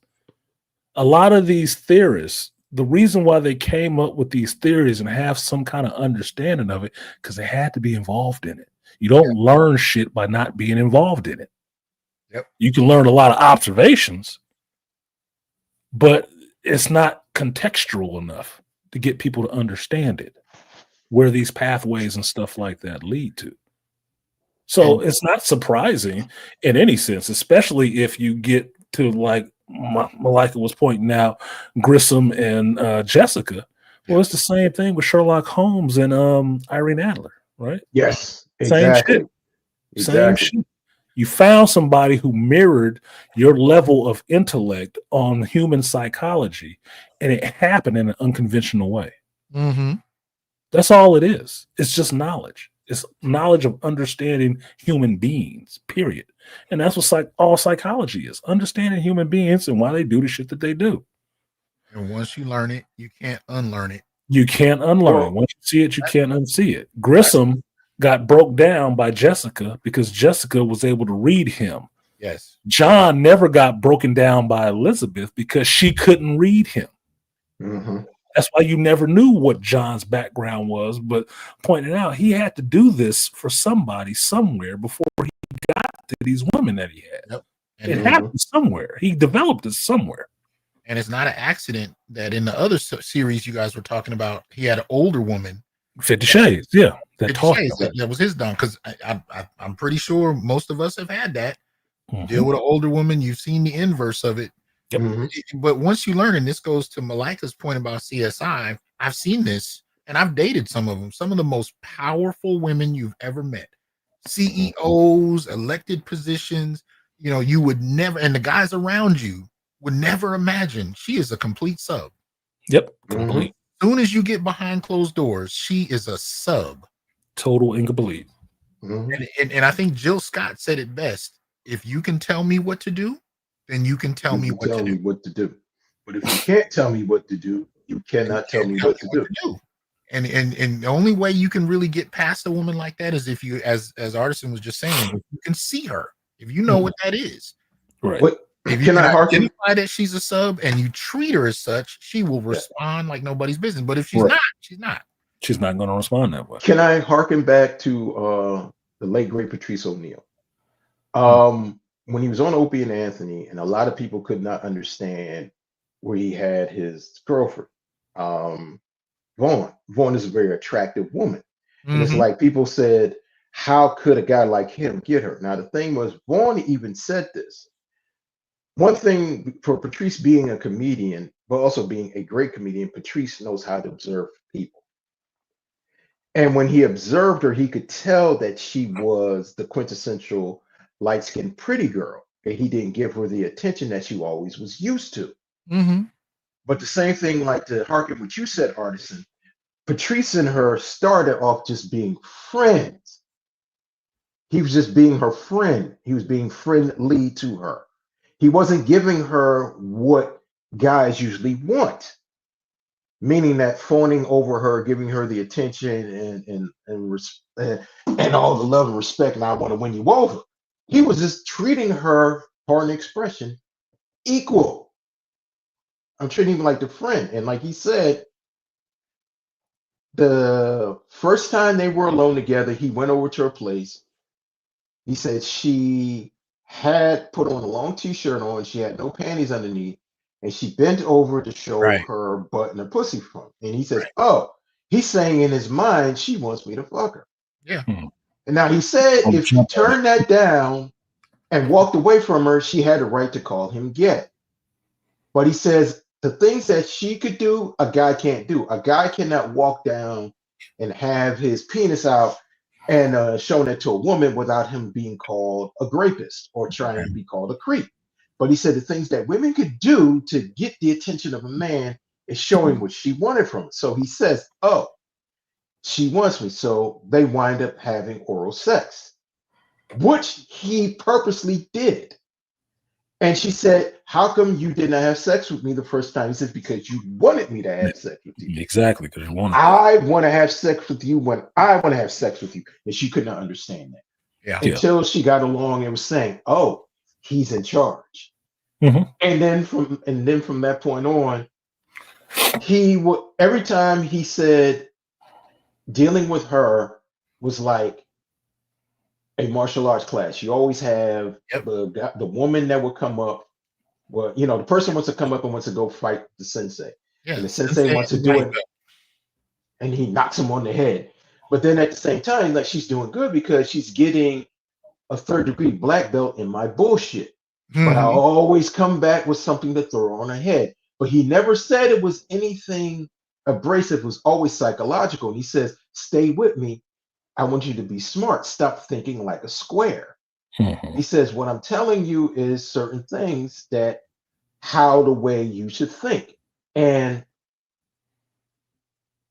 he often said they had an open relationship because they would swing. They would go to swinging clubs. And he said you would have these muscle-bound model athletic guys thinking they could outfuck him. Yep. And he would sit there and just look, and the guy would try to muscle on and try to do that, but then the guy would get, well, why she ain't into me? But he would say, you could try to do whatever you want, guys. She's not going to go home with you. She's coming home with me. But the thing is that how the way she even said in her book, and she said he knew how to have a psychological control, and he knew psychologically how to test her and to not play with her, but test her in understanding what the dynamic of the relationship was. So that was just something like, you know, like when we say it was more psychological, and he was always testing. And that's where you just learn. And I guess you could say in this sector now, red pill, because they say, you know, Patrice O'Neal is one of the biggest red pill teachers there was.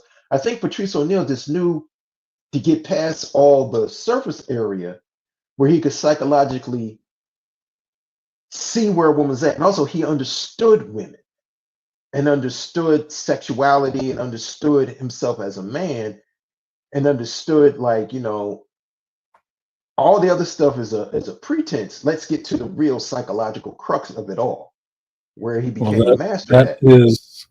That's the nature of being a pimp. Yep. Is understanding all that psychological part of a woman. Like the sex is the sex. That's the act part of it. What's behind the sex? What's behind the act? Why does she do it? What does she enjoy it? All of that part is the psychological part. Like Dr. T was talking about finally understanding and whispering in a chick's ear, and that did it for him. Like, oh my God, it was that easy. It's always the psychological part. It's always about the mental part. That's why I would think most chicks, I've heard this from several, but most chicks don't like a dude that's quiet because they don't know what the hell is going on. They like some talking. They like you to say something to her. How sternly or how confident you are in what you say is all they actually want to hear. Because for me, the part of it is they want to do this shit anyway. They do. They always want to do this shit.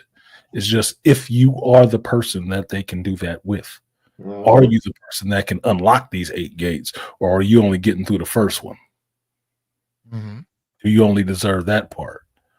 That's what it usually comes down to, how you not manipulate their mind, but understand how their mind works. Like, a lot of females will always think that men treat all women the same. Well, yeah, some men do treat all women the same. And a lot of women treat every man the same. But understanding the woman that you're with is the harder part, because at least for me, every woman is different. Yes, they're all women, but they're all different.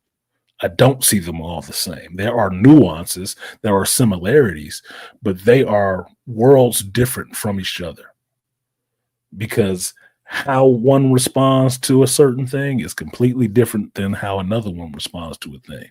This person's trigger is completely different from this other person's trigger. This might get both of them to the same one spot, but it will diverge in 2 separate paths, doing this or doing that. They're different. They're always different. They're always different. I never see them as the same. The part when they start being more the same is the part where I start getting irritated and bored. That's the part where I get bored. Like, oh, God damn it. This is the same bullshit. That's the part that rubs me the wrong goddamn way, because I look for uniqueness. I don't look for similarity.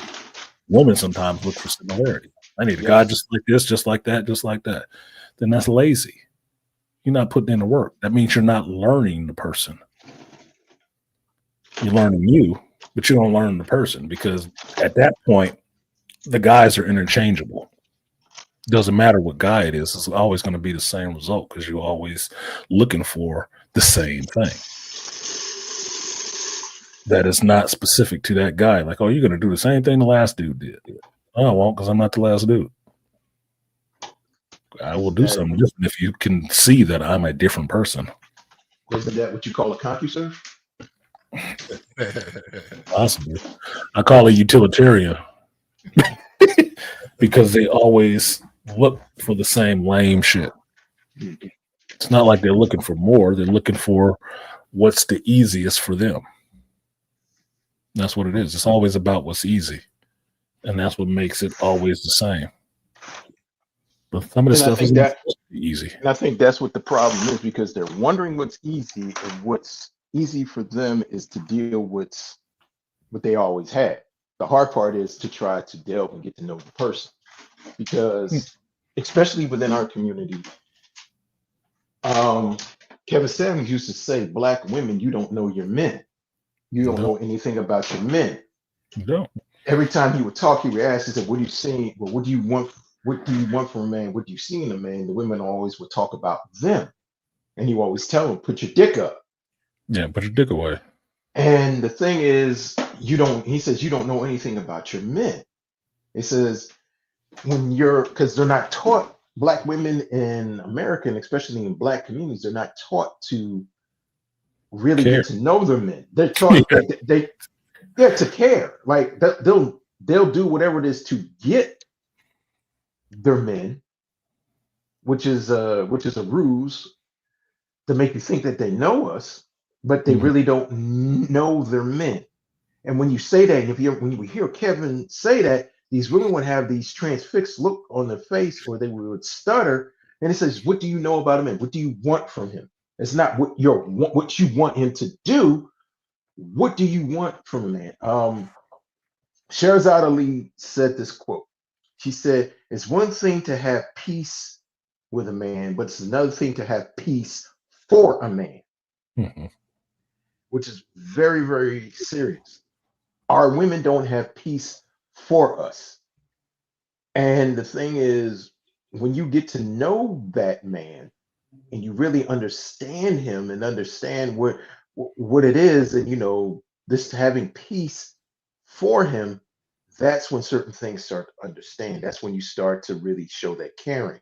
That's when the veil comes down. That's when the trust, that's when the open, and not just the trust in a sexual sense, just the trust in him as a person. Right.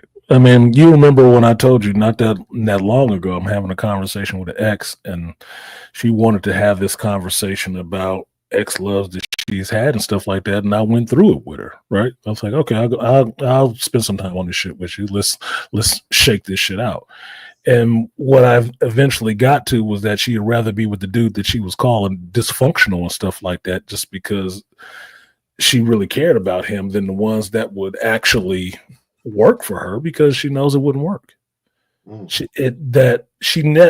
Everything that I asked her about, saying good points about these men, was all self-serving shit about her. It was nothing about the man himself, which I pointed out to her. It just means you don't care about these guys. You really don't know them. You don't know anything about them outside of what it is a utility for you. Oh, he was there and that's just about you. So you ain't in the house by yourself.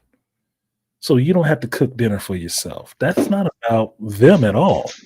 Because you ain't said shit about honesty, integrity, none of this other shit. He's devoted to any of this. You didn't say nothing about none of this. At least one of these dudes got a whole child. You didn't mention that shit at all. Oh, he's a good father. You didn't say nothing about that shit. It was all about shit that you could get from him. Then when it didn't work, you want to slander this man and say he's all this problem, that problem.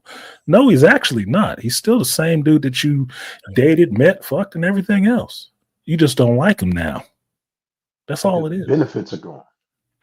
Exactly. You have to do a little bit more work for that shit. You don't want that work. That's too much. Okay. Well, you ain't got to slander him on the way out the door. That's your problem. That's you. Because guaranteed, any of these dudes go on with another chick, you mad at the bitch. Oh, you talking shit about her. Why? You don't know that bitch. You don't know what she doing or what she not doing. You just mad to somebody else with them. Because she's receiving the benefits. Exactly. Obviously, it was good. But it's also a lot of fear there too. Women they're afraid, especially of men that they're drawn to, attracted to, or have been imprinted by. They're afraid of those men that they want the most, as we said earlier, because they know that those men can push buttons that nobody else can. Yeah.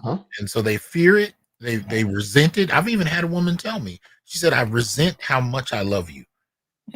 I resent that I can't turn it off when I want to turn it off.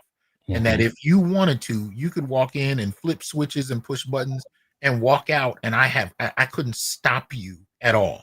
A lot of that bravado and that yelling and all of that is really a lot of fear. That's really what it comes down to. Even the anger is really just fear. No, this same ex, that's what I told her. Her issue was, because I figured that shit out a long time ago. She's just afraid. She's just afraid. And that's why she gets, like I'm saying, I'm having a conversation with her. I'm not with her. I'm having a conversation with her. But why am I able to have that conversation with her? Because she knows how that attraction is. She knows what's there. She's just afraid of it because she would have to submit. And she doesn't want to have to do that. She wants to believe all that bravado and ego that he knows exactly what it is she's doing. Okay. 2 more failed relationships later. How's that working out for you? Because you back to me having this conversation. You ain't talking to them about this shit because they ain't on that level. So what does that mean? That means you're just scared. And I don't have a problem calling a spade a spade. If you're scared, you're scared. But this ain't the work for the cowardly. It's not. Right. You're going to have to be courageous. And that's what I would expect from you. If you can't give me that, I'm not that damn interested. Because I'm not being cowardly, hiding in the shadows. No, I just want to do it and tip my toe. Oh, fuck all that, man. If you don't want to go along in the journey, get out the car. And don't be mad that it keep moving. So that's what that shit is. Her thing is fear. Yep. Fear of control. I can't do that. Why not? Knowing her history. I mean, and stuff. That's there in you. That's there. I saw it. If it was drug addiction and abuse, physical abuse, I could understand the difficulty of staying away from somebody. I get it. But what I would find interesting is when a woman who's actually being treated well in a relationship and finds that she likes being in a position that isn't dominant. She actually takes joy in the fact that she's in that. Those women who cannot handle that aspect of themselves are the ones that bother me most. Yep. Because then from there, every relationship you see them have is with a man that they can control, but they are fundamentally unhappy. That is the type of woman that I'm talking about. Yep. Well, fundamentally, nothing wrong with the relationship. She got to get out of it. She's afraid of it, but then gets into relationships that she can have some control over, and it doesn't work. She doesn't find it satisfying, not for long. Yeah. So what is it? That's exactly the one, Dr. T. You put it more succinctly than I could have. That's what we have with Jada and Will. I wouldn't think so. No, I'm saying because Will can't control her. She couldn't control Tupac. I think Tupac might have imprinted her mentally, where she still talks about it. And you could see how the way when she talks about him and how the way she states about, she speaks to him with a certain reverence. He was her alpha imprint. Yeah. Yeah. I guess I should say he had a number of them too. I even dated one where he was their alpha. They were alpha widows. I guess that's the terminology. They were his alpha widows. So he had a mythological place in their imagination. But if you listen to it at the time, a lot of them had difficulty accepting what role they would have to play to stay with him. For most of them, he wasn't going to just be with one. Yeah. I don't know about Kadada. I can't speak to that one, but for most of the women he was with, they would have had to accept that he was going to have many. And a lot of women could not accept that. It's just like Patrice O'Neal. You can't call me a bitch in front of my friends. They can't accept that there's a part of them that is actually okay with it, but it doesn't reconcile with their public image. So exactly. And that's why I say they couldn't where you're saying they couldn't deal with that. I think they could. They just couldn't deal with it publicly. Yeah. Exactly. And nothing about it was going to be public. Exactly. Nothing about Tupac. They're still making videos about Tupac, trying to come up with new information. So, it ain't nothing about to be quiet. So that was the part they couldn't deal with because they wouldn't want to have to stand up to that question. How can you do that, girl? I don't understand how you could do that. They didn't want to have to deal with that shit. They probably could have did it if it was going to be discreet. Yeah, like the Bill out in public. Bill and Camille Cosby kind of time period. And I'm not talking about Cosby after he was caught. I'm talking about Cosby in the 60s and 70s. Yeah. Where, Camille is not stupid by any measure. No, she's stupid. She's not stupid in the slightest. She's actually sharper than Bill in many respects. But they had a contract. Right. Yes. They had a contract. Yeah. She understood the rules. And people talked about it a lot. Like Bill and Hill? Yeah. No babies out of wedlock, no diseases, don't embarrass me. Embarrass me. Come home and take care of your family. Do what you do. You weren't going to get that from Tupac in the 90s. No. He was too young for that at that point. He was too young for that shit. Yeah. So, a lot of women in his 40s, late 30s, you would have got that all day. Yeah. That might have been Kadada. Because I think that was the one he was going to marry. Yep. That's what you would have got. But before that Wild Times, no, you wouldn't have got that. And I think women, especially post 1980s, had this sense of entitlement, Western women at that, where, they all had this imagination of how they wanted to be treated and what standing they wanted to have. And it didn't balance with reality. And that's what Kevin was trying to tell women. What you're asking for does not work in the market, the dating market. No. I found myself echoing those sentiments that Kevin put out there on a regular basis to women dating after his passing and listening to what they want and what they're shopping with. And that does not exist. You cannot force this dating world to conform to your ideas of how this shit should be. Since the last time you dated, that's not what's happening out here. Yeah, you can't do that. You're gonna have to adjust to the water in the pool the way it is. They want get the hell out of it. New Maybach prices for old Toyotas. It doesn't. It doesn't work. talking to a chick she had not dated in about 7 years. She had been with the same dude that was pretty vanilla. Now she's gonna get out in the dating world and have all these judgments against these men in their 40s. Yep. Because they just want to have sex. And I broke it down to her. I said, most of these guys that you're talking about probably have already been married and divorced. Yep. Have adult children. Have careers that they're looking after. Yep. What do you think your job is going to be coming into their life right now? You think they're about to be putting you up in a house? Yep. Rushing to have babies? No. What else they got to do? It's going to be sex on the menu. And if you're not offering that, if you're not delivering that, your ass is not going to be there. They don't have time to be playing all these silly games. This is not high school anymore.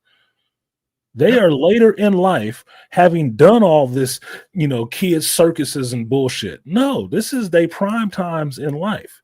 They got money, they got time. They don't need to be wasted at dealing with somebody who wants to go back to, let's just sit on the first date close to each other and I'll let you touch my leg. Please. What?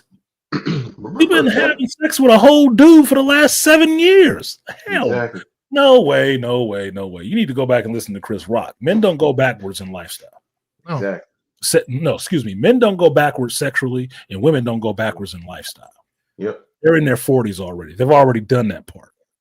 So you can't go back to being 15 and 18. Well, it was simpler then. So fucking what? It's not now. But that's not reality. That's not reality. But even if he wanted something traditional, especially if you're over 40, you couldn't do it anyway. Exactly. You came into your relationships in your mid 30s with 2 kids from 2 different dudes. Now you're meeting a dude in your mid 40s talking about traditional. But you can't get that man babies, even if that's what he wanted. Late 30s got a whole kid. Yeah. And you think he's about to go back to no, we don't do that? Man, you tripping. You don't get to tell him what to do with his life. Nope. And you wonder why you're alone. Come on. It's like, what? I told her you're going to be alone. I'm not doing that shit. Nope. But you're going to be alone. But the thing is, it's like, wait a minute, hold up. You got a whole kid. And the thing is, wait a minute.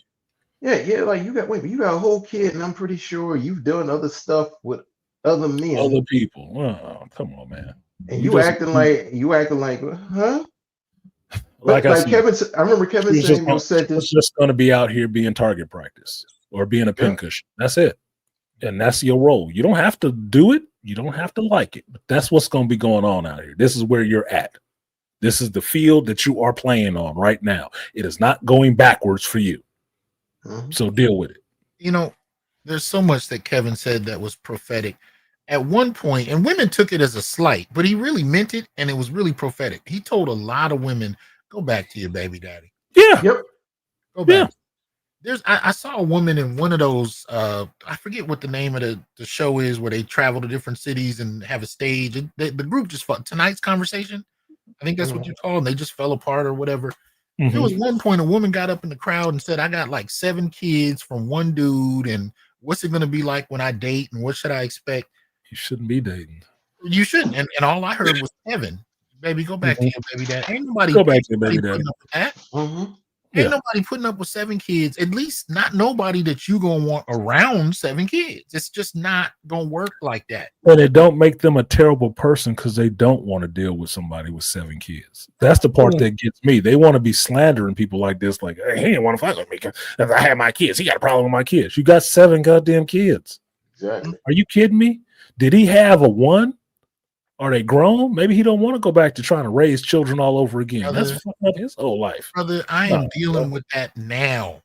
My son is in his 2nd year of college. Do you know, in his senior year of high school, I had a woman, this was just a couple years ago. She gave me an ultimatum. We had dated for like 3 months. And she was like, you know what? I want to move in and I want you to help me raise my son.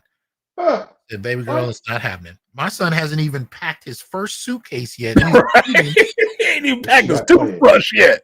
He's leaving at the end of the semester, and you talking about moving in with your kid. I said, it's not, that's, but that's how they come into it. They come into the dating game, like you said, like they're still 18. Yeah. Yes. Well, that was Dr. T. That was Crazy X. Her son was younger. Her son was like 5, 4. Yeah, this one was her son was 10. And she thinking, no, we about to do this, and you need to be married, and you have to be good for my son. I'm like, you are fucking tripping. He got a whole father. You need to be forcing that shit on. Exactly. Yeah. Exactly. I'm not here for that shit. I'm not sure if maybe I don't know. No, at this stage of the game, no, you don't get to demand that shit though. You can't tell me what to do like that. No, at this stage of the game, we talking about, you know, dating, hanging out.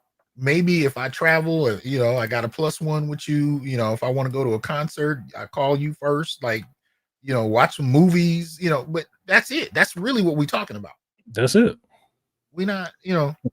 Chris Rock say, having sex and going places. That's about it. That's it. That's it. That is it. We're not building a house. We're not building a family. That's not what's happening at this age. That's not what it is. If I ever decided to get married again, it would be on some Angry Man Standard shit. No shit. Yes, sir. It would be some Angry Man Standard. We ain't having nothing. The guide rules are posted.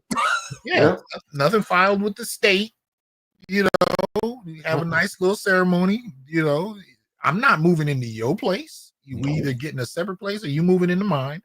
And you know, we gonna get down a certain way.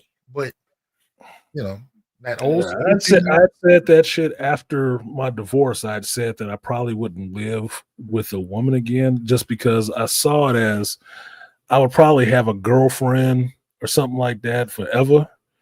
And she'd have to have her own place just because I understand now I like my own space. Yeah. And that would be the only way I can ensure that I would have time to do the things that I wanted to do. But I have somebody always over my goddamn shoulder, which I hate. Yep. I don't like this shit at work. Yeah. I damn sure won't like it in my personal life. No, I need my own space. Yeah. And it's nothing against you. It's just I know I need my own space. Yeah. And not some little hovel in the house. Fuck on that. No. You know what I love? What Kevin said. He was telling the woman. He said, "You should not go out with a man on a second or third date if you do not find him sexually attractive, or you want to have sex with him." Yes. And the woman was like, "Well, where has to go?" He said, "Stop. If you're a grown person, if you have children that came out of your womb, like he said, what you said, Dr. T, we're not 13 or 15 years old. If you're a grown woman, if you had sex, you know if you're attracted to a man at first sight and you want to have sex with him." He said, "Stop." He said, the thing is, if you stop using a man for whatever it is, for food dates, or just let him to be your dumping ground for all your other stuff, and you just want to have emotional non-sexual attention from him, that's a problem. He says, men know what they want. Men are dating you because they want, and he said they want to fuck you. And you know this. It's obvious. But the thing is, the problem is what you're trying to do is you're trying to stretch it out as much as you can. But the thing is, when you want to get to the point, you think that somehow you're sitting on gold when you're not. If you're allowing other men to have sex with you, you allowed another man to have sex with you, and you gave him the best gift that you could give him as a child. Greatest gift. Yeah. The best thing that can come out of you, a baby. So you can't talk about he ain't shit, because why would you do that? Because that makes you look crazy. That's why I don't listen to people bad mouthing baby daddies and shit like that nowadays. I don't listen to that shit. I'm telling flat out I don't want to hear it. Yeah. Because at one time you love this man's shitty draws. Yep. You know how I know? You got a goddamn kid with him. So I don't want to hear this shit about how he ain't this, he ain't that. I don't want to hear that shit. Say that shit for your girlfriends. That's not me. Yes, sir. I'm not here for that shit. And I don't want to hear why you around me. Because it's bullshit. It's bullshit. You can feel however you want to about them now. But I know there was a time. Yep. You was sucking them off and enjoying it. So shut up. Quit it. Quit it. Stop playing. Yeah, stop playing. Cut the bullshit. Let's actually be adults.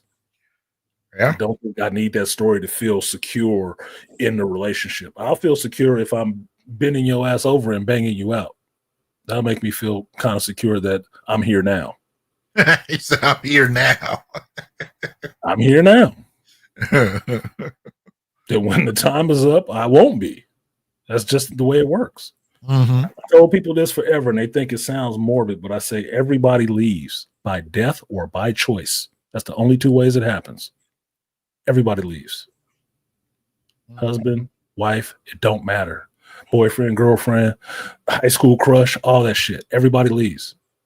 That's the only two ways you get out of any relationship. Yep. That's it. And most of it is by choice. So let's cut the rigmarole. Let's just enjoy what's happening now. And if it lasts, lasts. If it doesn't, chunk it up that it just didn't work for whatever reasons it didn't, and move on with life. It don't have to be an argument. It don't have to be a fight. It doesn't have to be all this bullshit. Just approach it like mature adults that understand we have relationships, we have desires, we have needs, we have wants. Sometimes things come together, sometimes things fall apart. It's a natural process. Deal with it. Yep. We're not reinventing the wheel, okay? Unless you start taking it in your ear. It's just what it is. But another thing, what I like, what you just said, leads to another Kevin quotable. It's never mutual. No. Who broke up first? No, it's never mutual. He says stop. When I did that, when he would say that, when he always brings that up, I know he's going right there for the jugular. I know he said, no, it's not. No, it's I knew not. he was going It's for the never jugular when he always asked him when they said it was abuse. He asked them if they filed a police report. Exactly. Because that cuts that bullshit out right at the knees. Yep. Don't tell me it was abuse and you ain't never filed no charges. And most of them got quiet when he would ask. Yep. Every time. Because that's the comfortable lie they tell their girlfriends to get people to stop asking the goddamn questions. Yep. Oh, girl, I know. I had a man like that too. Or guys won't touch it. But asking them that question when they say that shit challenges them on that bullshit. They can't give you that rote response that gets people not to ask any more questions, because that's all it's for. It's a deflection tactic. Well, that, and they also get I don't want to say credit, but they get empathy. People just assume that they're telling the truth. Instant empathy. Oh my God, it's in buckets, because everybody knows this is my psychology part coming out. Your trained response is you can't ask any more questions and you're supposed to give empathy. And believe whatever she says next. Fuck that. What did he do? When did he do it? How many times? Did you call the police? Did you file a police report? Because when you start asking questions like that, it puts accountability on them to take some action. And if they didn't, you start asking other questions like, well, why didn't you take action? Wait, you was with him 10 years? Right. Did he do this in year 1 or year 10? Yep. I'm empowered now. I'm about myself. After how long ago did this happen? Oh, 5 years? It took you 5 years to realize you don't want to get smacked in the mouth? Come on, bullshit. What did you do? Right. What do you mean, what did I do? Well, did something. Most guys I know just don't haul off and hit people because they understand consequences. The only people who don't is usually women. So what did you do? I don't like the way you're asking those questions. Oh, so I'm on to something. Pretty much. Yeah. Oh, is that what it is? That's the last retort of somebody with a bullshit argument. Okay. Yep. So what actually did you do? Was you talking to his friend? Catch you on the phone or internet with somebody? What happened? You can tell me. I wasn't there. This is how I get at people. This is what keeps me single sometimes. other than by choice, like I don't want to go through this shit anymore. Because these are the kind of questions that come up when I have to start sifting through people's bullshit to find out who the hell it is I'm dealing with. Like, I don't feel like doing this over and over again. This is boring. Hey, I vacillate between the two. Some days I really want it, and then a 5-minute conversation, and I'm like, what the hell? Yep. Yep. Like, oh, Same thing, Dr. T. This is one of the reasons I say knowledge is a burden, because knowing certain things doesn't make life necessarily easier. It makes it a little more complicated to deal with shit. Yeah. And people, especially if you understand people's bullshit, makes it a little tougher to deal with. I used to not get to this point until after I had some post-nut clarity. That's exactly. Usually where I'd be like, what happened? You're laying there like, yeah, you laying there like, what the fuck did I just do? Now I get that level of clarity without the nut. Like soon as exactly, like you says get the something, pre-nut I'm clarity. like, Like shit. Get that pre-nut clarity. Oh yeah, man. It's like, you hear the same thing over and over again in conversation. You already know where it goes. So you're just like, all right, you know. Yeah, I had that having coffee with a chick, and we're sitting there talking about past stuff, and I'm just caught myself just straight up psychoanalyzing her, right? And I'm sitting there drinking this coffee, had some orange chai latte bullshit, and I'm sitting there drinking that shit, and I'm looking at her like, this ain't gonna work. Nope. She's needy. And she's a drama queen. And she likes to make false bullshit. This is not gonna work. This is not gonna work at all. And I'm sitting there gauging it of how long it's gonna take not to work. I said I can probably have sex with her twice. Right. Once for sure, because she into me, but twice would be pushing it. I can only have sex with her twice. And I never understood that. I have a female friend that we're close, right? And she told me that she can tell sometimes how many times she can have sex with a dude. Yeah. And she doesn't do it like more than 3 times. She won't do it more than 3 times because she knows from dealing with them. Like, nah, I can't do that more than 3 times because by the 3rd time they attached, and it's harder to get rid of them then. Mm-hmm. So this one, I understand that sometimes you got to be an asshole to get them to fuck away from you. Yeah. Because showing that, not even just the asshole side of yourself, but giving that full reveal will be enough to scare them away. And you want them people away from you. Well, and it's going to be even more dire because I said this on Facebook since December, I would say, or maybe even 3/4 through November after the election. Mm-hmm. I had up to now, it's probably been up to 25, somewhere between 25 and 30 women approach me in what is it, Facebook dating or whatever. Mm-hmm. I erased all the apps years ago that I used to be on, all the dating apps. But the Facebook one, I didn't even know I was on it. Facebook just kind of put me on it in some way, you know, and I just started getting messages one day. Meta's good for that. It's the only dating app that I'm kind of passively on, but I've gotten approached by close to 30 women since Trump's election.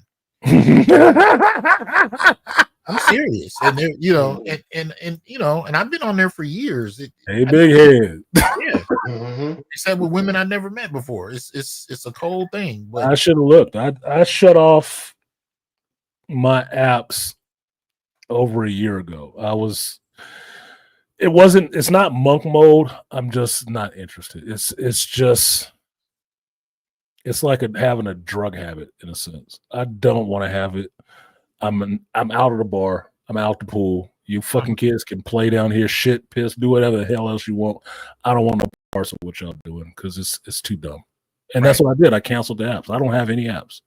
So if I'm not meeting somebody out in life personally, I'm not pursuing shit. Mm-hmm. Shit. Let me tell you. That's why the exes seem more, you know, amenable. They do until you do it. Yeah, until you do, and that's why I haven't. Exactly. But I mean, let me tell you, this is how cold the game is really getting. I usually have a housekeeper that I got off an app that'll come through twice a month, right? Mm-hmm. After about a year, they'll disappear, and I have to get a new one. They just don't show up. They don't call. They don't respond. That's when I got to get a new one. So I had to get a new one this about 2 weeks ago. So I went on the app I always go on, ordered one. So this lady shows up in my house. She comes early, right? 40-something-year-old, about 41-year-old Italian woman. Now she got tattoos all over her she got both sleeves and tats all on her face. Oh goodness. Yeah. So you know, the sociologist in me can't resist because I don't really leave my house anymore. So I don't even talk to too many people. So she's a great conversationalist. So we get in some conversation and I'm enjoying it. She's cleaning the house, we talking. So, you know, long story short, I get her to admit that she's an ex-stripper. She's an ex-stripper, right? So, you know, I get her talking about stripping and she says, well, I normally don't talk about this because just with my tattoos, a lot of people won't hire me. And if there's a household with a wife in it, I can't come back. Definitely, yeah, definitely ain't coming back. She told me she had breast implants, so she's popping out of her shirt cleaning the house, and I'm like, okay. So she tells me, she says, yeah, and not only was I a stripper, but then I had my own stripping business where the women worked for me. I'm like, okay. Private shit. So I'm asking her, did you have a brick and mortar, building? She said, no, but we did private. I said, oh yeah. What's the line between dancing and sex? And she was like, well, there really isn't one. Yeah, exactly. I said $50. Right. She said there really isn't one. I said, okay, so you got down. She's like, yeah. I said, so when did you stop? And she looked at me kind of like, I never said I stopped. Exactly. I said, okay. What is that? Well, and you know how we do. We can be great conversationalists when we want to. By the time I was done, she was damn near giving me her social security number. She was like, oh, I do this, and then I did this, and then I'll call in a girlfriend, and we'll do this. And I was just listening. I was like, okay. So what I figured out was this is somebody who will take a gig cleaning houses to secure new, clients. Clientele. Yeah. I said, okay. I hadn't seen this part of the game. I thought you had to go through certain channels. Now they cleaning houses. Yeah. Yep. And and they walking around the house cleaning up stuff. She's going through checking your proclivities. Yeah, what do we call it? Medicine cabinets. And, I'm listening. I'm just watching this. Like I did not know this is how the game went now. But this is the level. And I bring this all back to the election of Trump. This is the level of intensity and desperation to some extent that I'm starting to see women moving with, particularly middle-aged women. Yes. Whether it's tracking you down on dating apps and flooding your box or coming to your house to clean. They are not playing. Yeah, that's you saying that makes me interested. Like, do I got a couple of inboxes sitting full of messages right now? Brother. Do I give a fuck to find out? I don't know. I might be kind of curious. See what is nibbling on my line right now. Kevin been saying it for years. Winter's coming. Winter is coming. Winter is definitely here. And I see the chill on some of these motherfuckers' faces. Yeah. I do. And see how they moving right now. It doesn't. It's plain to see. It's very. But the problem is the women are not prepared for the ice age, though. No, that's the biggest thing. They're not prepared for the extreme temperature, and a lot of them are going to be left frozen in that glacier. Well, who prepares for the cold if they've never felt it? Exactly. It's a sweet summer children.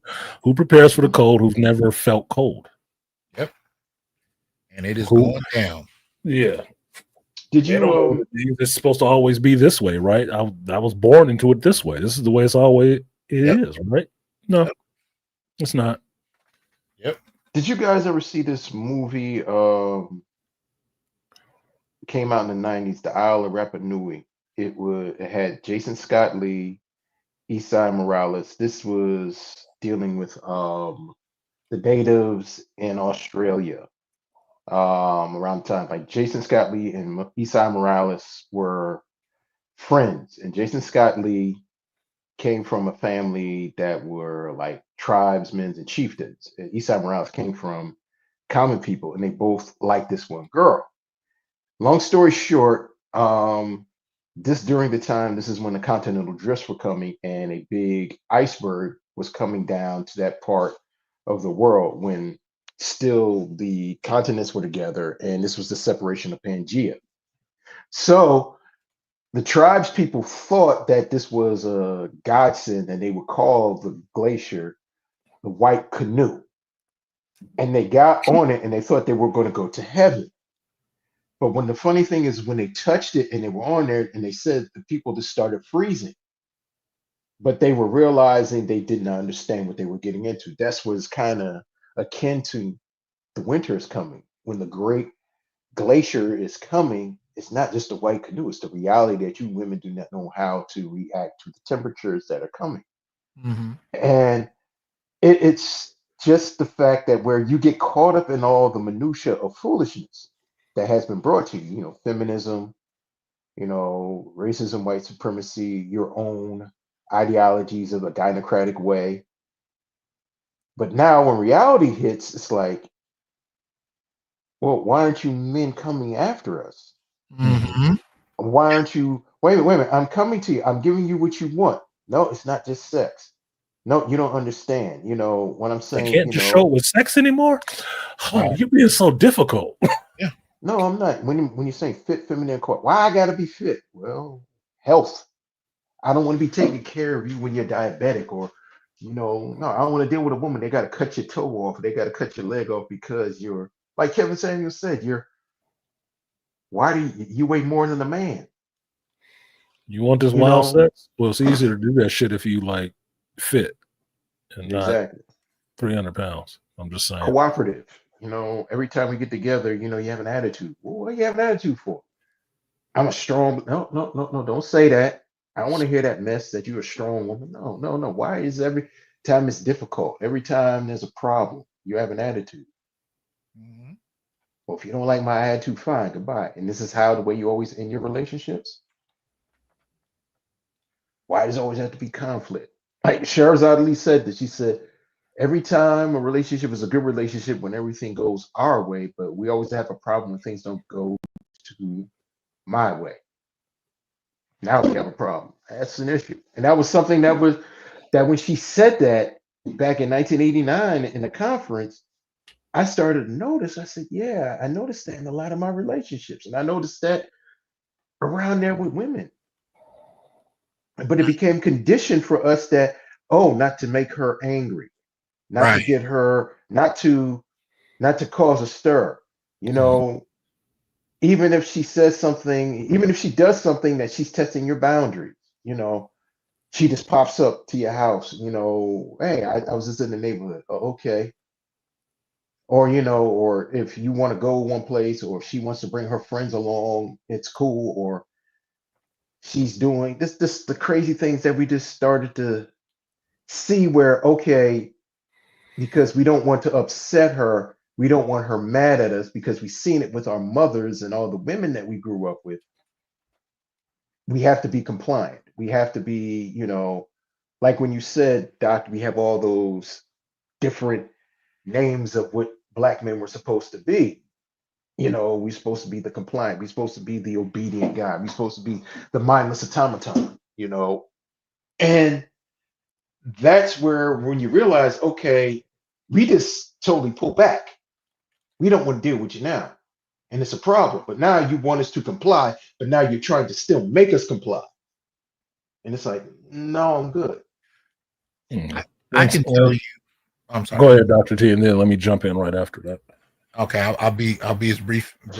Just two things that come to mind about how things are changing.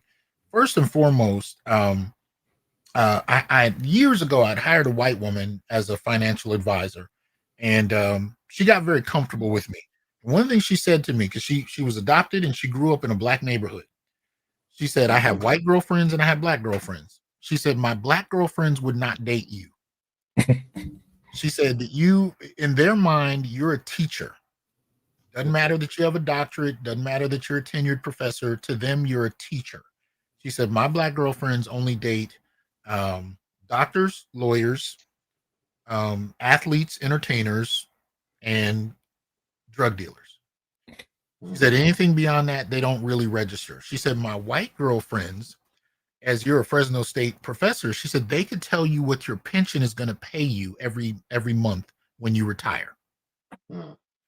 So I'm saying that to say, one of the things I'm seeing changing is that now I'm noticing black women who are openly asking me about my profession and asking me detailed questions about what it means all the way up through retirement. So we're talking about how things are adapting, how they're trying to adapt because this cold we're talking about is coming. And now they have to snap is here. It ain't working. The second thing, very briefly, is my mother came to visit me a couple weeks ago, and she said some shit I've never heard her say in my life. She said, Hassan, you're right. She listened to my show in 5 years. She hasn't listened to my show in 5 years. She said, you know what? I read through your book. I listened to, some of your shows. She said, I have to say, you're right. She said, everything you said about black women and women in general, she said, you're right. But You know, the black community is going to fall apart. So we just need to, you know, get over it and just get back together again. I said, that's not going to work. It's not happening like that. You literally told the world for 50 years that your men were monsters. And I'm talking to my mother. I said, you used court to push my father out because you wanted sole control, but you also wanted him to send you money so you could live, you know, and do what you wanted with no, and you didn't have to negotiate your parenting. You wanted sole power in the household. You know, and this is both to her and collectively. I said, it's gotten so bad that your statements about your men, your negative statements, are required reading at the university. I said, your grandson is a biologist, and he still has to read Black feminism as required reading. Y'all are mad about 10 years of niggas on YouTube. Y'all had Steven Spielberg directed movies telling the world we were monsters. I said, because of that history that y'all are gaslighting us about and pretending it didn't happen, we just need to hold hands and forget the past narrative is not going to work. You owe Black men a sincere apology. And because I don't think you really know how to do that, I don't think it's going to work. No, it's not. Look, you can't even fix your lips to really say it correctly. It's not going to be meant. It's not going to be felt. It's like it's not to compete for men. You believe that we're supposed to, and Kevin said it once, a good man will fall off the good man tree when you're 35, your career's together, and you may have a couple kids, but you're still ready to get with a good man. I told her, this is how y'all see men, as a resource that you are owed. Yeah. Thank you. And other groups of women around the world are competing for the very men you said were trying. We saw Filipino women. You saw the Filipino P a couple years ago. She got online and said, "Why y'all mad at us? These were the men you said you didn't want, right?" Exactly. That was the exact point. I joked with my coworker, said, "Man, I find me a good Filipino, I'll be set." And around the world, from Latinas to Filipinas to Asians, you know what I mean? African women, Caribbean, you got women competing for ADOS, FBA men, and our women told us we were trash. Right. So you don't know how to compete. You don't see the value in men until it gets cold. And now all of a sudden you want us to just forget about the past and hold hands, but you ain't offered no apologies. You haven't acknowledged what you've done. You haven't acknowledged that you traded your men in for a check. None of that. Nothing. And not offering anything else good to the pot, too. No, just obligation and guilt. Exactly. Same thing, just severely used. Yeah. So here's the funny thing. Another Kevinism. You can't even smile at men. You see that? You see that? That part. That was cool. Let me jump in here and do some housekeeping real quick. Just to y'all in the peanut gallery. It's been like a 5-hour stream. I got 3 donations. That's fucked up. So shout out to Malika Me Bain for supporting the stream. Said thank you for the show. No, thank you. You made the show. You know that. You, Trust, Dr. T, everybody that came up here, you guys have made the show. This is a really engrossing conversation, and I hate to do this part because I think it breaks up the flow, but I have to do it just because this is still YouTube. So appreciate you, Malika. I'll give you that 3B.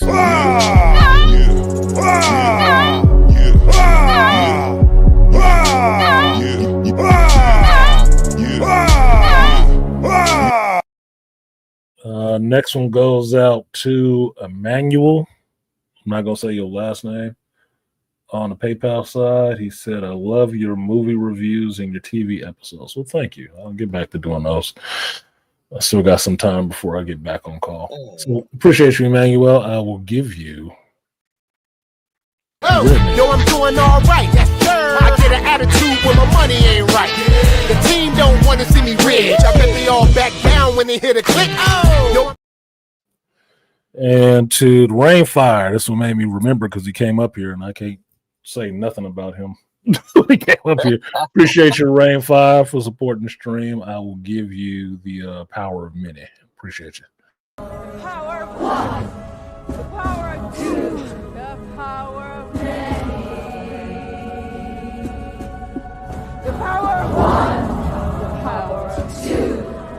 power of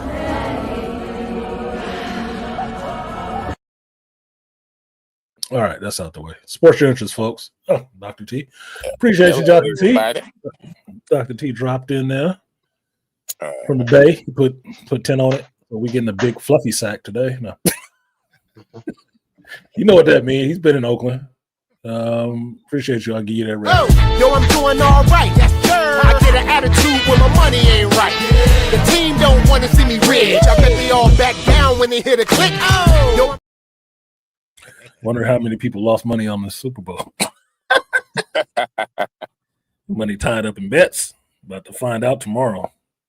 And everybody sitting there sad faced at work or something. I'm gonna ask them how much they lost.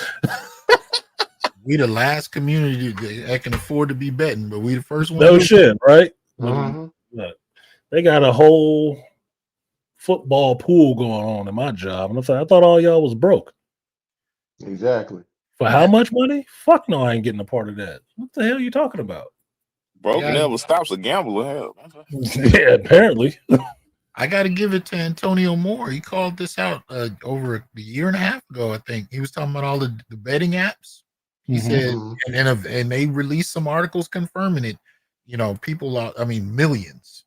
Yes. Millions. What I saw when I was watching WWE is on Netflix now, right? So I was watching that first live event from Netflix, the new Netflix deal. What is the biggest major advertisement they have? A freaking betting app. Mm-hmm. I'm like, what? Is that legal now? That's just okay now? We just advertise it now? Yeah. Holy cow. Oh, it's never been easier. You just do this. I'm like, it's kids watching this. Why are you explaining this to people? I read an article how they break it down too. They make sure you win a little bit early on, get the appetite wet. That's it. That's it. Gambling, boy. Psychology at work. And they do that. Psychology at work. Mm-hmm. As long as they got a record and they can tax it. One at a time. Go ahead, Rainfire. No, I just say as long as they have a record and they can tax it, they all for it. It's the under the table gambling they don't like. Yeah. Shit. They're trying to gain some money any kind of way they can. Yep. Apparently.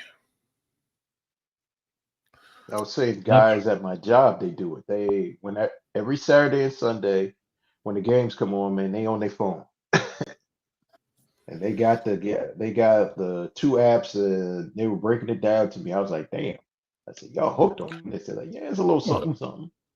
I haven't even bothered calling my brother today. My brother is a Chiefs fan. He don't live that far from me now. I know he's at home watching the game because he told me Thursday he was at home going to be watching the Super Bowl. I ain't asked him how much he bet because my brother has that kind of luck where he will win betting. He will win gambling. I don't have that kind of luck. My brother does. Yep. Like he can do it successfully. So I haven't even asked him yet about what was shaking out on this. I have to ask him tomorrow to find out. But some people do, some people don't. I cannot. That's not where my luck lies. It's not in that. So I don't test fate. I mean, I'm a working man. I'm sorry. I don't have time to be fucking off money like that. I watch movies where people gamble large sums of money and my fucking heart hurts. Like, oh, God, I feel him dying inside. Oh, yeah. Like that Mark Wahlberg, the gambler, that was traumatic for me. That was traumatic. It was a good movie, but that shit was traumatic for me watching that movie. I'm serious. I felt it. It's like, oh no. Dude, that's your whole future. What the hell? What is wrong with you? No. Could never afford to lose that much money. I haven't seen that. That sounds like I need to watch it. You need to watch it. Yeah. It's one of his best movies. Hold on. Slow down. It has Brie Larson in it, so you might be surprised. It's actually a decent role. Wow. You'd be surprised. If that'll make you want to watch it, it's like you want to see her in a decent role. Like, okay. Yeah. You know what was a great? It was he has two scenes where he's talking to John Goodman. Don't spoil the movie. I'm just going to tell you that. And the interaction between those two is very powerful and very good. Okay. the second interaction when he's with John Goodman, you really see how the way Mark Wahlberg's character is really going into degeneracy. So yeah, Quiet as Kept is kind of one of Mark Wahlberg's best flicks, man. Okay. Because he plays this very vulnerable guy, this very smart guy, but you can see how the way addiction totally takes control of who he is. All right, I'll definitely check it because I liked him in Father Stew. How was that? That was pretty good. Oh yeah, oh yeah. Okay. Mark has actually become a very good actor over the years. Yes. And Father Stew was damn good. And it's one of those movies that I didn't expect to be. I didn't think I was going to like it at all.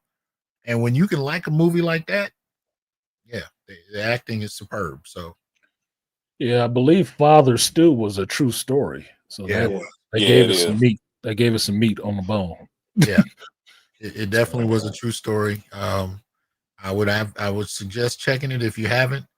But yeah, it's real. But I'll definitely check out The Gambler. I ran across a clip, but I never watched the whole thing. So Yeah. I will There's a classic rant. There's a classic moment in that, like Mike was talking about with John Goodman, where John Goodman is explaining money to him, and Mark Wahlberg's character is coming to get a loan from this loan shark, and that's who John Goodman is. And John Goodman is giving him every reason why he shouldn't get this loan from him. Because he knows him. He's telling him why he shouldn't do it. See if I could find it real quick. But y'all go ahead. I'll find it real quick. No, that's the clip I saw, but I hadn't seen the rest of the film for any context. Right. But I only got so much, but I kind of figured that's like a drug dealer trying to get you to not buy from him. And if a drug dealer is trying to get you not buy from him, you got a problem. Yeah. No, he understands you got a problem too. Yeah, I mean, Richard Pryor talked about that. He had some drug dealers that begged him not to buy from them anymore. Right. Don't do this no more, Rich. You like your comedy, bro. I mean, they go sell it to you at a certain point, but they really don't want to. Okay, this is the trailer for The Gamble. Hold on one second. With this bank since my father-in-law started it. Are you a relation? This is my son. No, that you can't see the uncanny resemblance, so you're implying she's under duress. And what I want is $260,000 in cash. Is everything okay? When someone needs that amount of money in cash, nothing's okay. Birth, education, intelligence. Just do it. 21. Talent. Again. Looks. Player wins. I've seen you be $500,000 up. I've been up $2.5 million. You got me feeling lucky. I'm putting everything on black. Red's been coming up all night. You want me to pay you now? Maybe I enjoyed watching the show. 19 red. What's wrong with you? You got brain damage? Rough way to start the week. Will you take away nothing else from my class? Desiring a thing cannot make you have it. I want to go to a restaurant. I need you to leave. Because I've seen you in your other life? You owe money. 2 places you shouldn't. Why do you want door number 3? It's the only way I'll get out. I've said goodbye before to people I love. And whatever did happen to Dad. Let's just deal with this as gentlemen who understand each other, please. No. I need for us to treat each other like we're not gentlemen and that we're very, very stupid. What'll they do to you if you don't pay? Break every bone in my body. How am I going to get my money, Jim? I look like a magician. You must have thought you was magic occasionally. If I have to pull you into an inappropriate relationship to get you out of your job, I'm ready to go. So am I.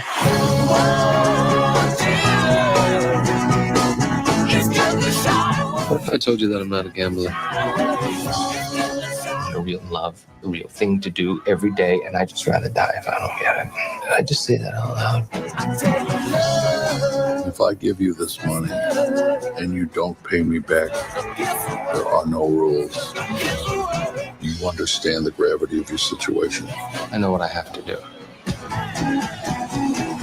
All or nothing, all the money down.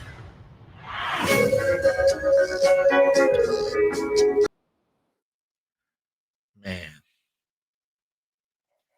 Yeah, I forgot that part too, that he's a professor. That reminds me of that Kevin Spacey movie about the professor who's a gambler and got his students gambling with him. Mm-hmm. And the other thing, and maybe I might be crazy, but Artisan can tell me, Jessica Lange in the 1970s, tell me she wasn't fly.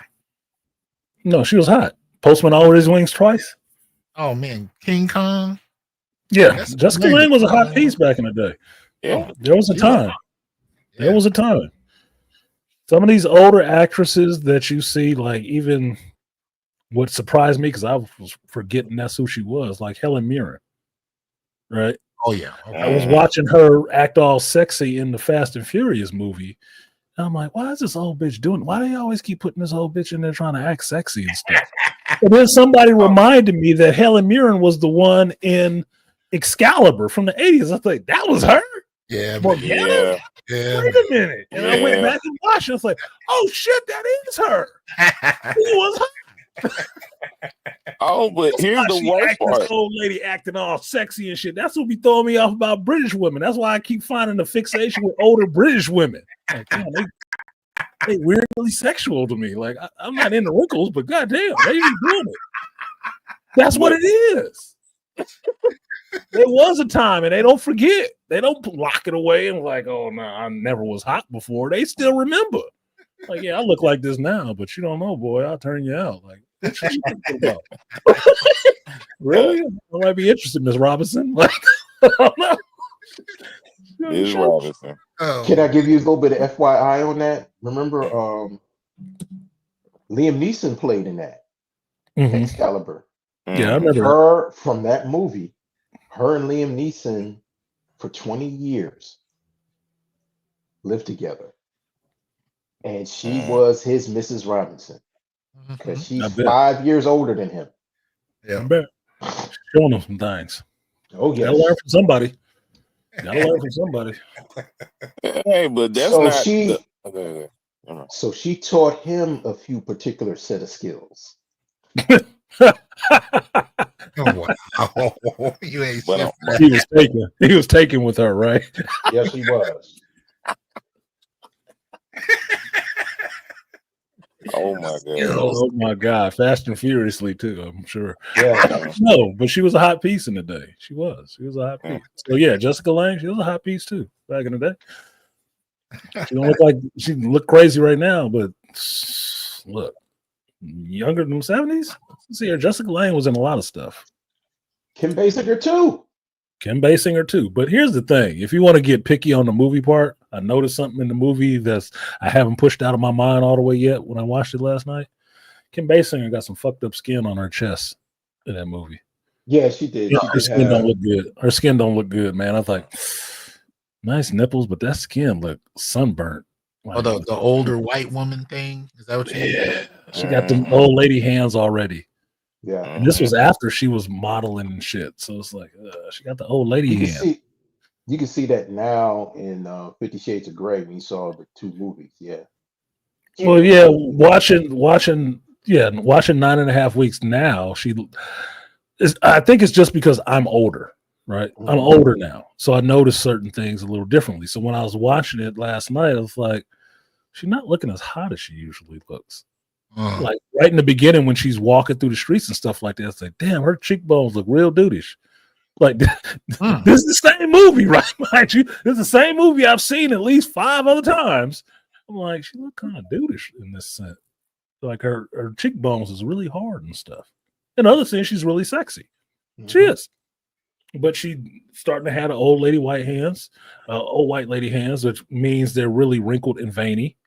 And then the skin right here, it's leathery. Leathery. Got some spots like she's been suntanning too much. And her legs, her calves and stuff like that, is a little soft, a little wrinkly. You're like, oh, whatever. It was the time. It was the 80s. How old was she in the 80s, nigga? Come on.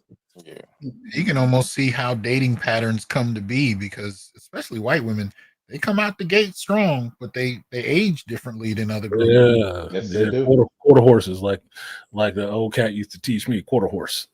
Yeah, man. They secure that marriage early, boy. They have to, because that shit's gonna start falling off at a point. And I think about that when I see a lot of married couples now, right? I see a lot of married couples every day, right? So I'm seeing them young, 30s and stuff, hot, cute, idyllic, and stuff like that. And it's cute, right? And then I see some of them that are older, been together a while. Right.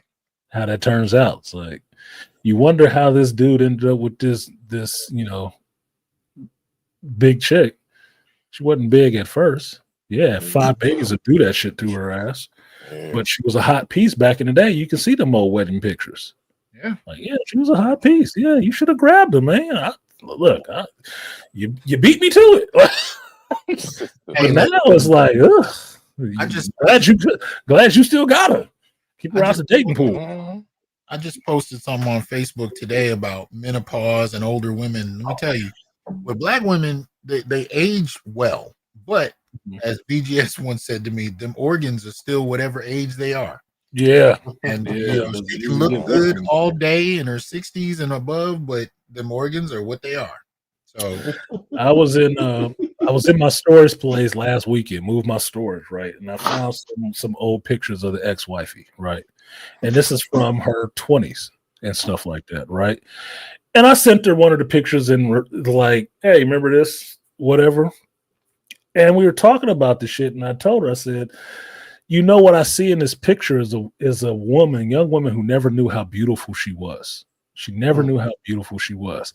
And her response to me was, I still don't feel that beautiful now. I'm like, get the fuck out of here. Really? She's like, no. I was like, I don't know. Maybe I'm crazy. Menopause does crazy things to women. I said, does it do that shit to you? Is that what it does?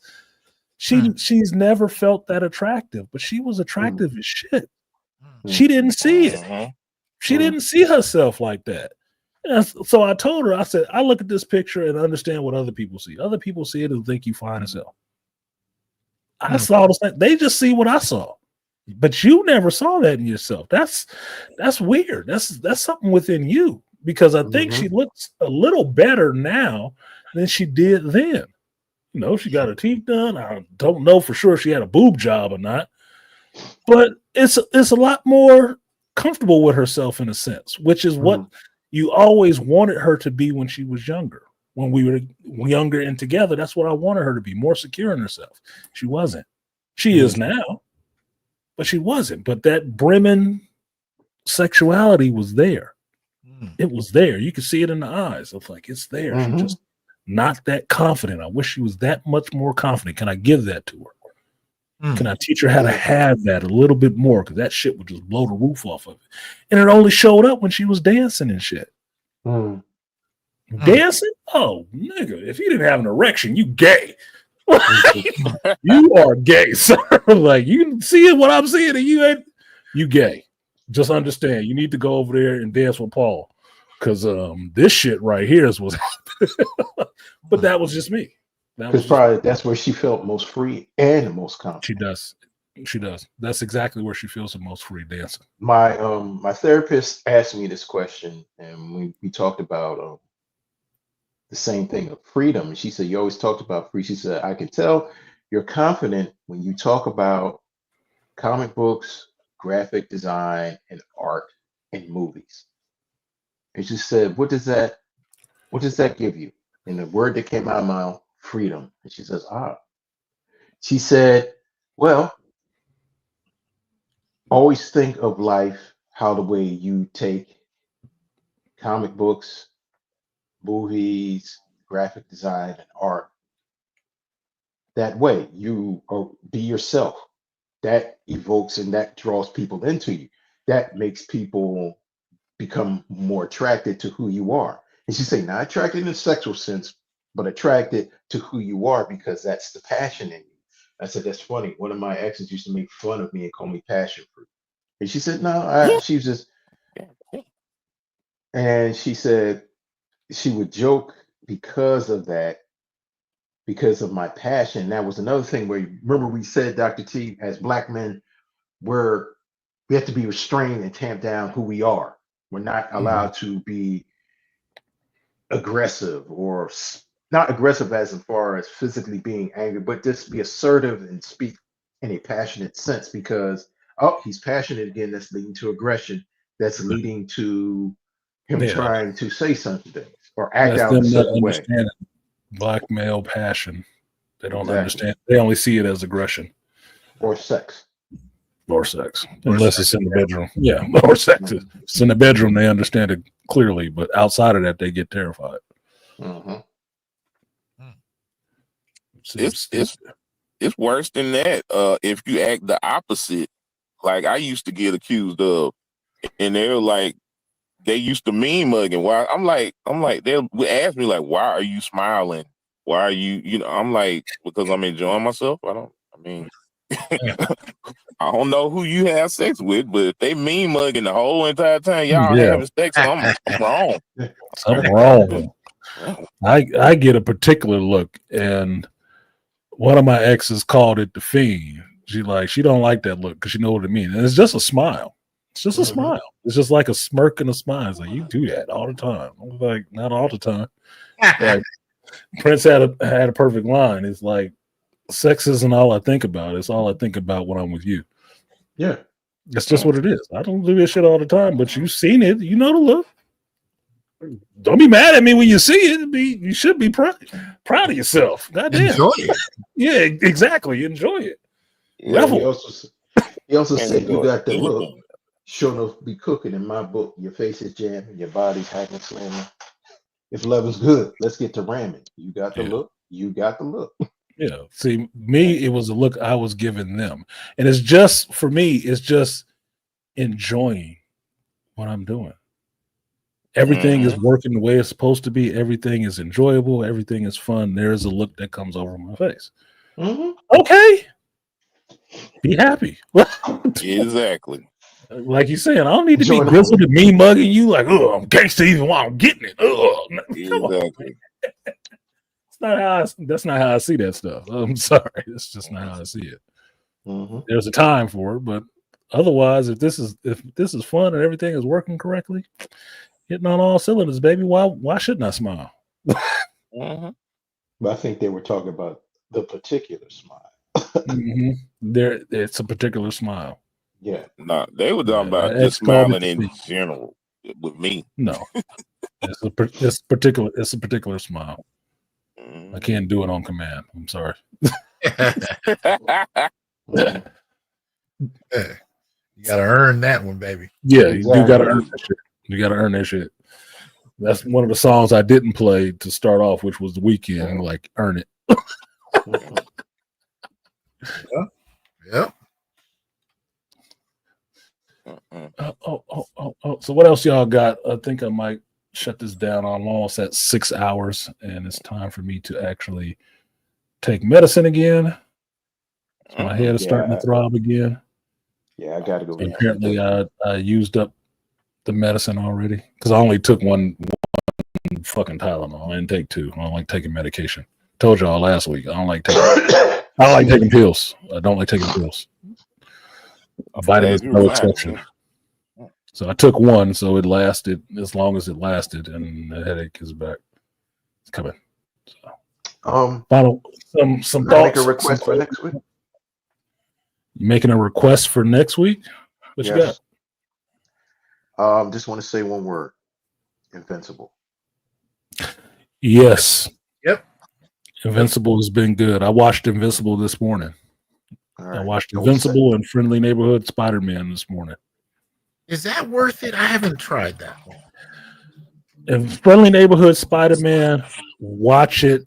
If you know Spider-Man lore and stuff like that and characters, it can be fun.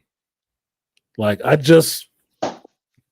the football character, right? Who's smart and everything else. I couldn't remember why his name was sticking with me for some reason, and I couldn't place what that name was. And then I looked it up. I just had to finally break down. Like, what the?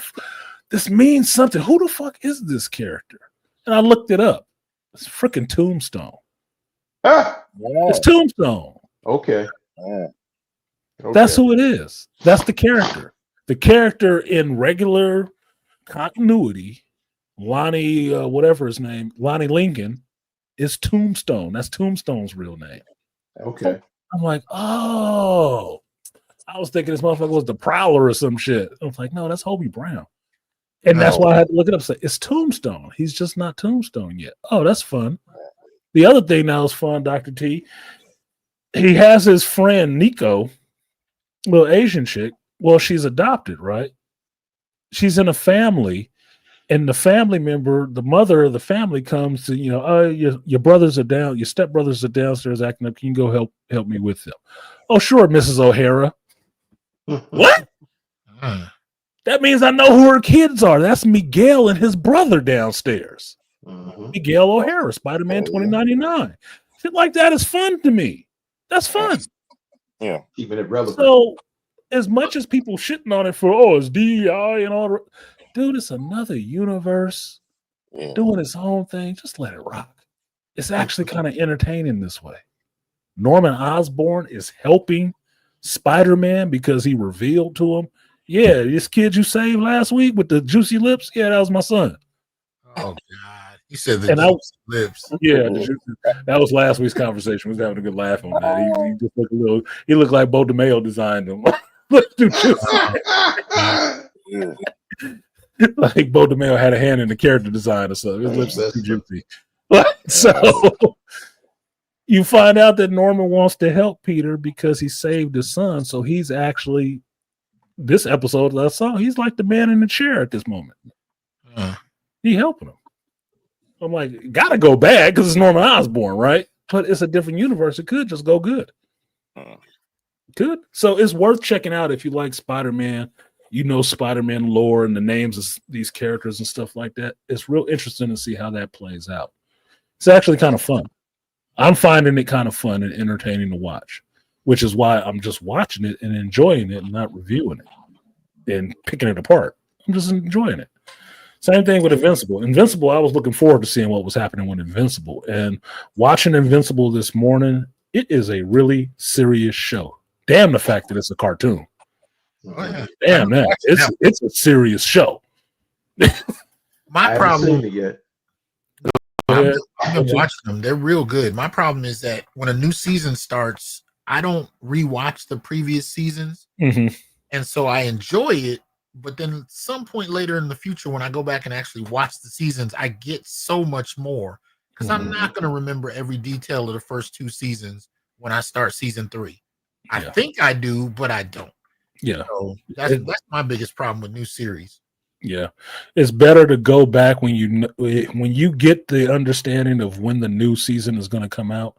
It's better to go back and watch the old season. So when the new season start, everything is fresh in your mind because we get inundated so fast with content nowadays, especially if you're in a position like me or you, where we review this shit. We might actually watch all of it all year, reviewing it back to back to back to back to back to back. You might have forgotten a lot because you're getting so inundated with material so fast. Yeah. So it helps to get a refresher if you don't have, the comic book training of, man, I remember what happened in 12 different books every month. Right. You gotta refresh yourself. You got other things going on. You actually teach classes and stuff. Come on, man. Yeah. Give yourself that out. Like, I just don't remember what happened. Let me go back and refresh my memory so I can enjoy this season that much more. It's a given. It's okay. We older, man. I'm forgetting simple shit nowadays. Like, it's okay. I remember this shitty ass show that I watched that I don't want to remember, but I'm forgetting the simple things.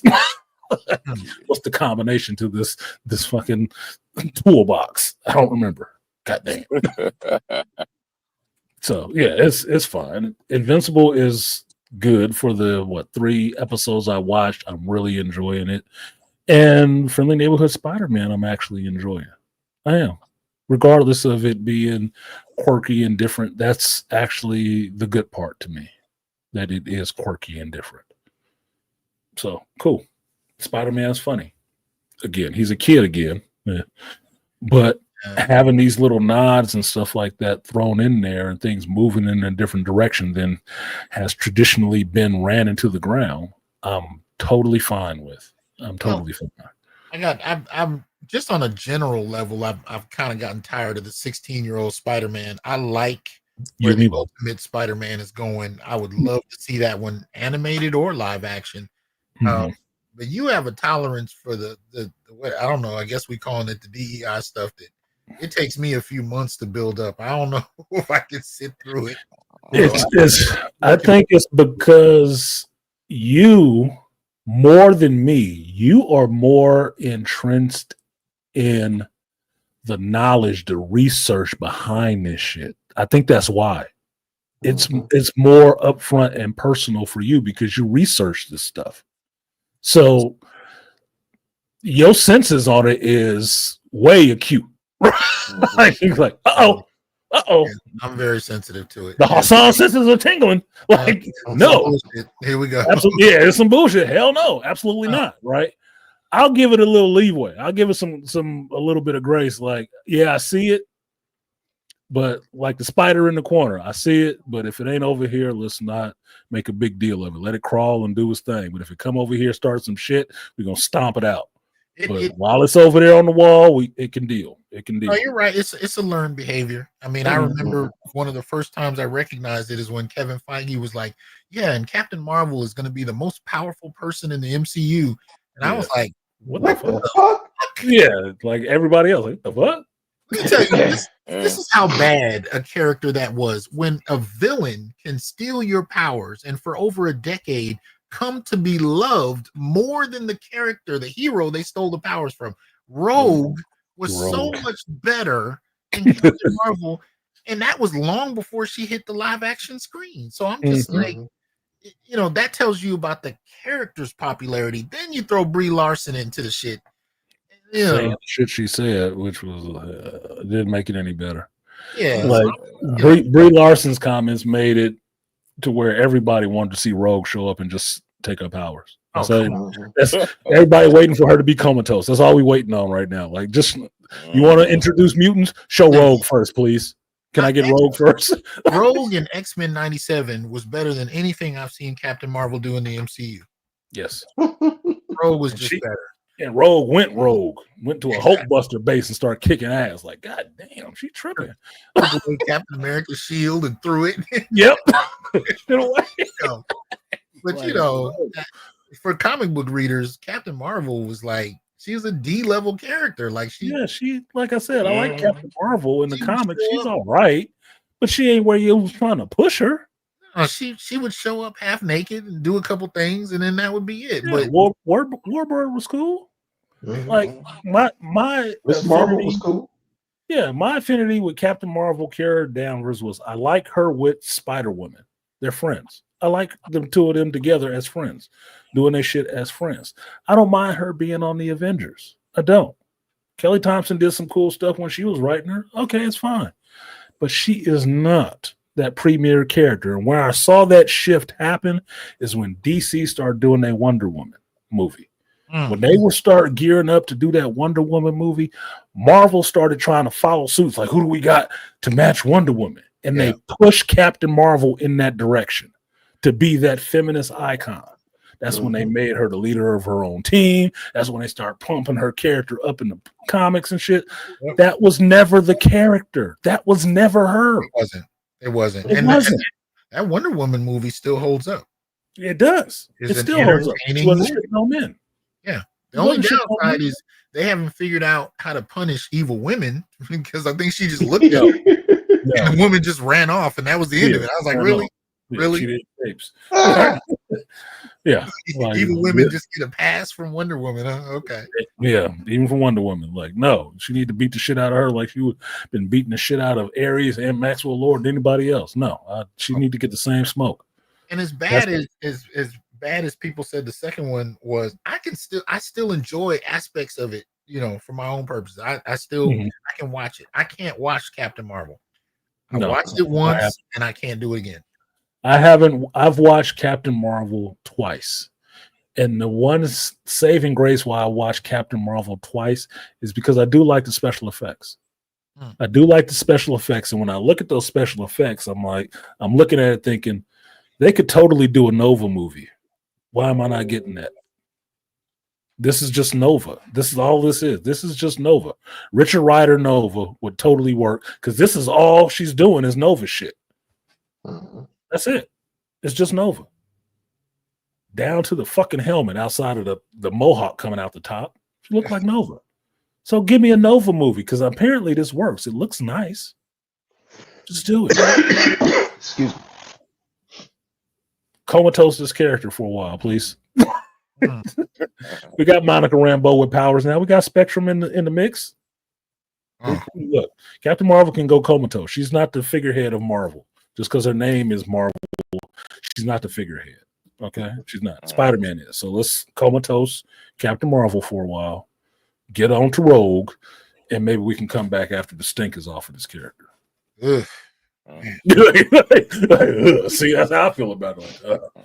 Please don't tell me she said something again. Did she talk again? Holy shit. I didn't even watch the Marvels. I can't do it. Nah, there's a particular jump I gotta see scene Black in the Lives Marvels. Matter.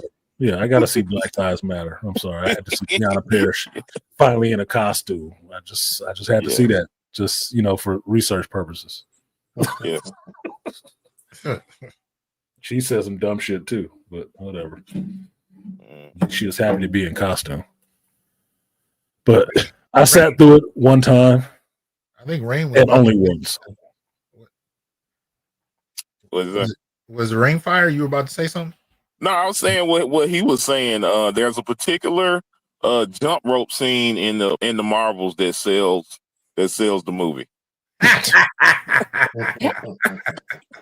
Y'all gonna make me sit through that whole damn movie waiting. Yes. Yeah. Just watch it once, Dr. T. I'm not saying you'll like it. I'm not saying you got to watch it anytime after that. But like my kids eating something that they never tried before, just try it once. If you don't like it, you don't have to go back to it. Oh man! And I will never ask you to watch it again. But watch it one time because Tiana Parrish. No, she's fine. Don't get it. Yeah, she's fine. Yeah. And the woman they want to play Storm now, which is I think she was in the last Jurassic Park movie. Yeah, that's it. She's gorgeous. She's gorgeous. She got some ways though that I'm not totally involved in. I mean, I like the last Storm. They could have brought her back because she was working for me. What are you talking about? That sister was working for me. No, but do you know who the woke community trying to get to play Storm? Oh yeah, the witch from damn Wicked. Wicked, yep. Cynthia Erivo. Oh Lord, they're trying the woke community trying to push her. I was like, if y'all, I will boycott that movie. So Cynthia Erivo is not that damn cute to me. No, she's not. She's a hell of an actor. She's a hell of a singer. She's not that damn cute to me. No. Storm needs to be, and this might be just the male gaze speaking, but Storm needs to be attractive. Yes. Universally attractive. Yes. Yep. Yes. She needs to be. She's revered as a goddess. Just because you want to call black women queens and shit, don't mean every black woman is a queen. Yeah, everyone don't need to fit in that role. Because if all of them is queens, who are the subjects? Well, us. No. Yeah, us, more or less. Yep. Thanks for answering the question, Dr. D. No. All of them ain't queens. We're the princesses. Cynthia Erivo is good at these other roles. I would never want her to be Storm. I would take Angela Bassett right now as Storm more than I would take Cynthia Erivo. Hey man, Angela's still fine. I'm sorry. Hell yeah, Angela Bassett been my Storm forever. They gave it to Halle Berry back in the day, but I was looking at Angela Bassett. I was looking at Angela Bassett. Like, why didn't you give it to Angela? She got the lips and everything. That would be my goddess. She has that stately, kind of bearing anyway, the way she carries herself. I'm like, yes. Yes. Look, you can't tell me watching the first Black Panther movie when you saw Ramona standing up there with white hair, you was like, that's Storm, man. What the fuck you doing? That's Storm. I said Storm. Come on. That's Storm. That ain't Ramona. That's Storm, man. Just call her. Give it a roll. Yep. And then killed her off. I was so pissed off. Yeah. No. Multiverse, you can come back. Yeah, she could come back as a Storm in the multiverse. So hey, an older Storm. Hey. I take that, man. She can come back in what? Or the black costume. This is where when you have like people wanting Revo to be Storm, it's like no. There are fine lines. There are certain women. Not everybody can be everybody. She was created to be this very attractive, alluring woman. Like you said, Yeah, yeah, I she's a completely model. agree. Storm is damn near 6 feet tall. She's 5'11". You know, they wanted Iman to play her back in the day. And I'd have been like, yeah, I could sing that. But you know, when you're seeing Storm, come on, she's next to a guy that's a king.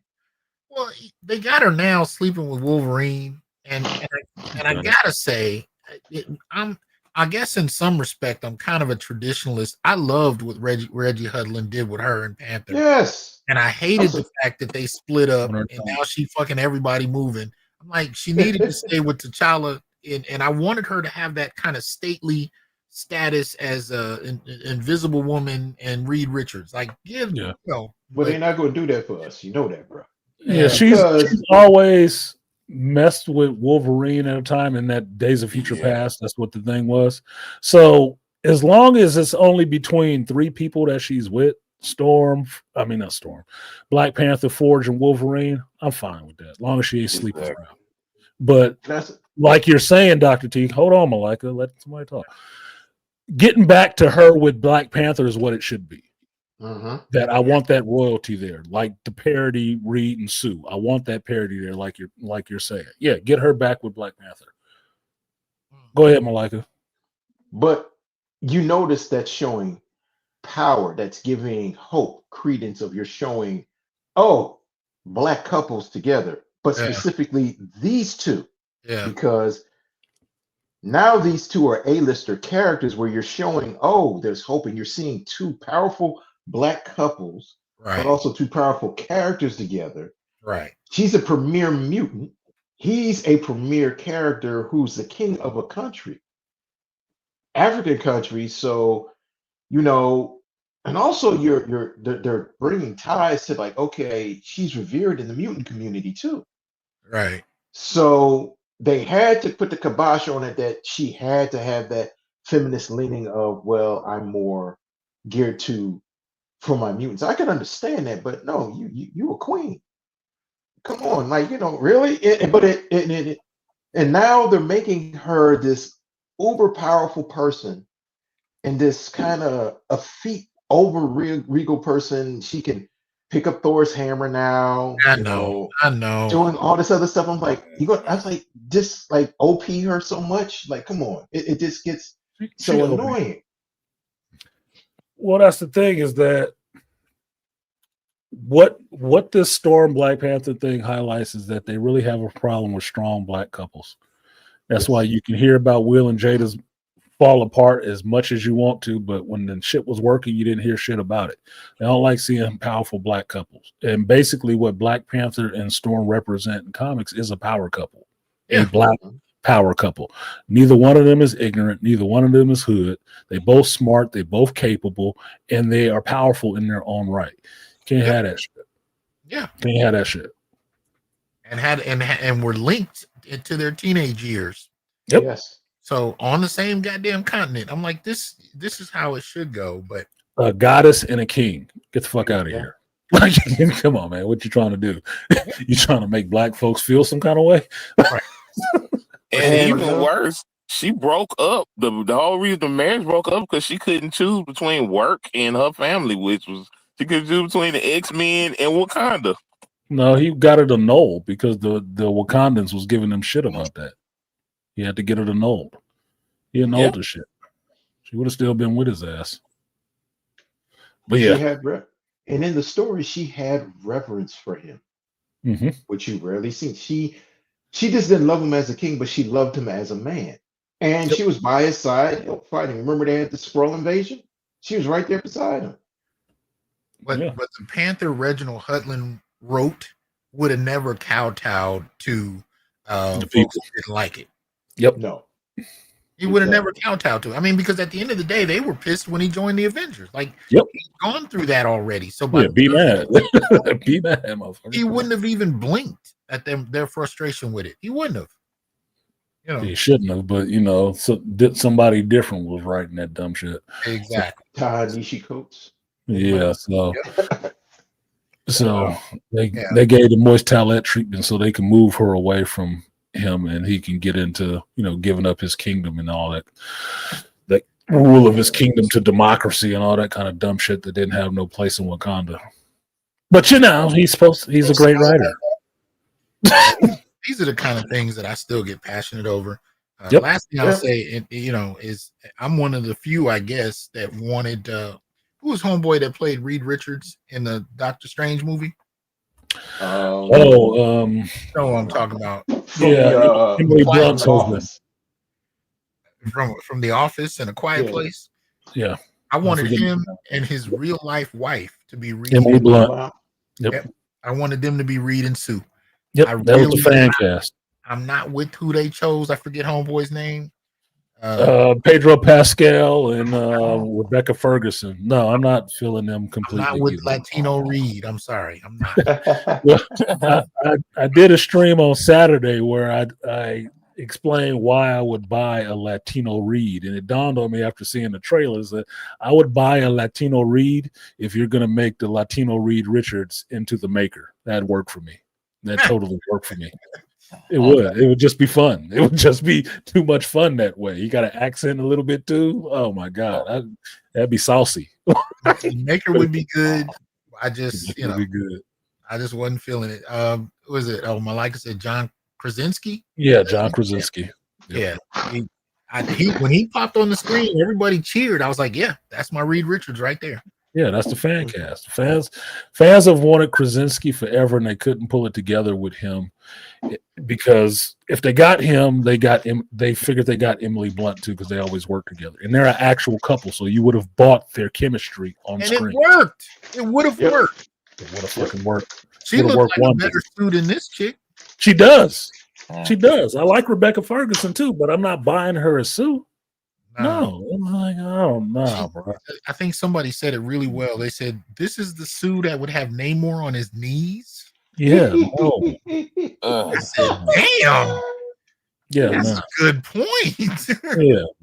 Or have Black Panther trying to pop at her. You see that? Yeah, no. You see that? I could buy Emily Blunt doing that sooner. I could buy Emily Blunt for some reason, but yeah, I can see Emily Blunt like looking at Chadwick Boseman and be like, "Hey, okay." No, it's not. It's not Rebecca Ferguson. What's this chick's name? It's I'm saying the wrong name. It's not Rebecca Ferguson. She was in Napoleon. I don't know who she is. Oh, fucking hell, dude! This is what age does to y'all. I mean, Johnny is pretty bland, so I didn't care. I mean, as long as he can act, I think he could probably. Vanessa Kirby. Vanessa Kirby. Okay. But I'm saying Johnny was cool. The only problem I had with Ben is they didn't get his voice right. Yeah, he's got to have a little. He got gravel. He got to have a little bit of gravelliness. He wasn't, he wasn't gravelly. But short of that, I was okay with the half of it. It's just, Reed and Sue. Yeah, okay. Look, whether I like it or not, this is what the hell we getting. So I was like, yeah, but this has been the problem with the MCU. Since damn near Tony Stark, we're looking at them like, why in the hell did y'all hire him or her for that role? Like, what are y'all doing? Yeah, for me, I've been thinking it's been since Captain Marvel. Even though I was out front fine with Brie Larson and giving her a chance, she proved to be a problem with this shit. And since then, it's been questionable moves after questionable moves with some of this shit. I like the casting of Jonathan Majors, even though I question why you put a black man to be Kang when I know this dude is supposed to be evil. I question the High Evolutionary being a black dude when I know the kind of shit the High Evolutionary got up to. It's like, why does a black dude have to be here? Some of these females have been the same way. Like, I like Tatiana Maslany till she plays She-Hulk, and then she started opening her fucking mouth, saying some goofy shit. It's like, look, you and Brie need to shut the fuck up for me, okay? Y'all fucking it up for me. I got egg on my face. Look like the old Tom and Jerry picture. Like, what the fuck? Y'all killing it for me. So some of these things have been questionable, but I just want to see the characters represented well. I don't give a shit about the actor. I just want to see the characters represented well. And they have not been being good stewards of that shit for their own characters, which is amazing. Like, you fucking up fucking it up yourself. You could have gave it to some of these other companies that was doing it in the 80s and 90s. If that's what you want to do with it, they were doing that fine. I'm at the point where I don't care about nothing except for the Miles Morales animated film, the last one. Yeah. Do not fuck that up. That has been the best thing I've seen come out of Marvel as far as television and film in the last 50 years. Yep. They're going to have a tough act to follow with number 2 with Across the Spider-Verse. That's a tough act to follow. Number 1 and 2 are damn near flawless. So they just need this third piece to fit in there like Jenga, and you got it. No, that's serious. That's real work. Because that's why they put it off. Remember, that movie was supposed to come out last year. Yeah. Put it off. Yeah. They put it off. So hopefully, but I didn't know why Sony is not monkeying around in there as much as I think they probably would be. Well, why did they put it off? It might have been the strike and some production shit, but I don't know for certain. I can't say for certain, but that's what I'm thinking it was, based on what was happening around the time that thing was supposed to be coming out, what was happening before then. Like, so maybe they went back to formula, maybe they didn't like what was happening. It just needs to be good. I wasn't making these expectations on them for the first one or the second one, but where you left the second one, you have to follow up strong. You have to stick the landing on this. And I don't like putting pressure on people like that. I just want to accept the work for what the work is, but you left some shoes to fill, for real. And you talk about taking a brother on emotional heights from anger to eyes welling up. I'm like, this shit is so well done. So if y'all cannot drop the ball on this last one, you can't. And that's why I think doing these comic book movies and stuff like that, they do better when they don't have all this scrutiny on them. They do a lot better when they don't have all the scrutiny, all the spoilers, all the snoopers, and all that shit. They do a lot better that way, because soon as they see you making money at this shit, it's too many extra chefs in the kitchen. Yeah, of course. Trying to determine what it needs to be when they weren't responsible for what it was. It's like, no, get the hell out of there. Let them work, man. Let them cook. Whatever they doing in that kitchen is coming out right. Let them finish the meal. Don't get in there and try to start monkeying around. We need to introduce this, and we got this next thing coming up. And shut the fuck up. Get out the process. All I'm saying is when you see Miles up against all of the Spider-Men, and he's the only brother there, and they are all fighting to keep him out. You know what? I teared up. I'm not bullshitting you. I teared up because, and I couldn't figure out why. And when I figured it out, I teared up some more because it reminded me of how many times I've seen brothers in spaces where we were not welcome. We had to fight uphill by ourselves. Only one. And I don't care where you've been. I don't care if it's blue collar work on a construction team or you're the only brother in your PhD class. We have almost all felt that shit. So when I saw him fighting everybody and outsmarting everybody by himself, and even his people turned on him. Right. I was like, oh, I'm in the theater teared up like, wow. Yeah. Wow. That's exactly what it is. Understanding those kind of odds, understanding those struggles. Yeah. I mean, I don't know too many brothers that ain't been left alone, where even they people left them hanging and they still had to overcome by themselves. And what was he telling them the whole time he was doing that? You're not seeing me for me. I'm Miles. I'm not all this other stuff. This is who I am. Like, that boy came of age. That boy came of age. Black men. Yeah, that boy came of age in that moment. He came of age. But Malika's right. It's the story of black men. Yeah. That's my heart teared up before I could even articulate why. But go ahead. When you said being left alone, like, Artisan knows this, and I've said this vaguely on Man's channel. When I got out of prison, I went back to school. I went and got my associate's degree, then I went and got my bachelor's degree. I started over with nothing. Nobody didn't help me. I mean, I had mentors that helped me, but no family was there. Got my associate's degree. This is the first time Went back to school. Everything's changed. All my peers are old enough to be my children, and I graduated with honors. Um, I remember, my mom and my aunt came, but my best friend came. Everybody else was saying that they were happy. When I got my bachelor's degree, this is when we were in lockdown, and I had to do the graduation via, from the computer. Everything that I'd done, everything was cool. Family, friends, everybody was saying, "I'm proud of you." People were saying, "Wow, you turned your life around." 12 years ago, you were in a cell, but you turned your life around. The one person never said they were not proud of me, and they said, "I'm proud of you." Everything was my mom, and that hurt. But then something said to me, it was like, "You don't need her approval anymore. You've proven to yourself that you don't need anybody's approval." And realizing how when we would talk artists and other things that we were going through the situation of dealing with the store and just things that you were doing through, like people didn't understand. I was struggling at that one time in my junior year. I ran out of all of my financial aid, and they were like, "Well, you need to come up with X amount of money in order for you to graduate." And I was going to commit suicide. I was going to jump off a 13-story balcony, and I thought everything came down. But Angry Man's voice and BGS's voice popped in my head and said, "No." And I wind up calling a friend, and he told me, "Say, you better cut your pride and go and talk to your department head and see if they can help you out." And that woman helped me out. But it was a thing like, whereas black men, nobody hears our pain and hears our cry. And I kept thinking I was in prison and no one's there. I'm struggling. It's hardship.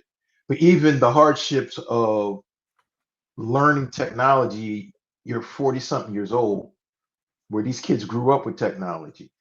Um, Struggling trying to keep the heat on, to keep the lights on. You don't have anything. You don't have that much food, but all I had was this thing. But like how you said, I'm pushing through. I'm working 10 times as hard as everybody else, where some of these kids are just, well, I'm going to get a job when I get out. I know that. I just have to graduate. Where I'm trying to figure and think, like, how am I going to get out of here? How am I going to react in a world that has changed, but also have this dark cloud of being a former convict over my head?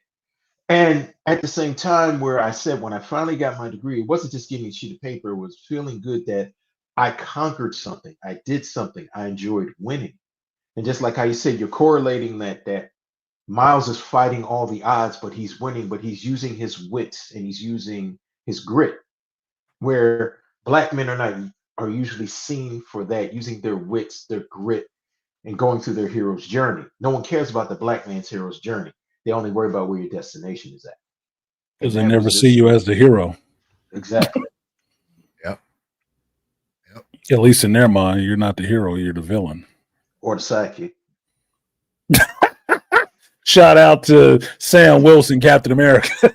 Yeah. God damn.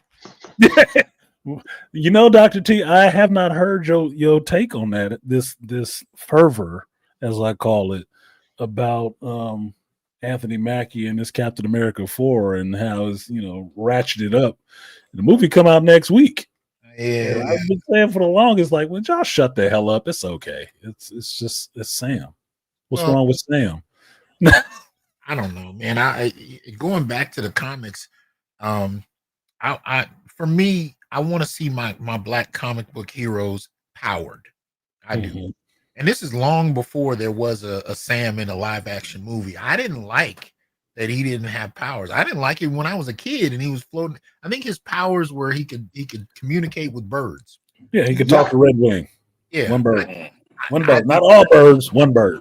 I didn't like that shit. I never liked that shit. And even though I think it's creative what they did with the wings and even the little red wing thing, I thought that was creative. I wanted to see my Sam with power. Now, one thing I love is that they brought in the older brother, Isaiah Bradley. And the show they did where they brought him in, I was so happy because I love that comic. I love that character. I'm glad they didn't make him, a mute child the way he ended up in the comic. And the actor who's playing him, who played Mantis. Carl Lindley. Oh man, please. That was an excellent choice. I hope they do well in this movie as far as he's concerned. But my problem with Sam is I wanted Sam with power. And personally, I don't see how you take them punches from a Hulk, and your body isn't crushed. I mean, I wanted to see Sam with power, and he turned it down. I don't particularly like the direction of where they're taking the writing. I don't know what's going to happen in the film, but I've been on that tip since the comics. I want my black heroes in power. Oh, just to give Sam a little bit of a break. Vibranium dissipates impacts. Even though it doesn't say anything necessarily about the force being enacted on the shield.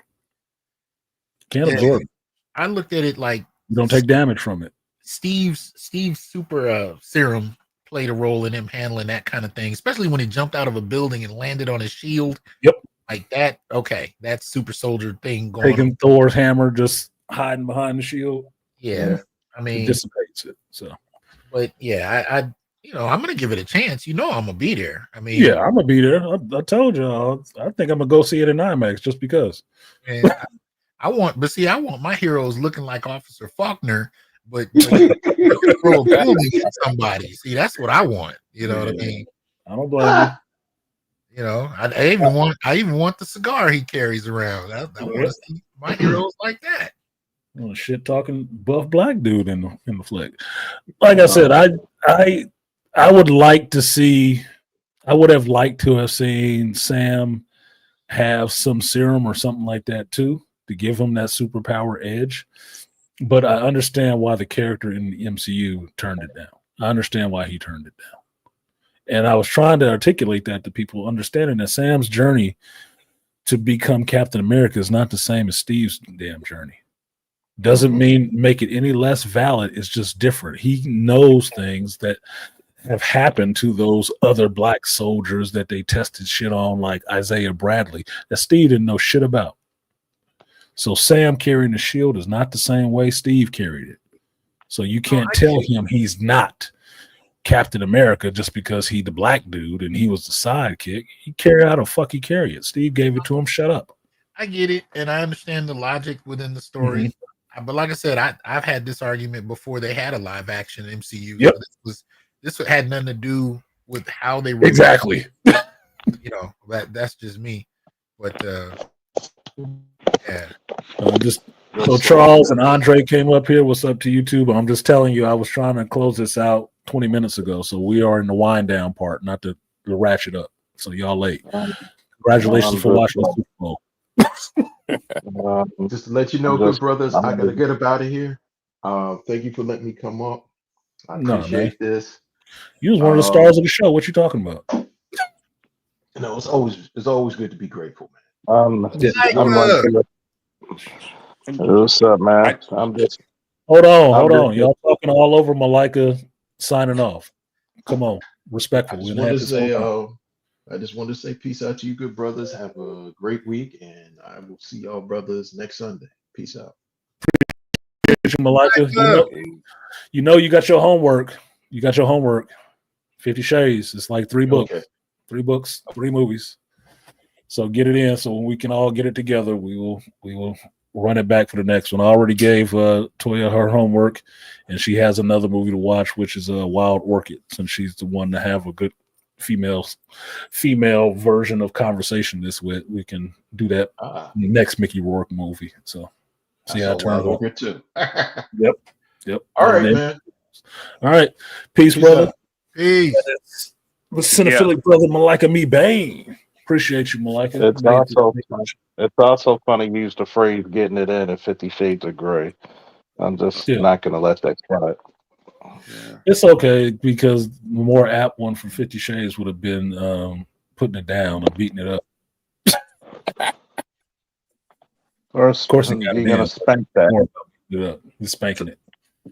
Yeah, I did not do my homework. That's why I came late. So my apologies. That's okay. We got off of that part of the show anyway. So Y'all got about a couple minutes.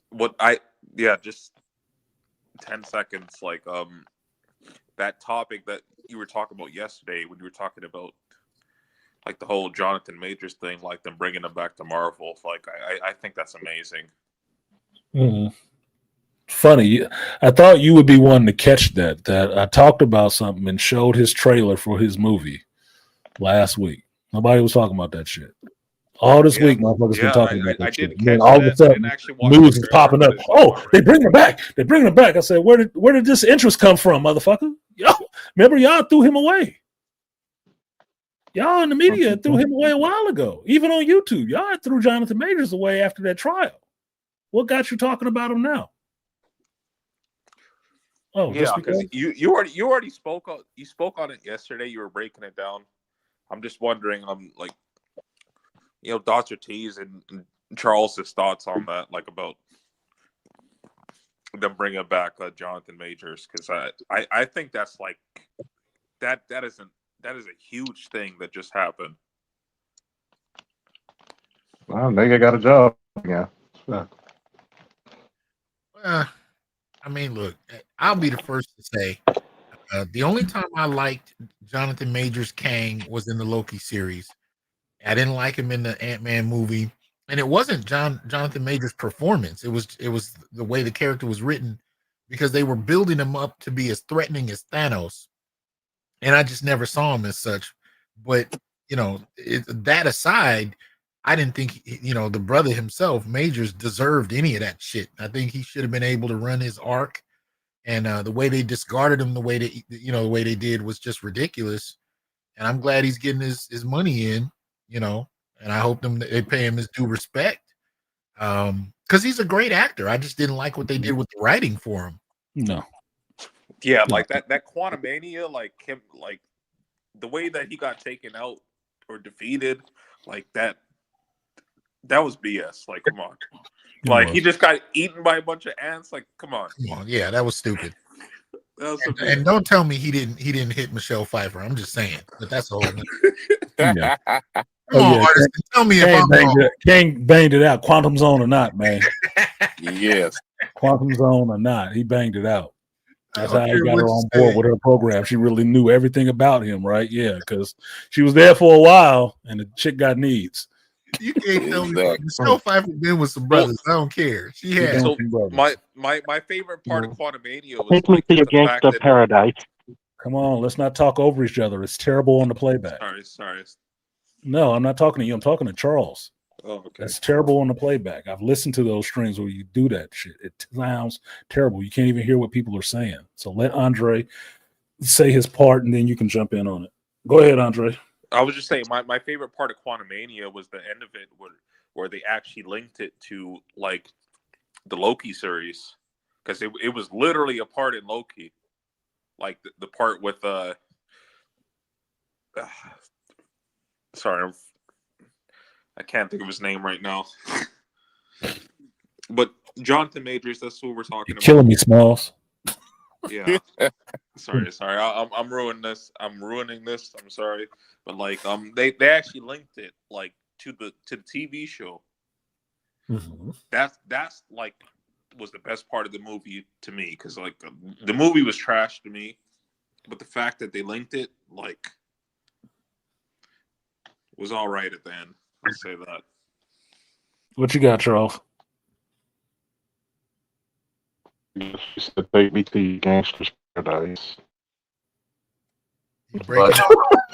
Lord. The Gangster Paradise. You think she hit Coolio? Yeah. Possibly. I wouldn't put it over none of the white actresses of Hollywood of the 90s. Oh, hell no. Oh, boy. Oh, boy. I woke up to some really, really bad news today. Really, really bad news. My boy Josh, he lost his mom this morning. And it was rough. But, it's up to him and his brother. But it's been on my mind a little bit. I haven't seen a lot of Marvel movies since Deadpool and Wolverine, so I'm like one of the worst people because I've been I've seen Love and Thunder, Multiverse of Madness, and Deadpool Wolverine. Everything else has been utterly disappointing to the point where I won't even go see it. And I'm the guy, people will be like, hey, you know this new movie? I said, I'm not even going to part my lips. So I'm happy that he got his job back. Nigga got a job again, but No, he hasn't got it back. There's just murmurs or rumors out there that Marvel is trying to bring him back. Yeah. And they better pay him. They better pay him like back child support. Yes, sir. Arrears. Pay him like he in arrears. Bring up the rears. Bring up the rears. You know, and I mean, arrears. You should have stuck by him, especially during the court. Because here's my thing: everybody's coming to the defense of this white woman, but they don't tell you all the part of the case where she was taking his credit card, partying with strangers, and coming back to the apartment or the hotel room drunk. Nobody trying to commit suicide. Yeah. Self deletion, threatening self deletion. I don't care what people date, but you got to know there should be a warning label when dating white chicks, like cigarettes and liquor. It was real nasty work because even if you look at the comments, like if you look at like the video of like him running away from the chick, there was like the ratio of people for him than against him is crazy. Nobody believes that this chick was in the right. No.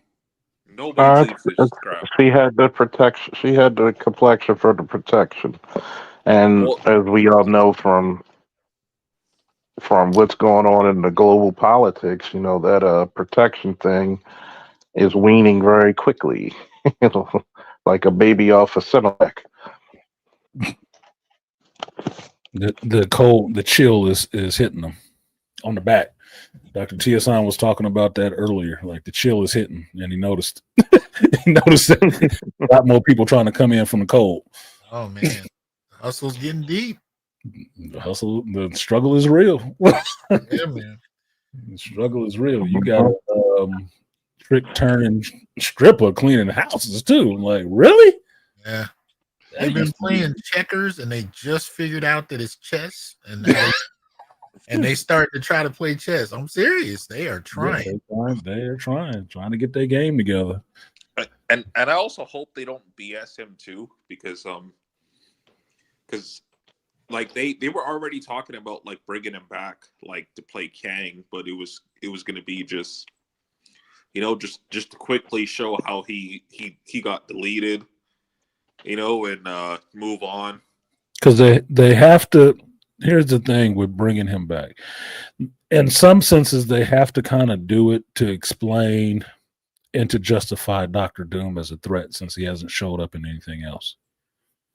And you have to have that. There's always been that Kang Dr. Doom fight. They have to have that to give the handoff, and that's all it would be. It would only bring him back to give a handoff, instead of trying to CG a character in or have something happen off screen, which would be really cheap for people.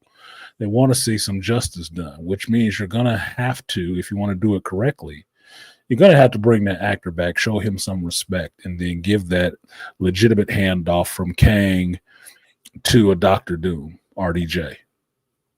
That's it. So we're only talking about one movie. You're only talking about one movie. You're not talking about two. You're talking about one movie. Just to make good and then, move away from all the rest of that stuff. Remember, folks, he's not a king. He's a Kang. Yeah, he's a Kang. This is where Marvel really underuses its assets because what's his name? Mads, the brother. I mean, the guy who played against Doctor Strange. Mads Mikkelsen. Yeah. Come on, man. He's got he's got Doom written all over him. Yeah. I would have took him as Doom if I wanted to keep recycling the same actors. Well, I mean, if you go RDJ, I mean, they went to RDJ, and we know why. They're trying to get their audience back, but yep, he doesn't strike me as a Doom. His performance may be cool. We'll see.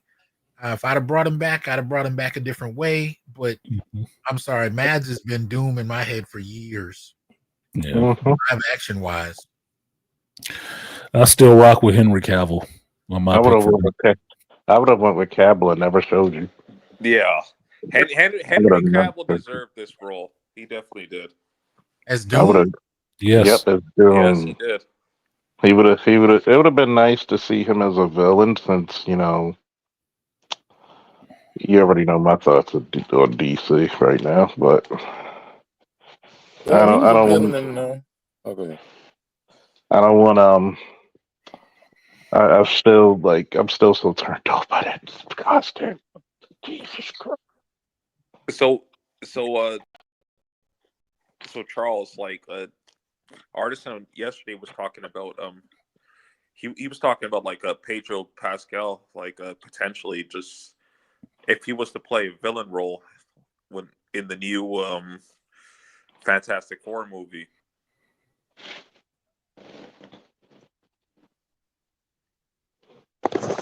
You don't need to recount it. He can watch the shit. Remember, I was winding down, and I okay, mentioned that already about Pedro playing the Maker.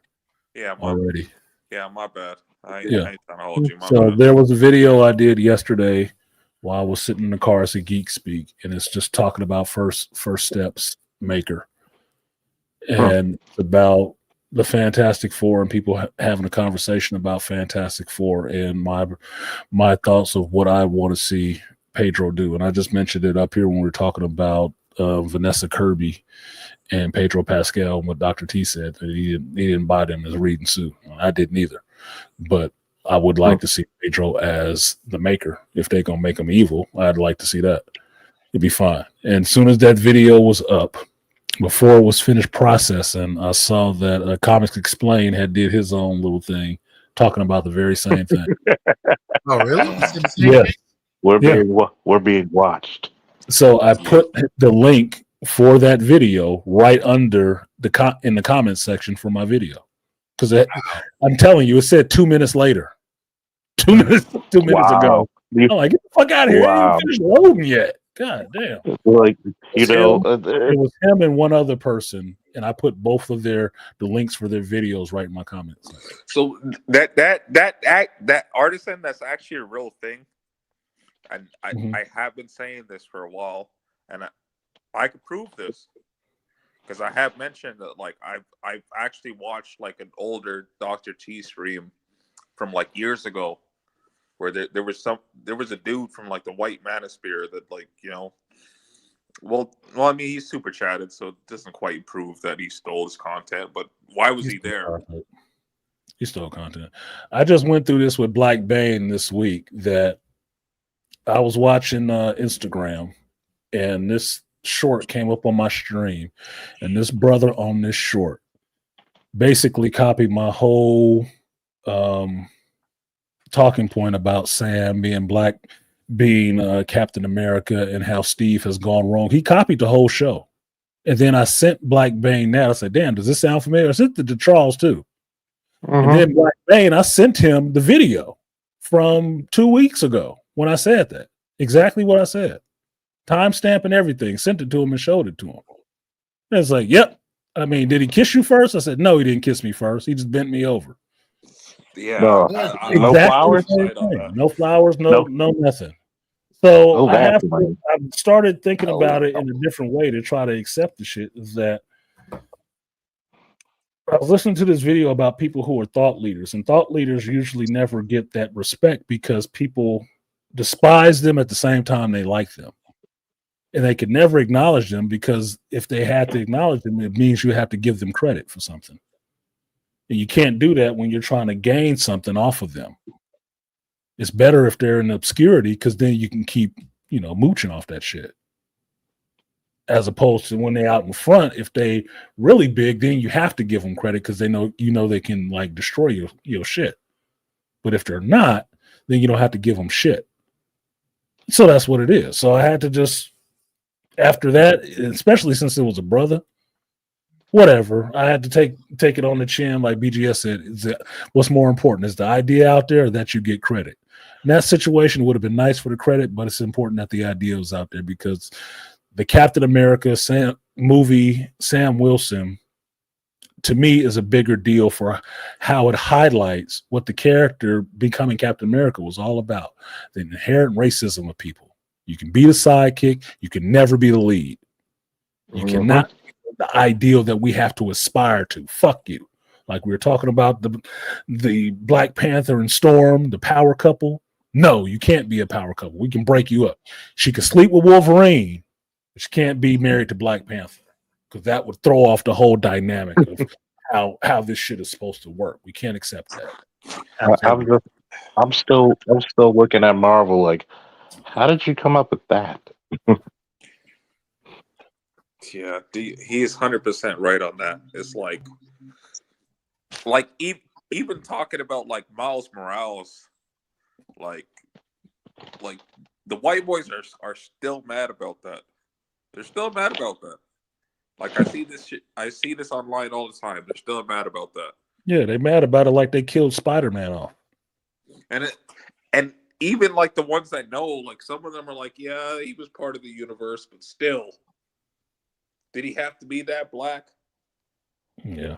Kind of stuff. To me, the arguments that they make about Sam Wilson not being Captain America, or always trying to put the modifier on it, Black Captain America, African American Captain America, all that dumb shit, is just highlighting that point.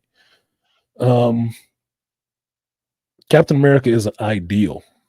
It's not just about a country. It started about a country. He ended up becoming bigger than the country that he was spawned from. He's still Captain America, but he services the world. If you missed that shit in Civil War and stuff like that, he's there for the world. He's an Avenger. He's not a Great Lakes Avenger. He's an Avenger of, the planet Earth. He represents planet Earth.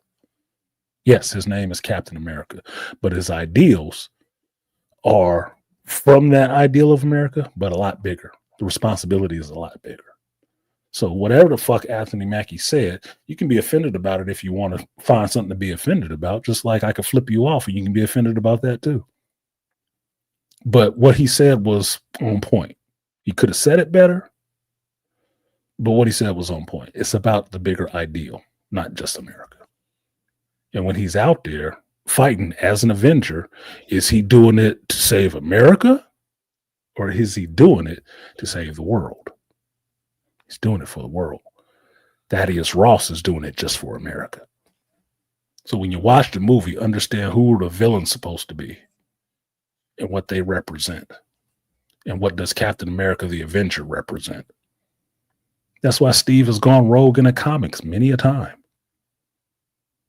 Because running up against politics and that shit is not necessarily what he does. He's looking at something bigger than just this. He did it in the MCU too. Yep, exactly. And that's what I pointed out.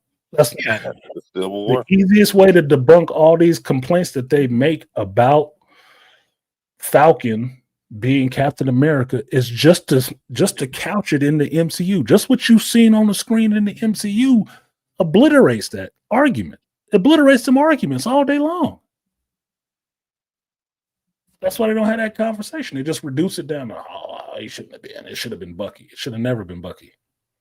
Not in the MCU. Not never.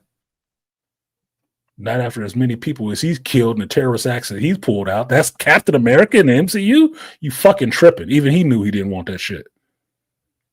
How many times did he give the shield back to Sam? So he's Cap. He's white. That's why he's Cap. He's white. Yeah. I'm definitely conflicted on this because I'm just like, I want it to be canonical, but at the same time, like I want it to be a black man. So, but it's not canonical. Because when you look at the MCU, you have to understand what you're looking at. You're looking at the Ultimate Universe, where it didn't happen the same way it did in the original 616. So Bucky was never going to be Captain America in this universe. Never. Matter of fact, Bucky was an old man. You could see it hinted at, like, oh, he's holding the shield and stuff like that, because you read the comics and you understand what a big deal that would have been. But it was never happening here. Never. And the fact that you can't release that shit and understand you're watching a different universe where things happen differently is a problem where a lot of you fucking geeks get tripped up. You don't understand what it is you're looking at and constantly trying to force it back in the square of this other shit. That's not where we are. That's not what it is. This is the ultimate version of these characters in the MCU. That's why you got a Black Nick Fury who never ran the Howling Commandos. I haven't heard a single person complain about the Black Nick Fury. Yeah, I have. I haven't heard anybody complain about the Black Nick Fury. All right, I gotta go, fellas. Yes, sir. I appreciate you. Let him go ahead. I said I appreciate you letting me up. I enjoyed the conversation. Y'all know I haven't been online in a minute. I'm trying to get my head in a space where I can produce, but this conversation was definitely needed. I appreciate that. I appreciate you coming up. I miss seeing you around, man. I know you was dealing with your own stuff. You had your son home too. I know. Look, internet can go away when my kid back. Not my best friend. Hell no. We got to go out. We got to do some shit. Well, yeah. But and maybe I'll you and I could wrap offline. But I'll just say this much. My show. I won't say my show did it. I saw Black men doing the things I created my show to help create. Yeah. If it makes any sense. So now I got to find out what else I have to say because brothers are finally speaking up, and it's not even a matter of whether or not I agree with everything. Mm-hmm. It's just, and this, we started doing this at a time when brothers were relatively quiet about a lot of stuff. Yep. In the last 2 years, I've seen brothers outspoken about things I never thought I would see them outspoken about. Exactly. A lot of stuff echoed from this space. Oh man, a lot of stuff echoed from this space. So even up to the president. Yes.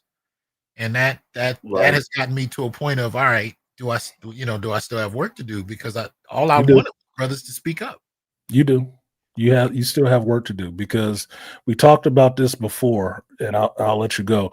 But we talked about this before. Is it enough to tell them what it is that they need to do? What happens, when they pick it up? You got to guide them a little bit. You're a parent too, just like I'm a parent. Does your son stop needing guidance just because he's an adult now? No. I use this line. I remember this line often. I don't use it often, but the line from Nicolas Cage and The Weatherman, and his father is Michael Caine, and the famous Nobel Prize winning dude. And he's talking to his father and feeling bad that he's not living up to his father's example. And his father tells him, I'm only good at this stuff because I've worked at it. I went through a lot of trials and worked at it. But you're my child. There's always looking after, even when you're an adult. There's always some looking after. There's always a little bit of tutelage you need to give people. So you still have much to give. Trust me. I was listening to Ice Cube's new album, different songs from his new album. That motherfucker listens to this space. He listened to this space. You listen to it yourself. He listened to this space. He's repeating stuff directly from this space. Wow. Directly from the space. So trust me, the influence is there, is felt, is heard. And if I can hear people up to the damn president echoing stuff that's been talked about in the space and putting it into fucking action, work ain't done, baby. The prequel is over. We into the work now. So yeah, you still got room to work, man. You still got room to work. Don't ever think you definitely still have room to work, Dr. T. But we ain't gonna hold you here. you definitely still have room to work. All right. Well, I appreciate y'all, fellas, man. Y'all have a good one. Yes, sir. And you got another book to put out too, so stop bullshitting. Yes, Dr. T got to go back to the Baxter building and shit. Oh yeah, hey Dr. T, I got a hot topic for you and Charles. Why so late? Well, I mean, I'm trying to play hopscotch, but everybody kept jumping.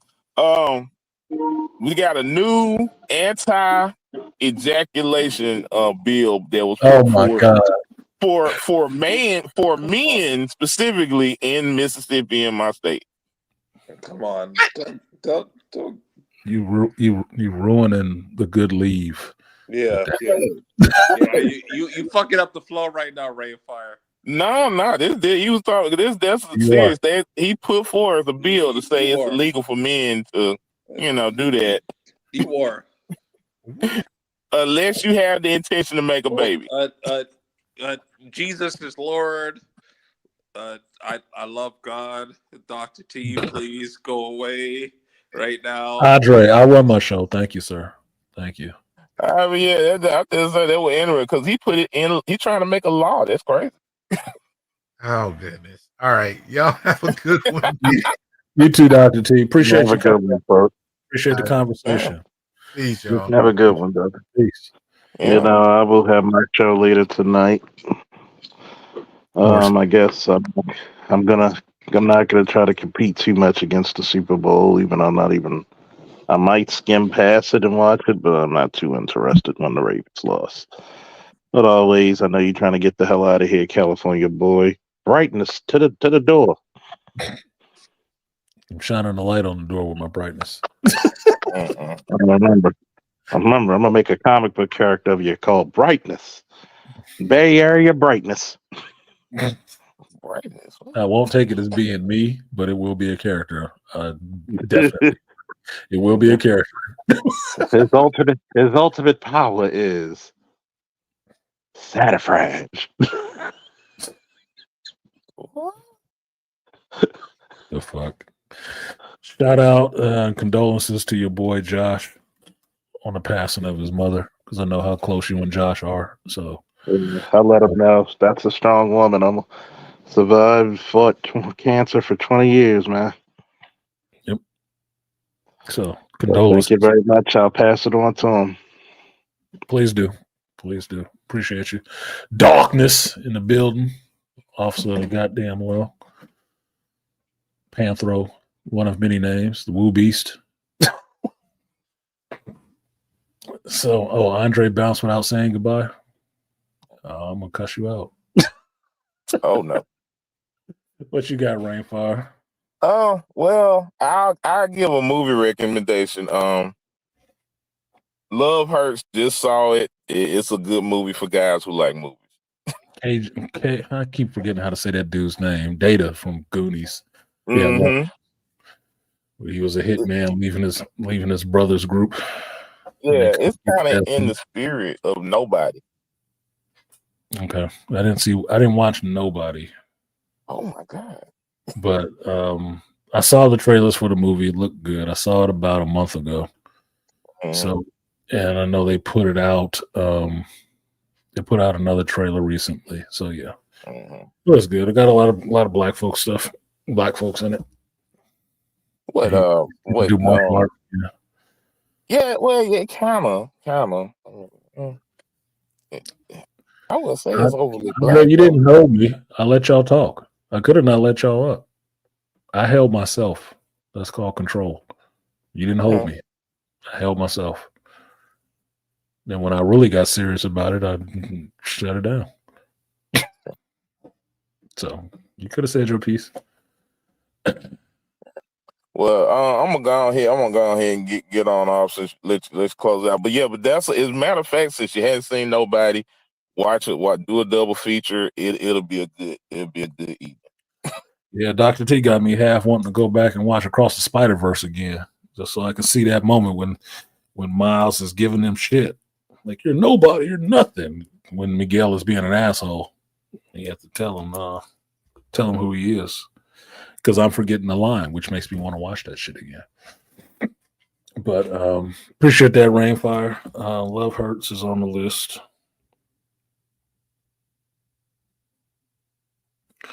And Nobody is on the list. What is it? It's almost 6 o'clock here, so I got enough time for another movie or two before I close it out for the night. But since everybody is down, it's just the two of us now. Thank you to everybody who participated in this stream. I know it was an unconventional topic for what would be considered a geek channel. I understand that the commentary was something that a lot of people don't get into all the time. I don't necessarily care about that. I try to make content that is interesting, educational, and arouses something in me that I want to actually put it out there for you guys. And basically can give you something that you don't usually get. All right.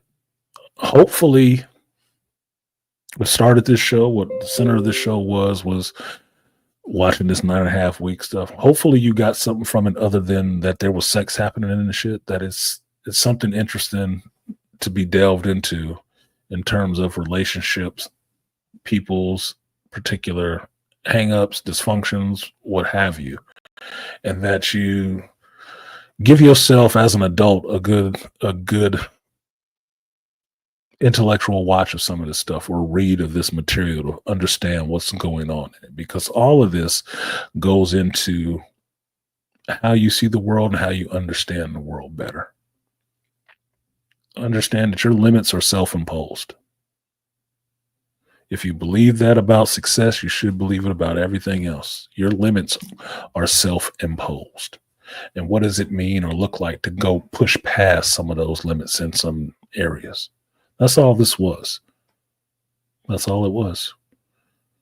The story of 9.5 weeks was a man pushing a woman past her limits and her willingly going along with that push of those limits and boundaries and checking those to see if they're actually boundaries, if they're not.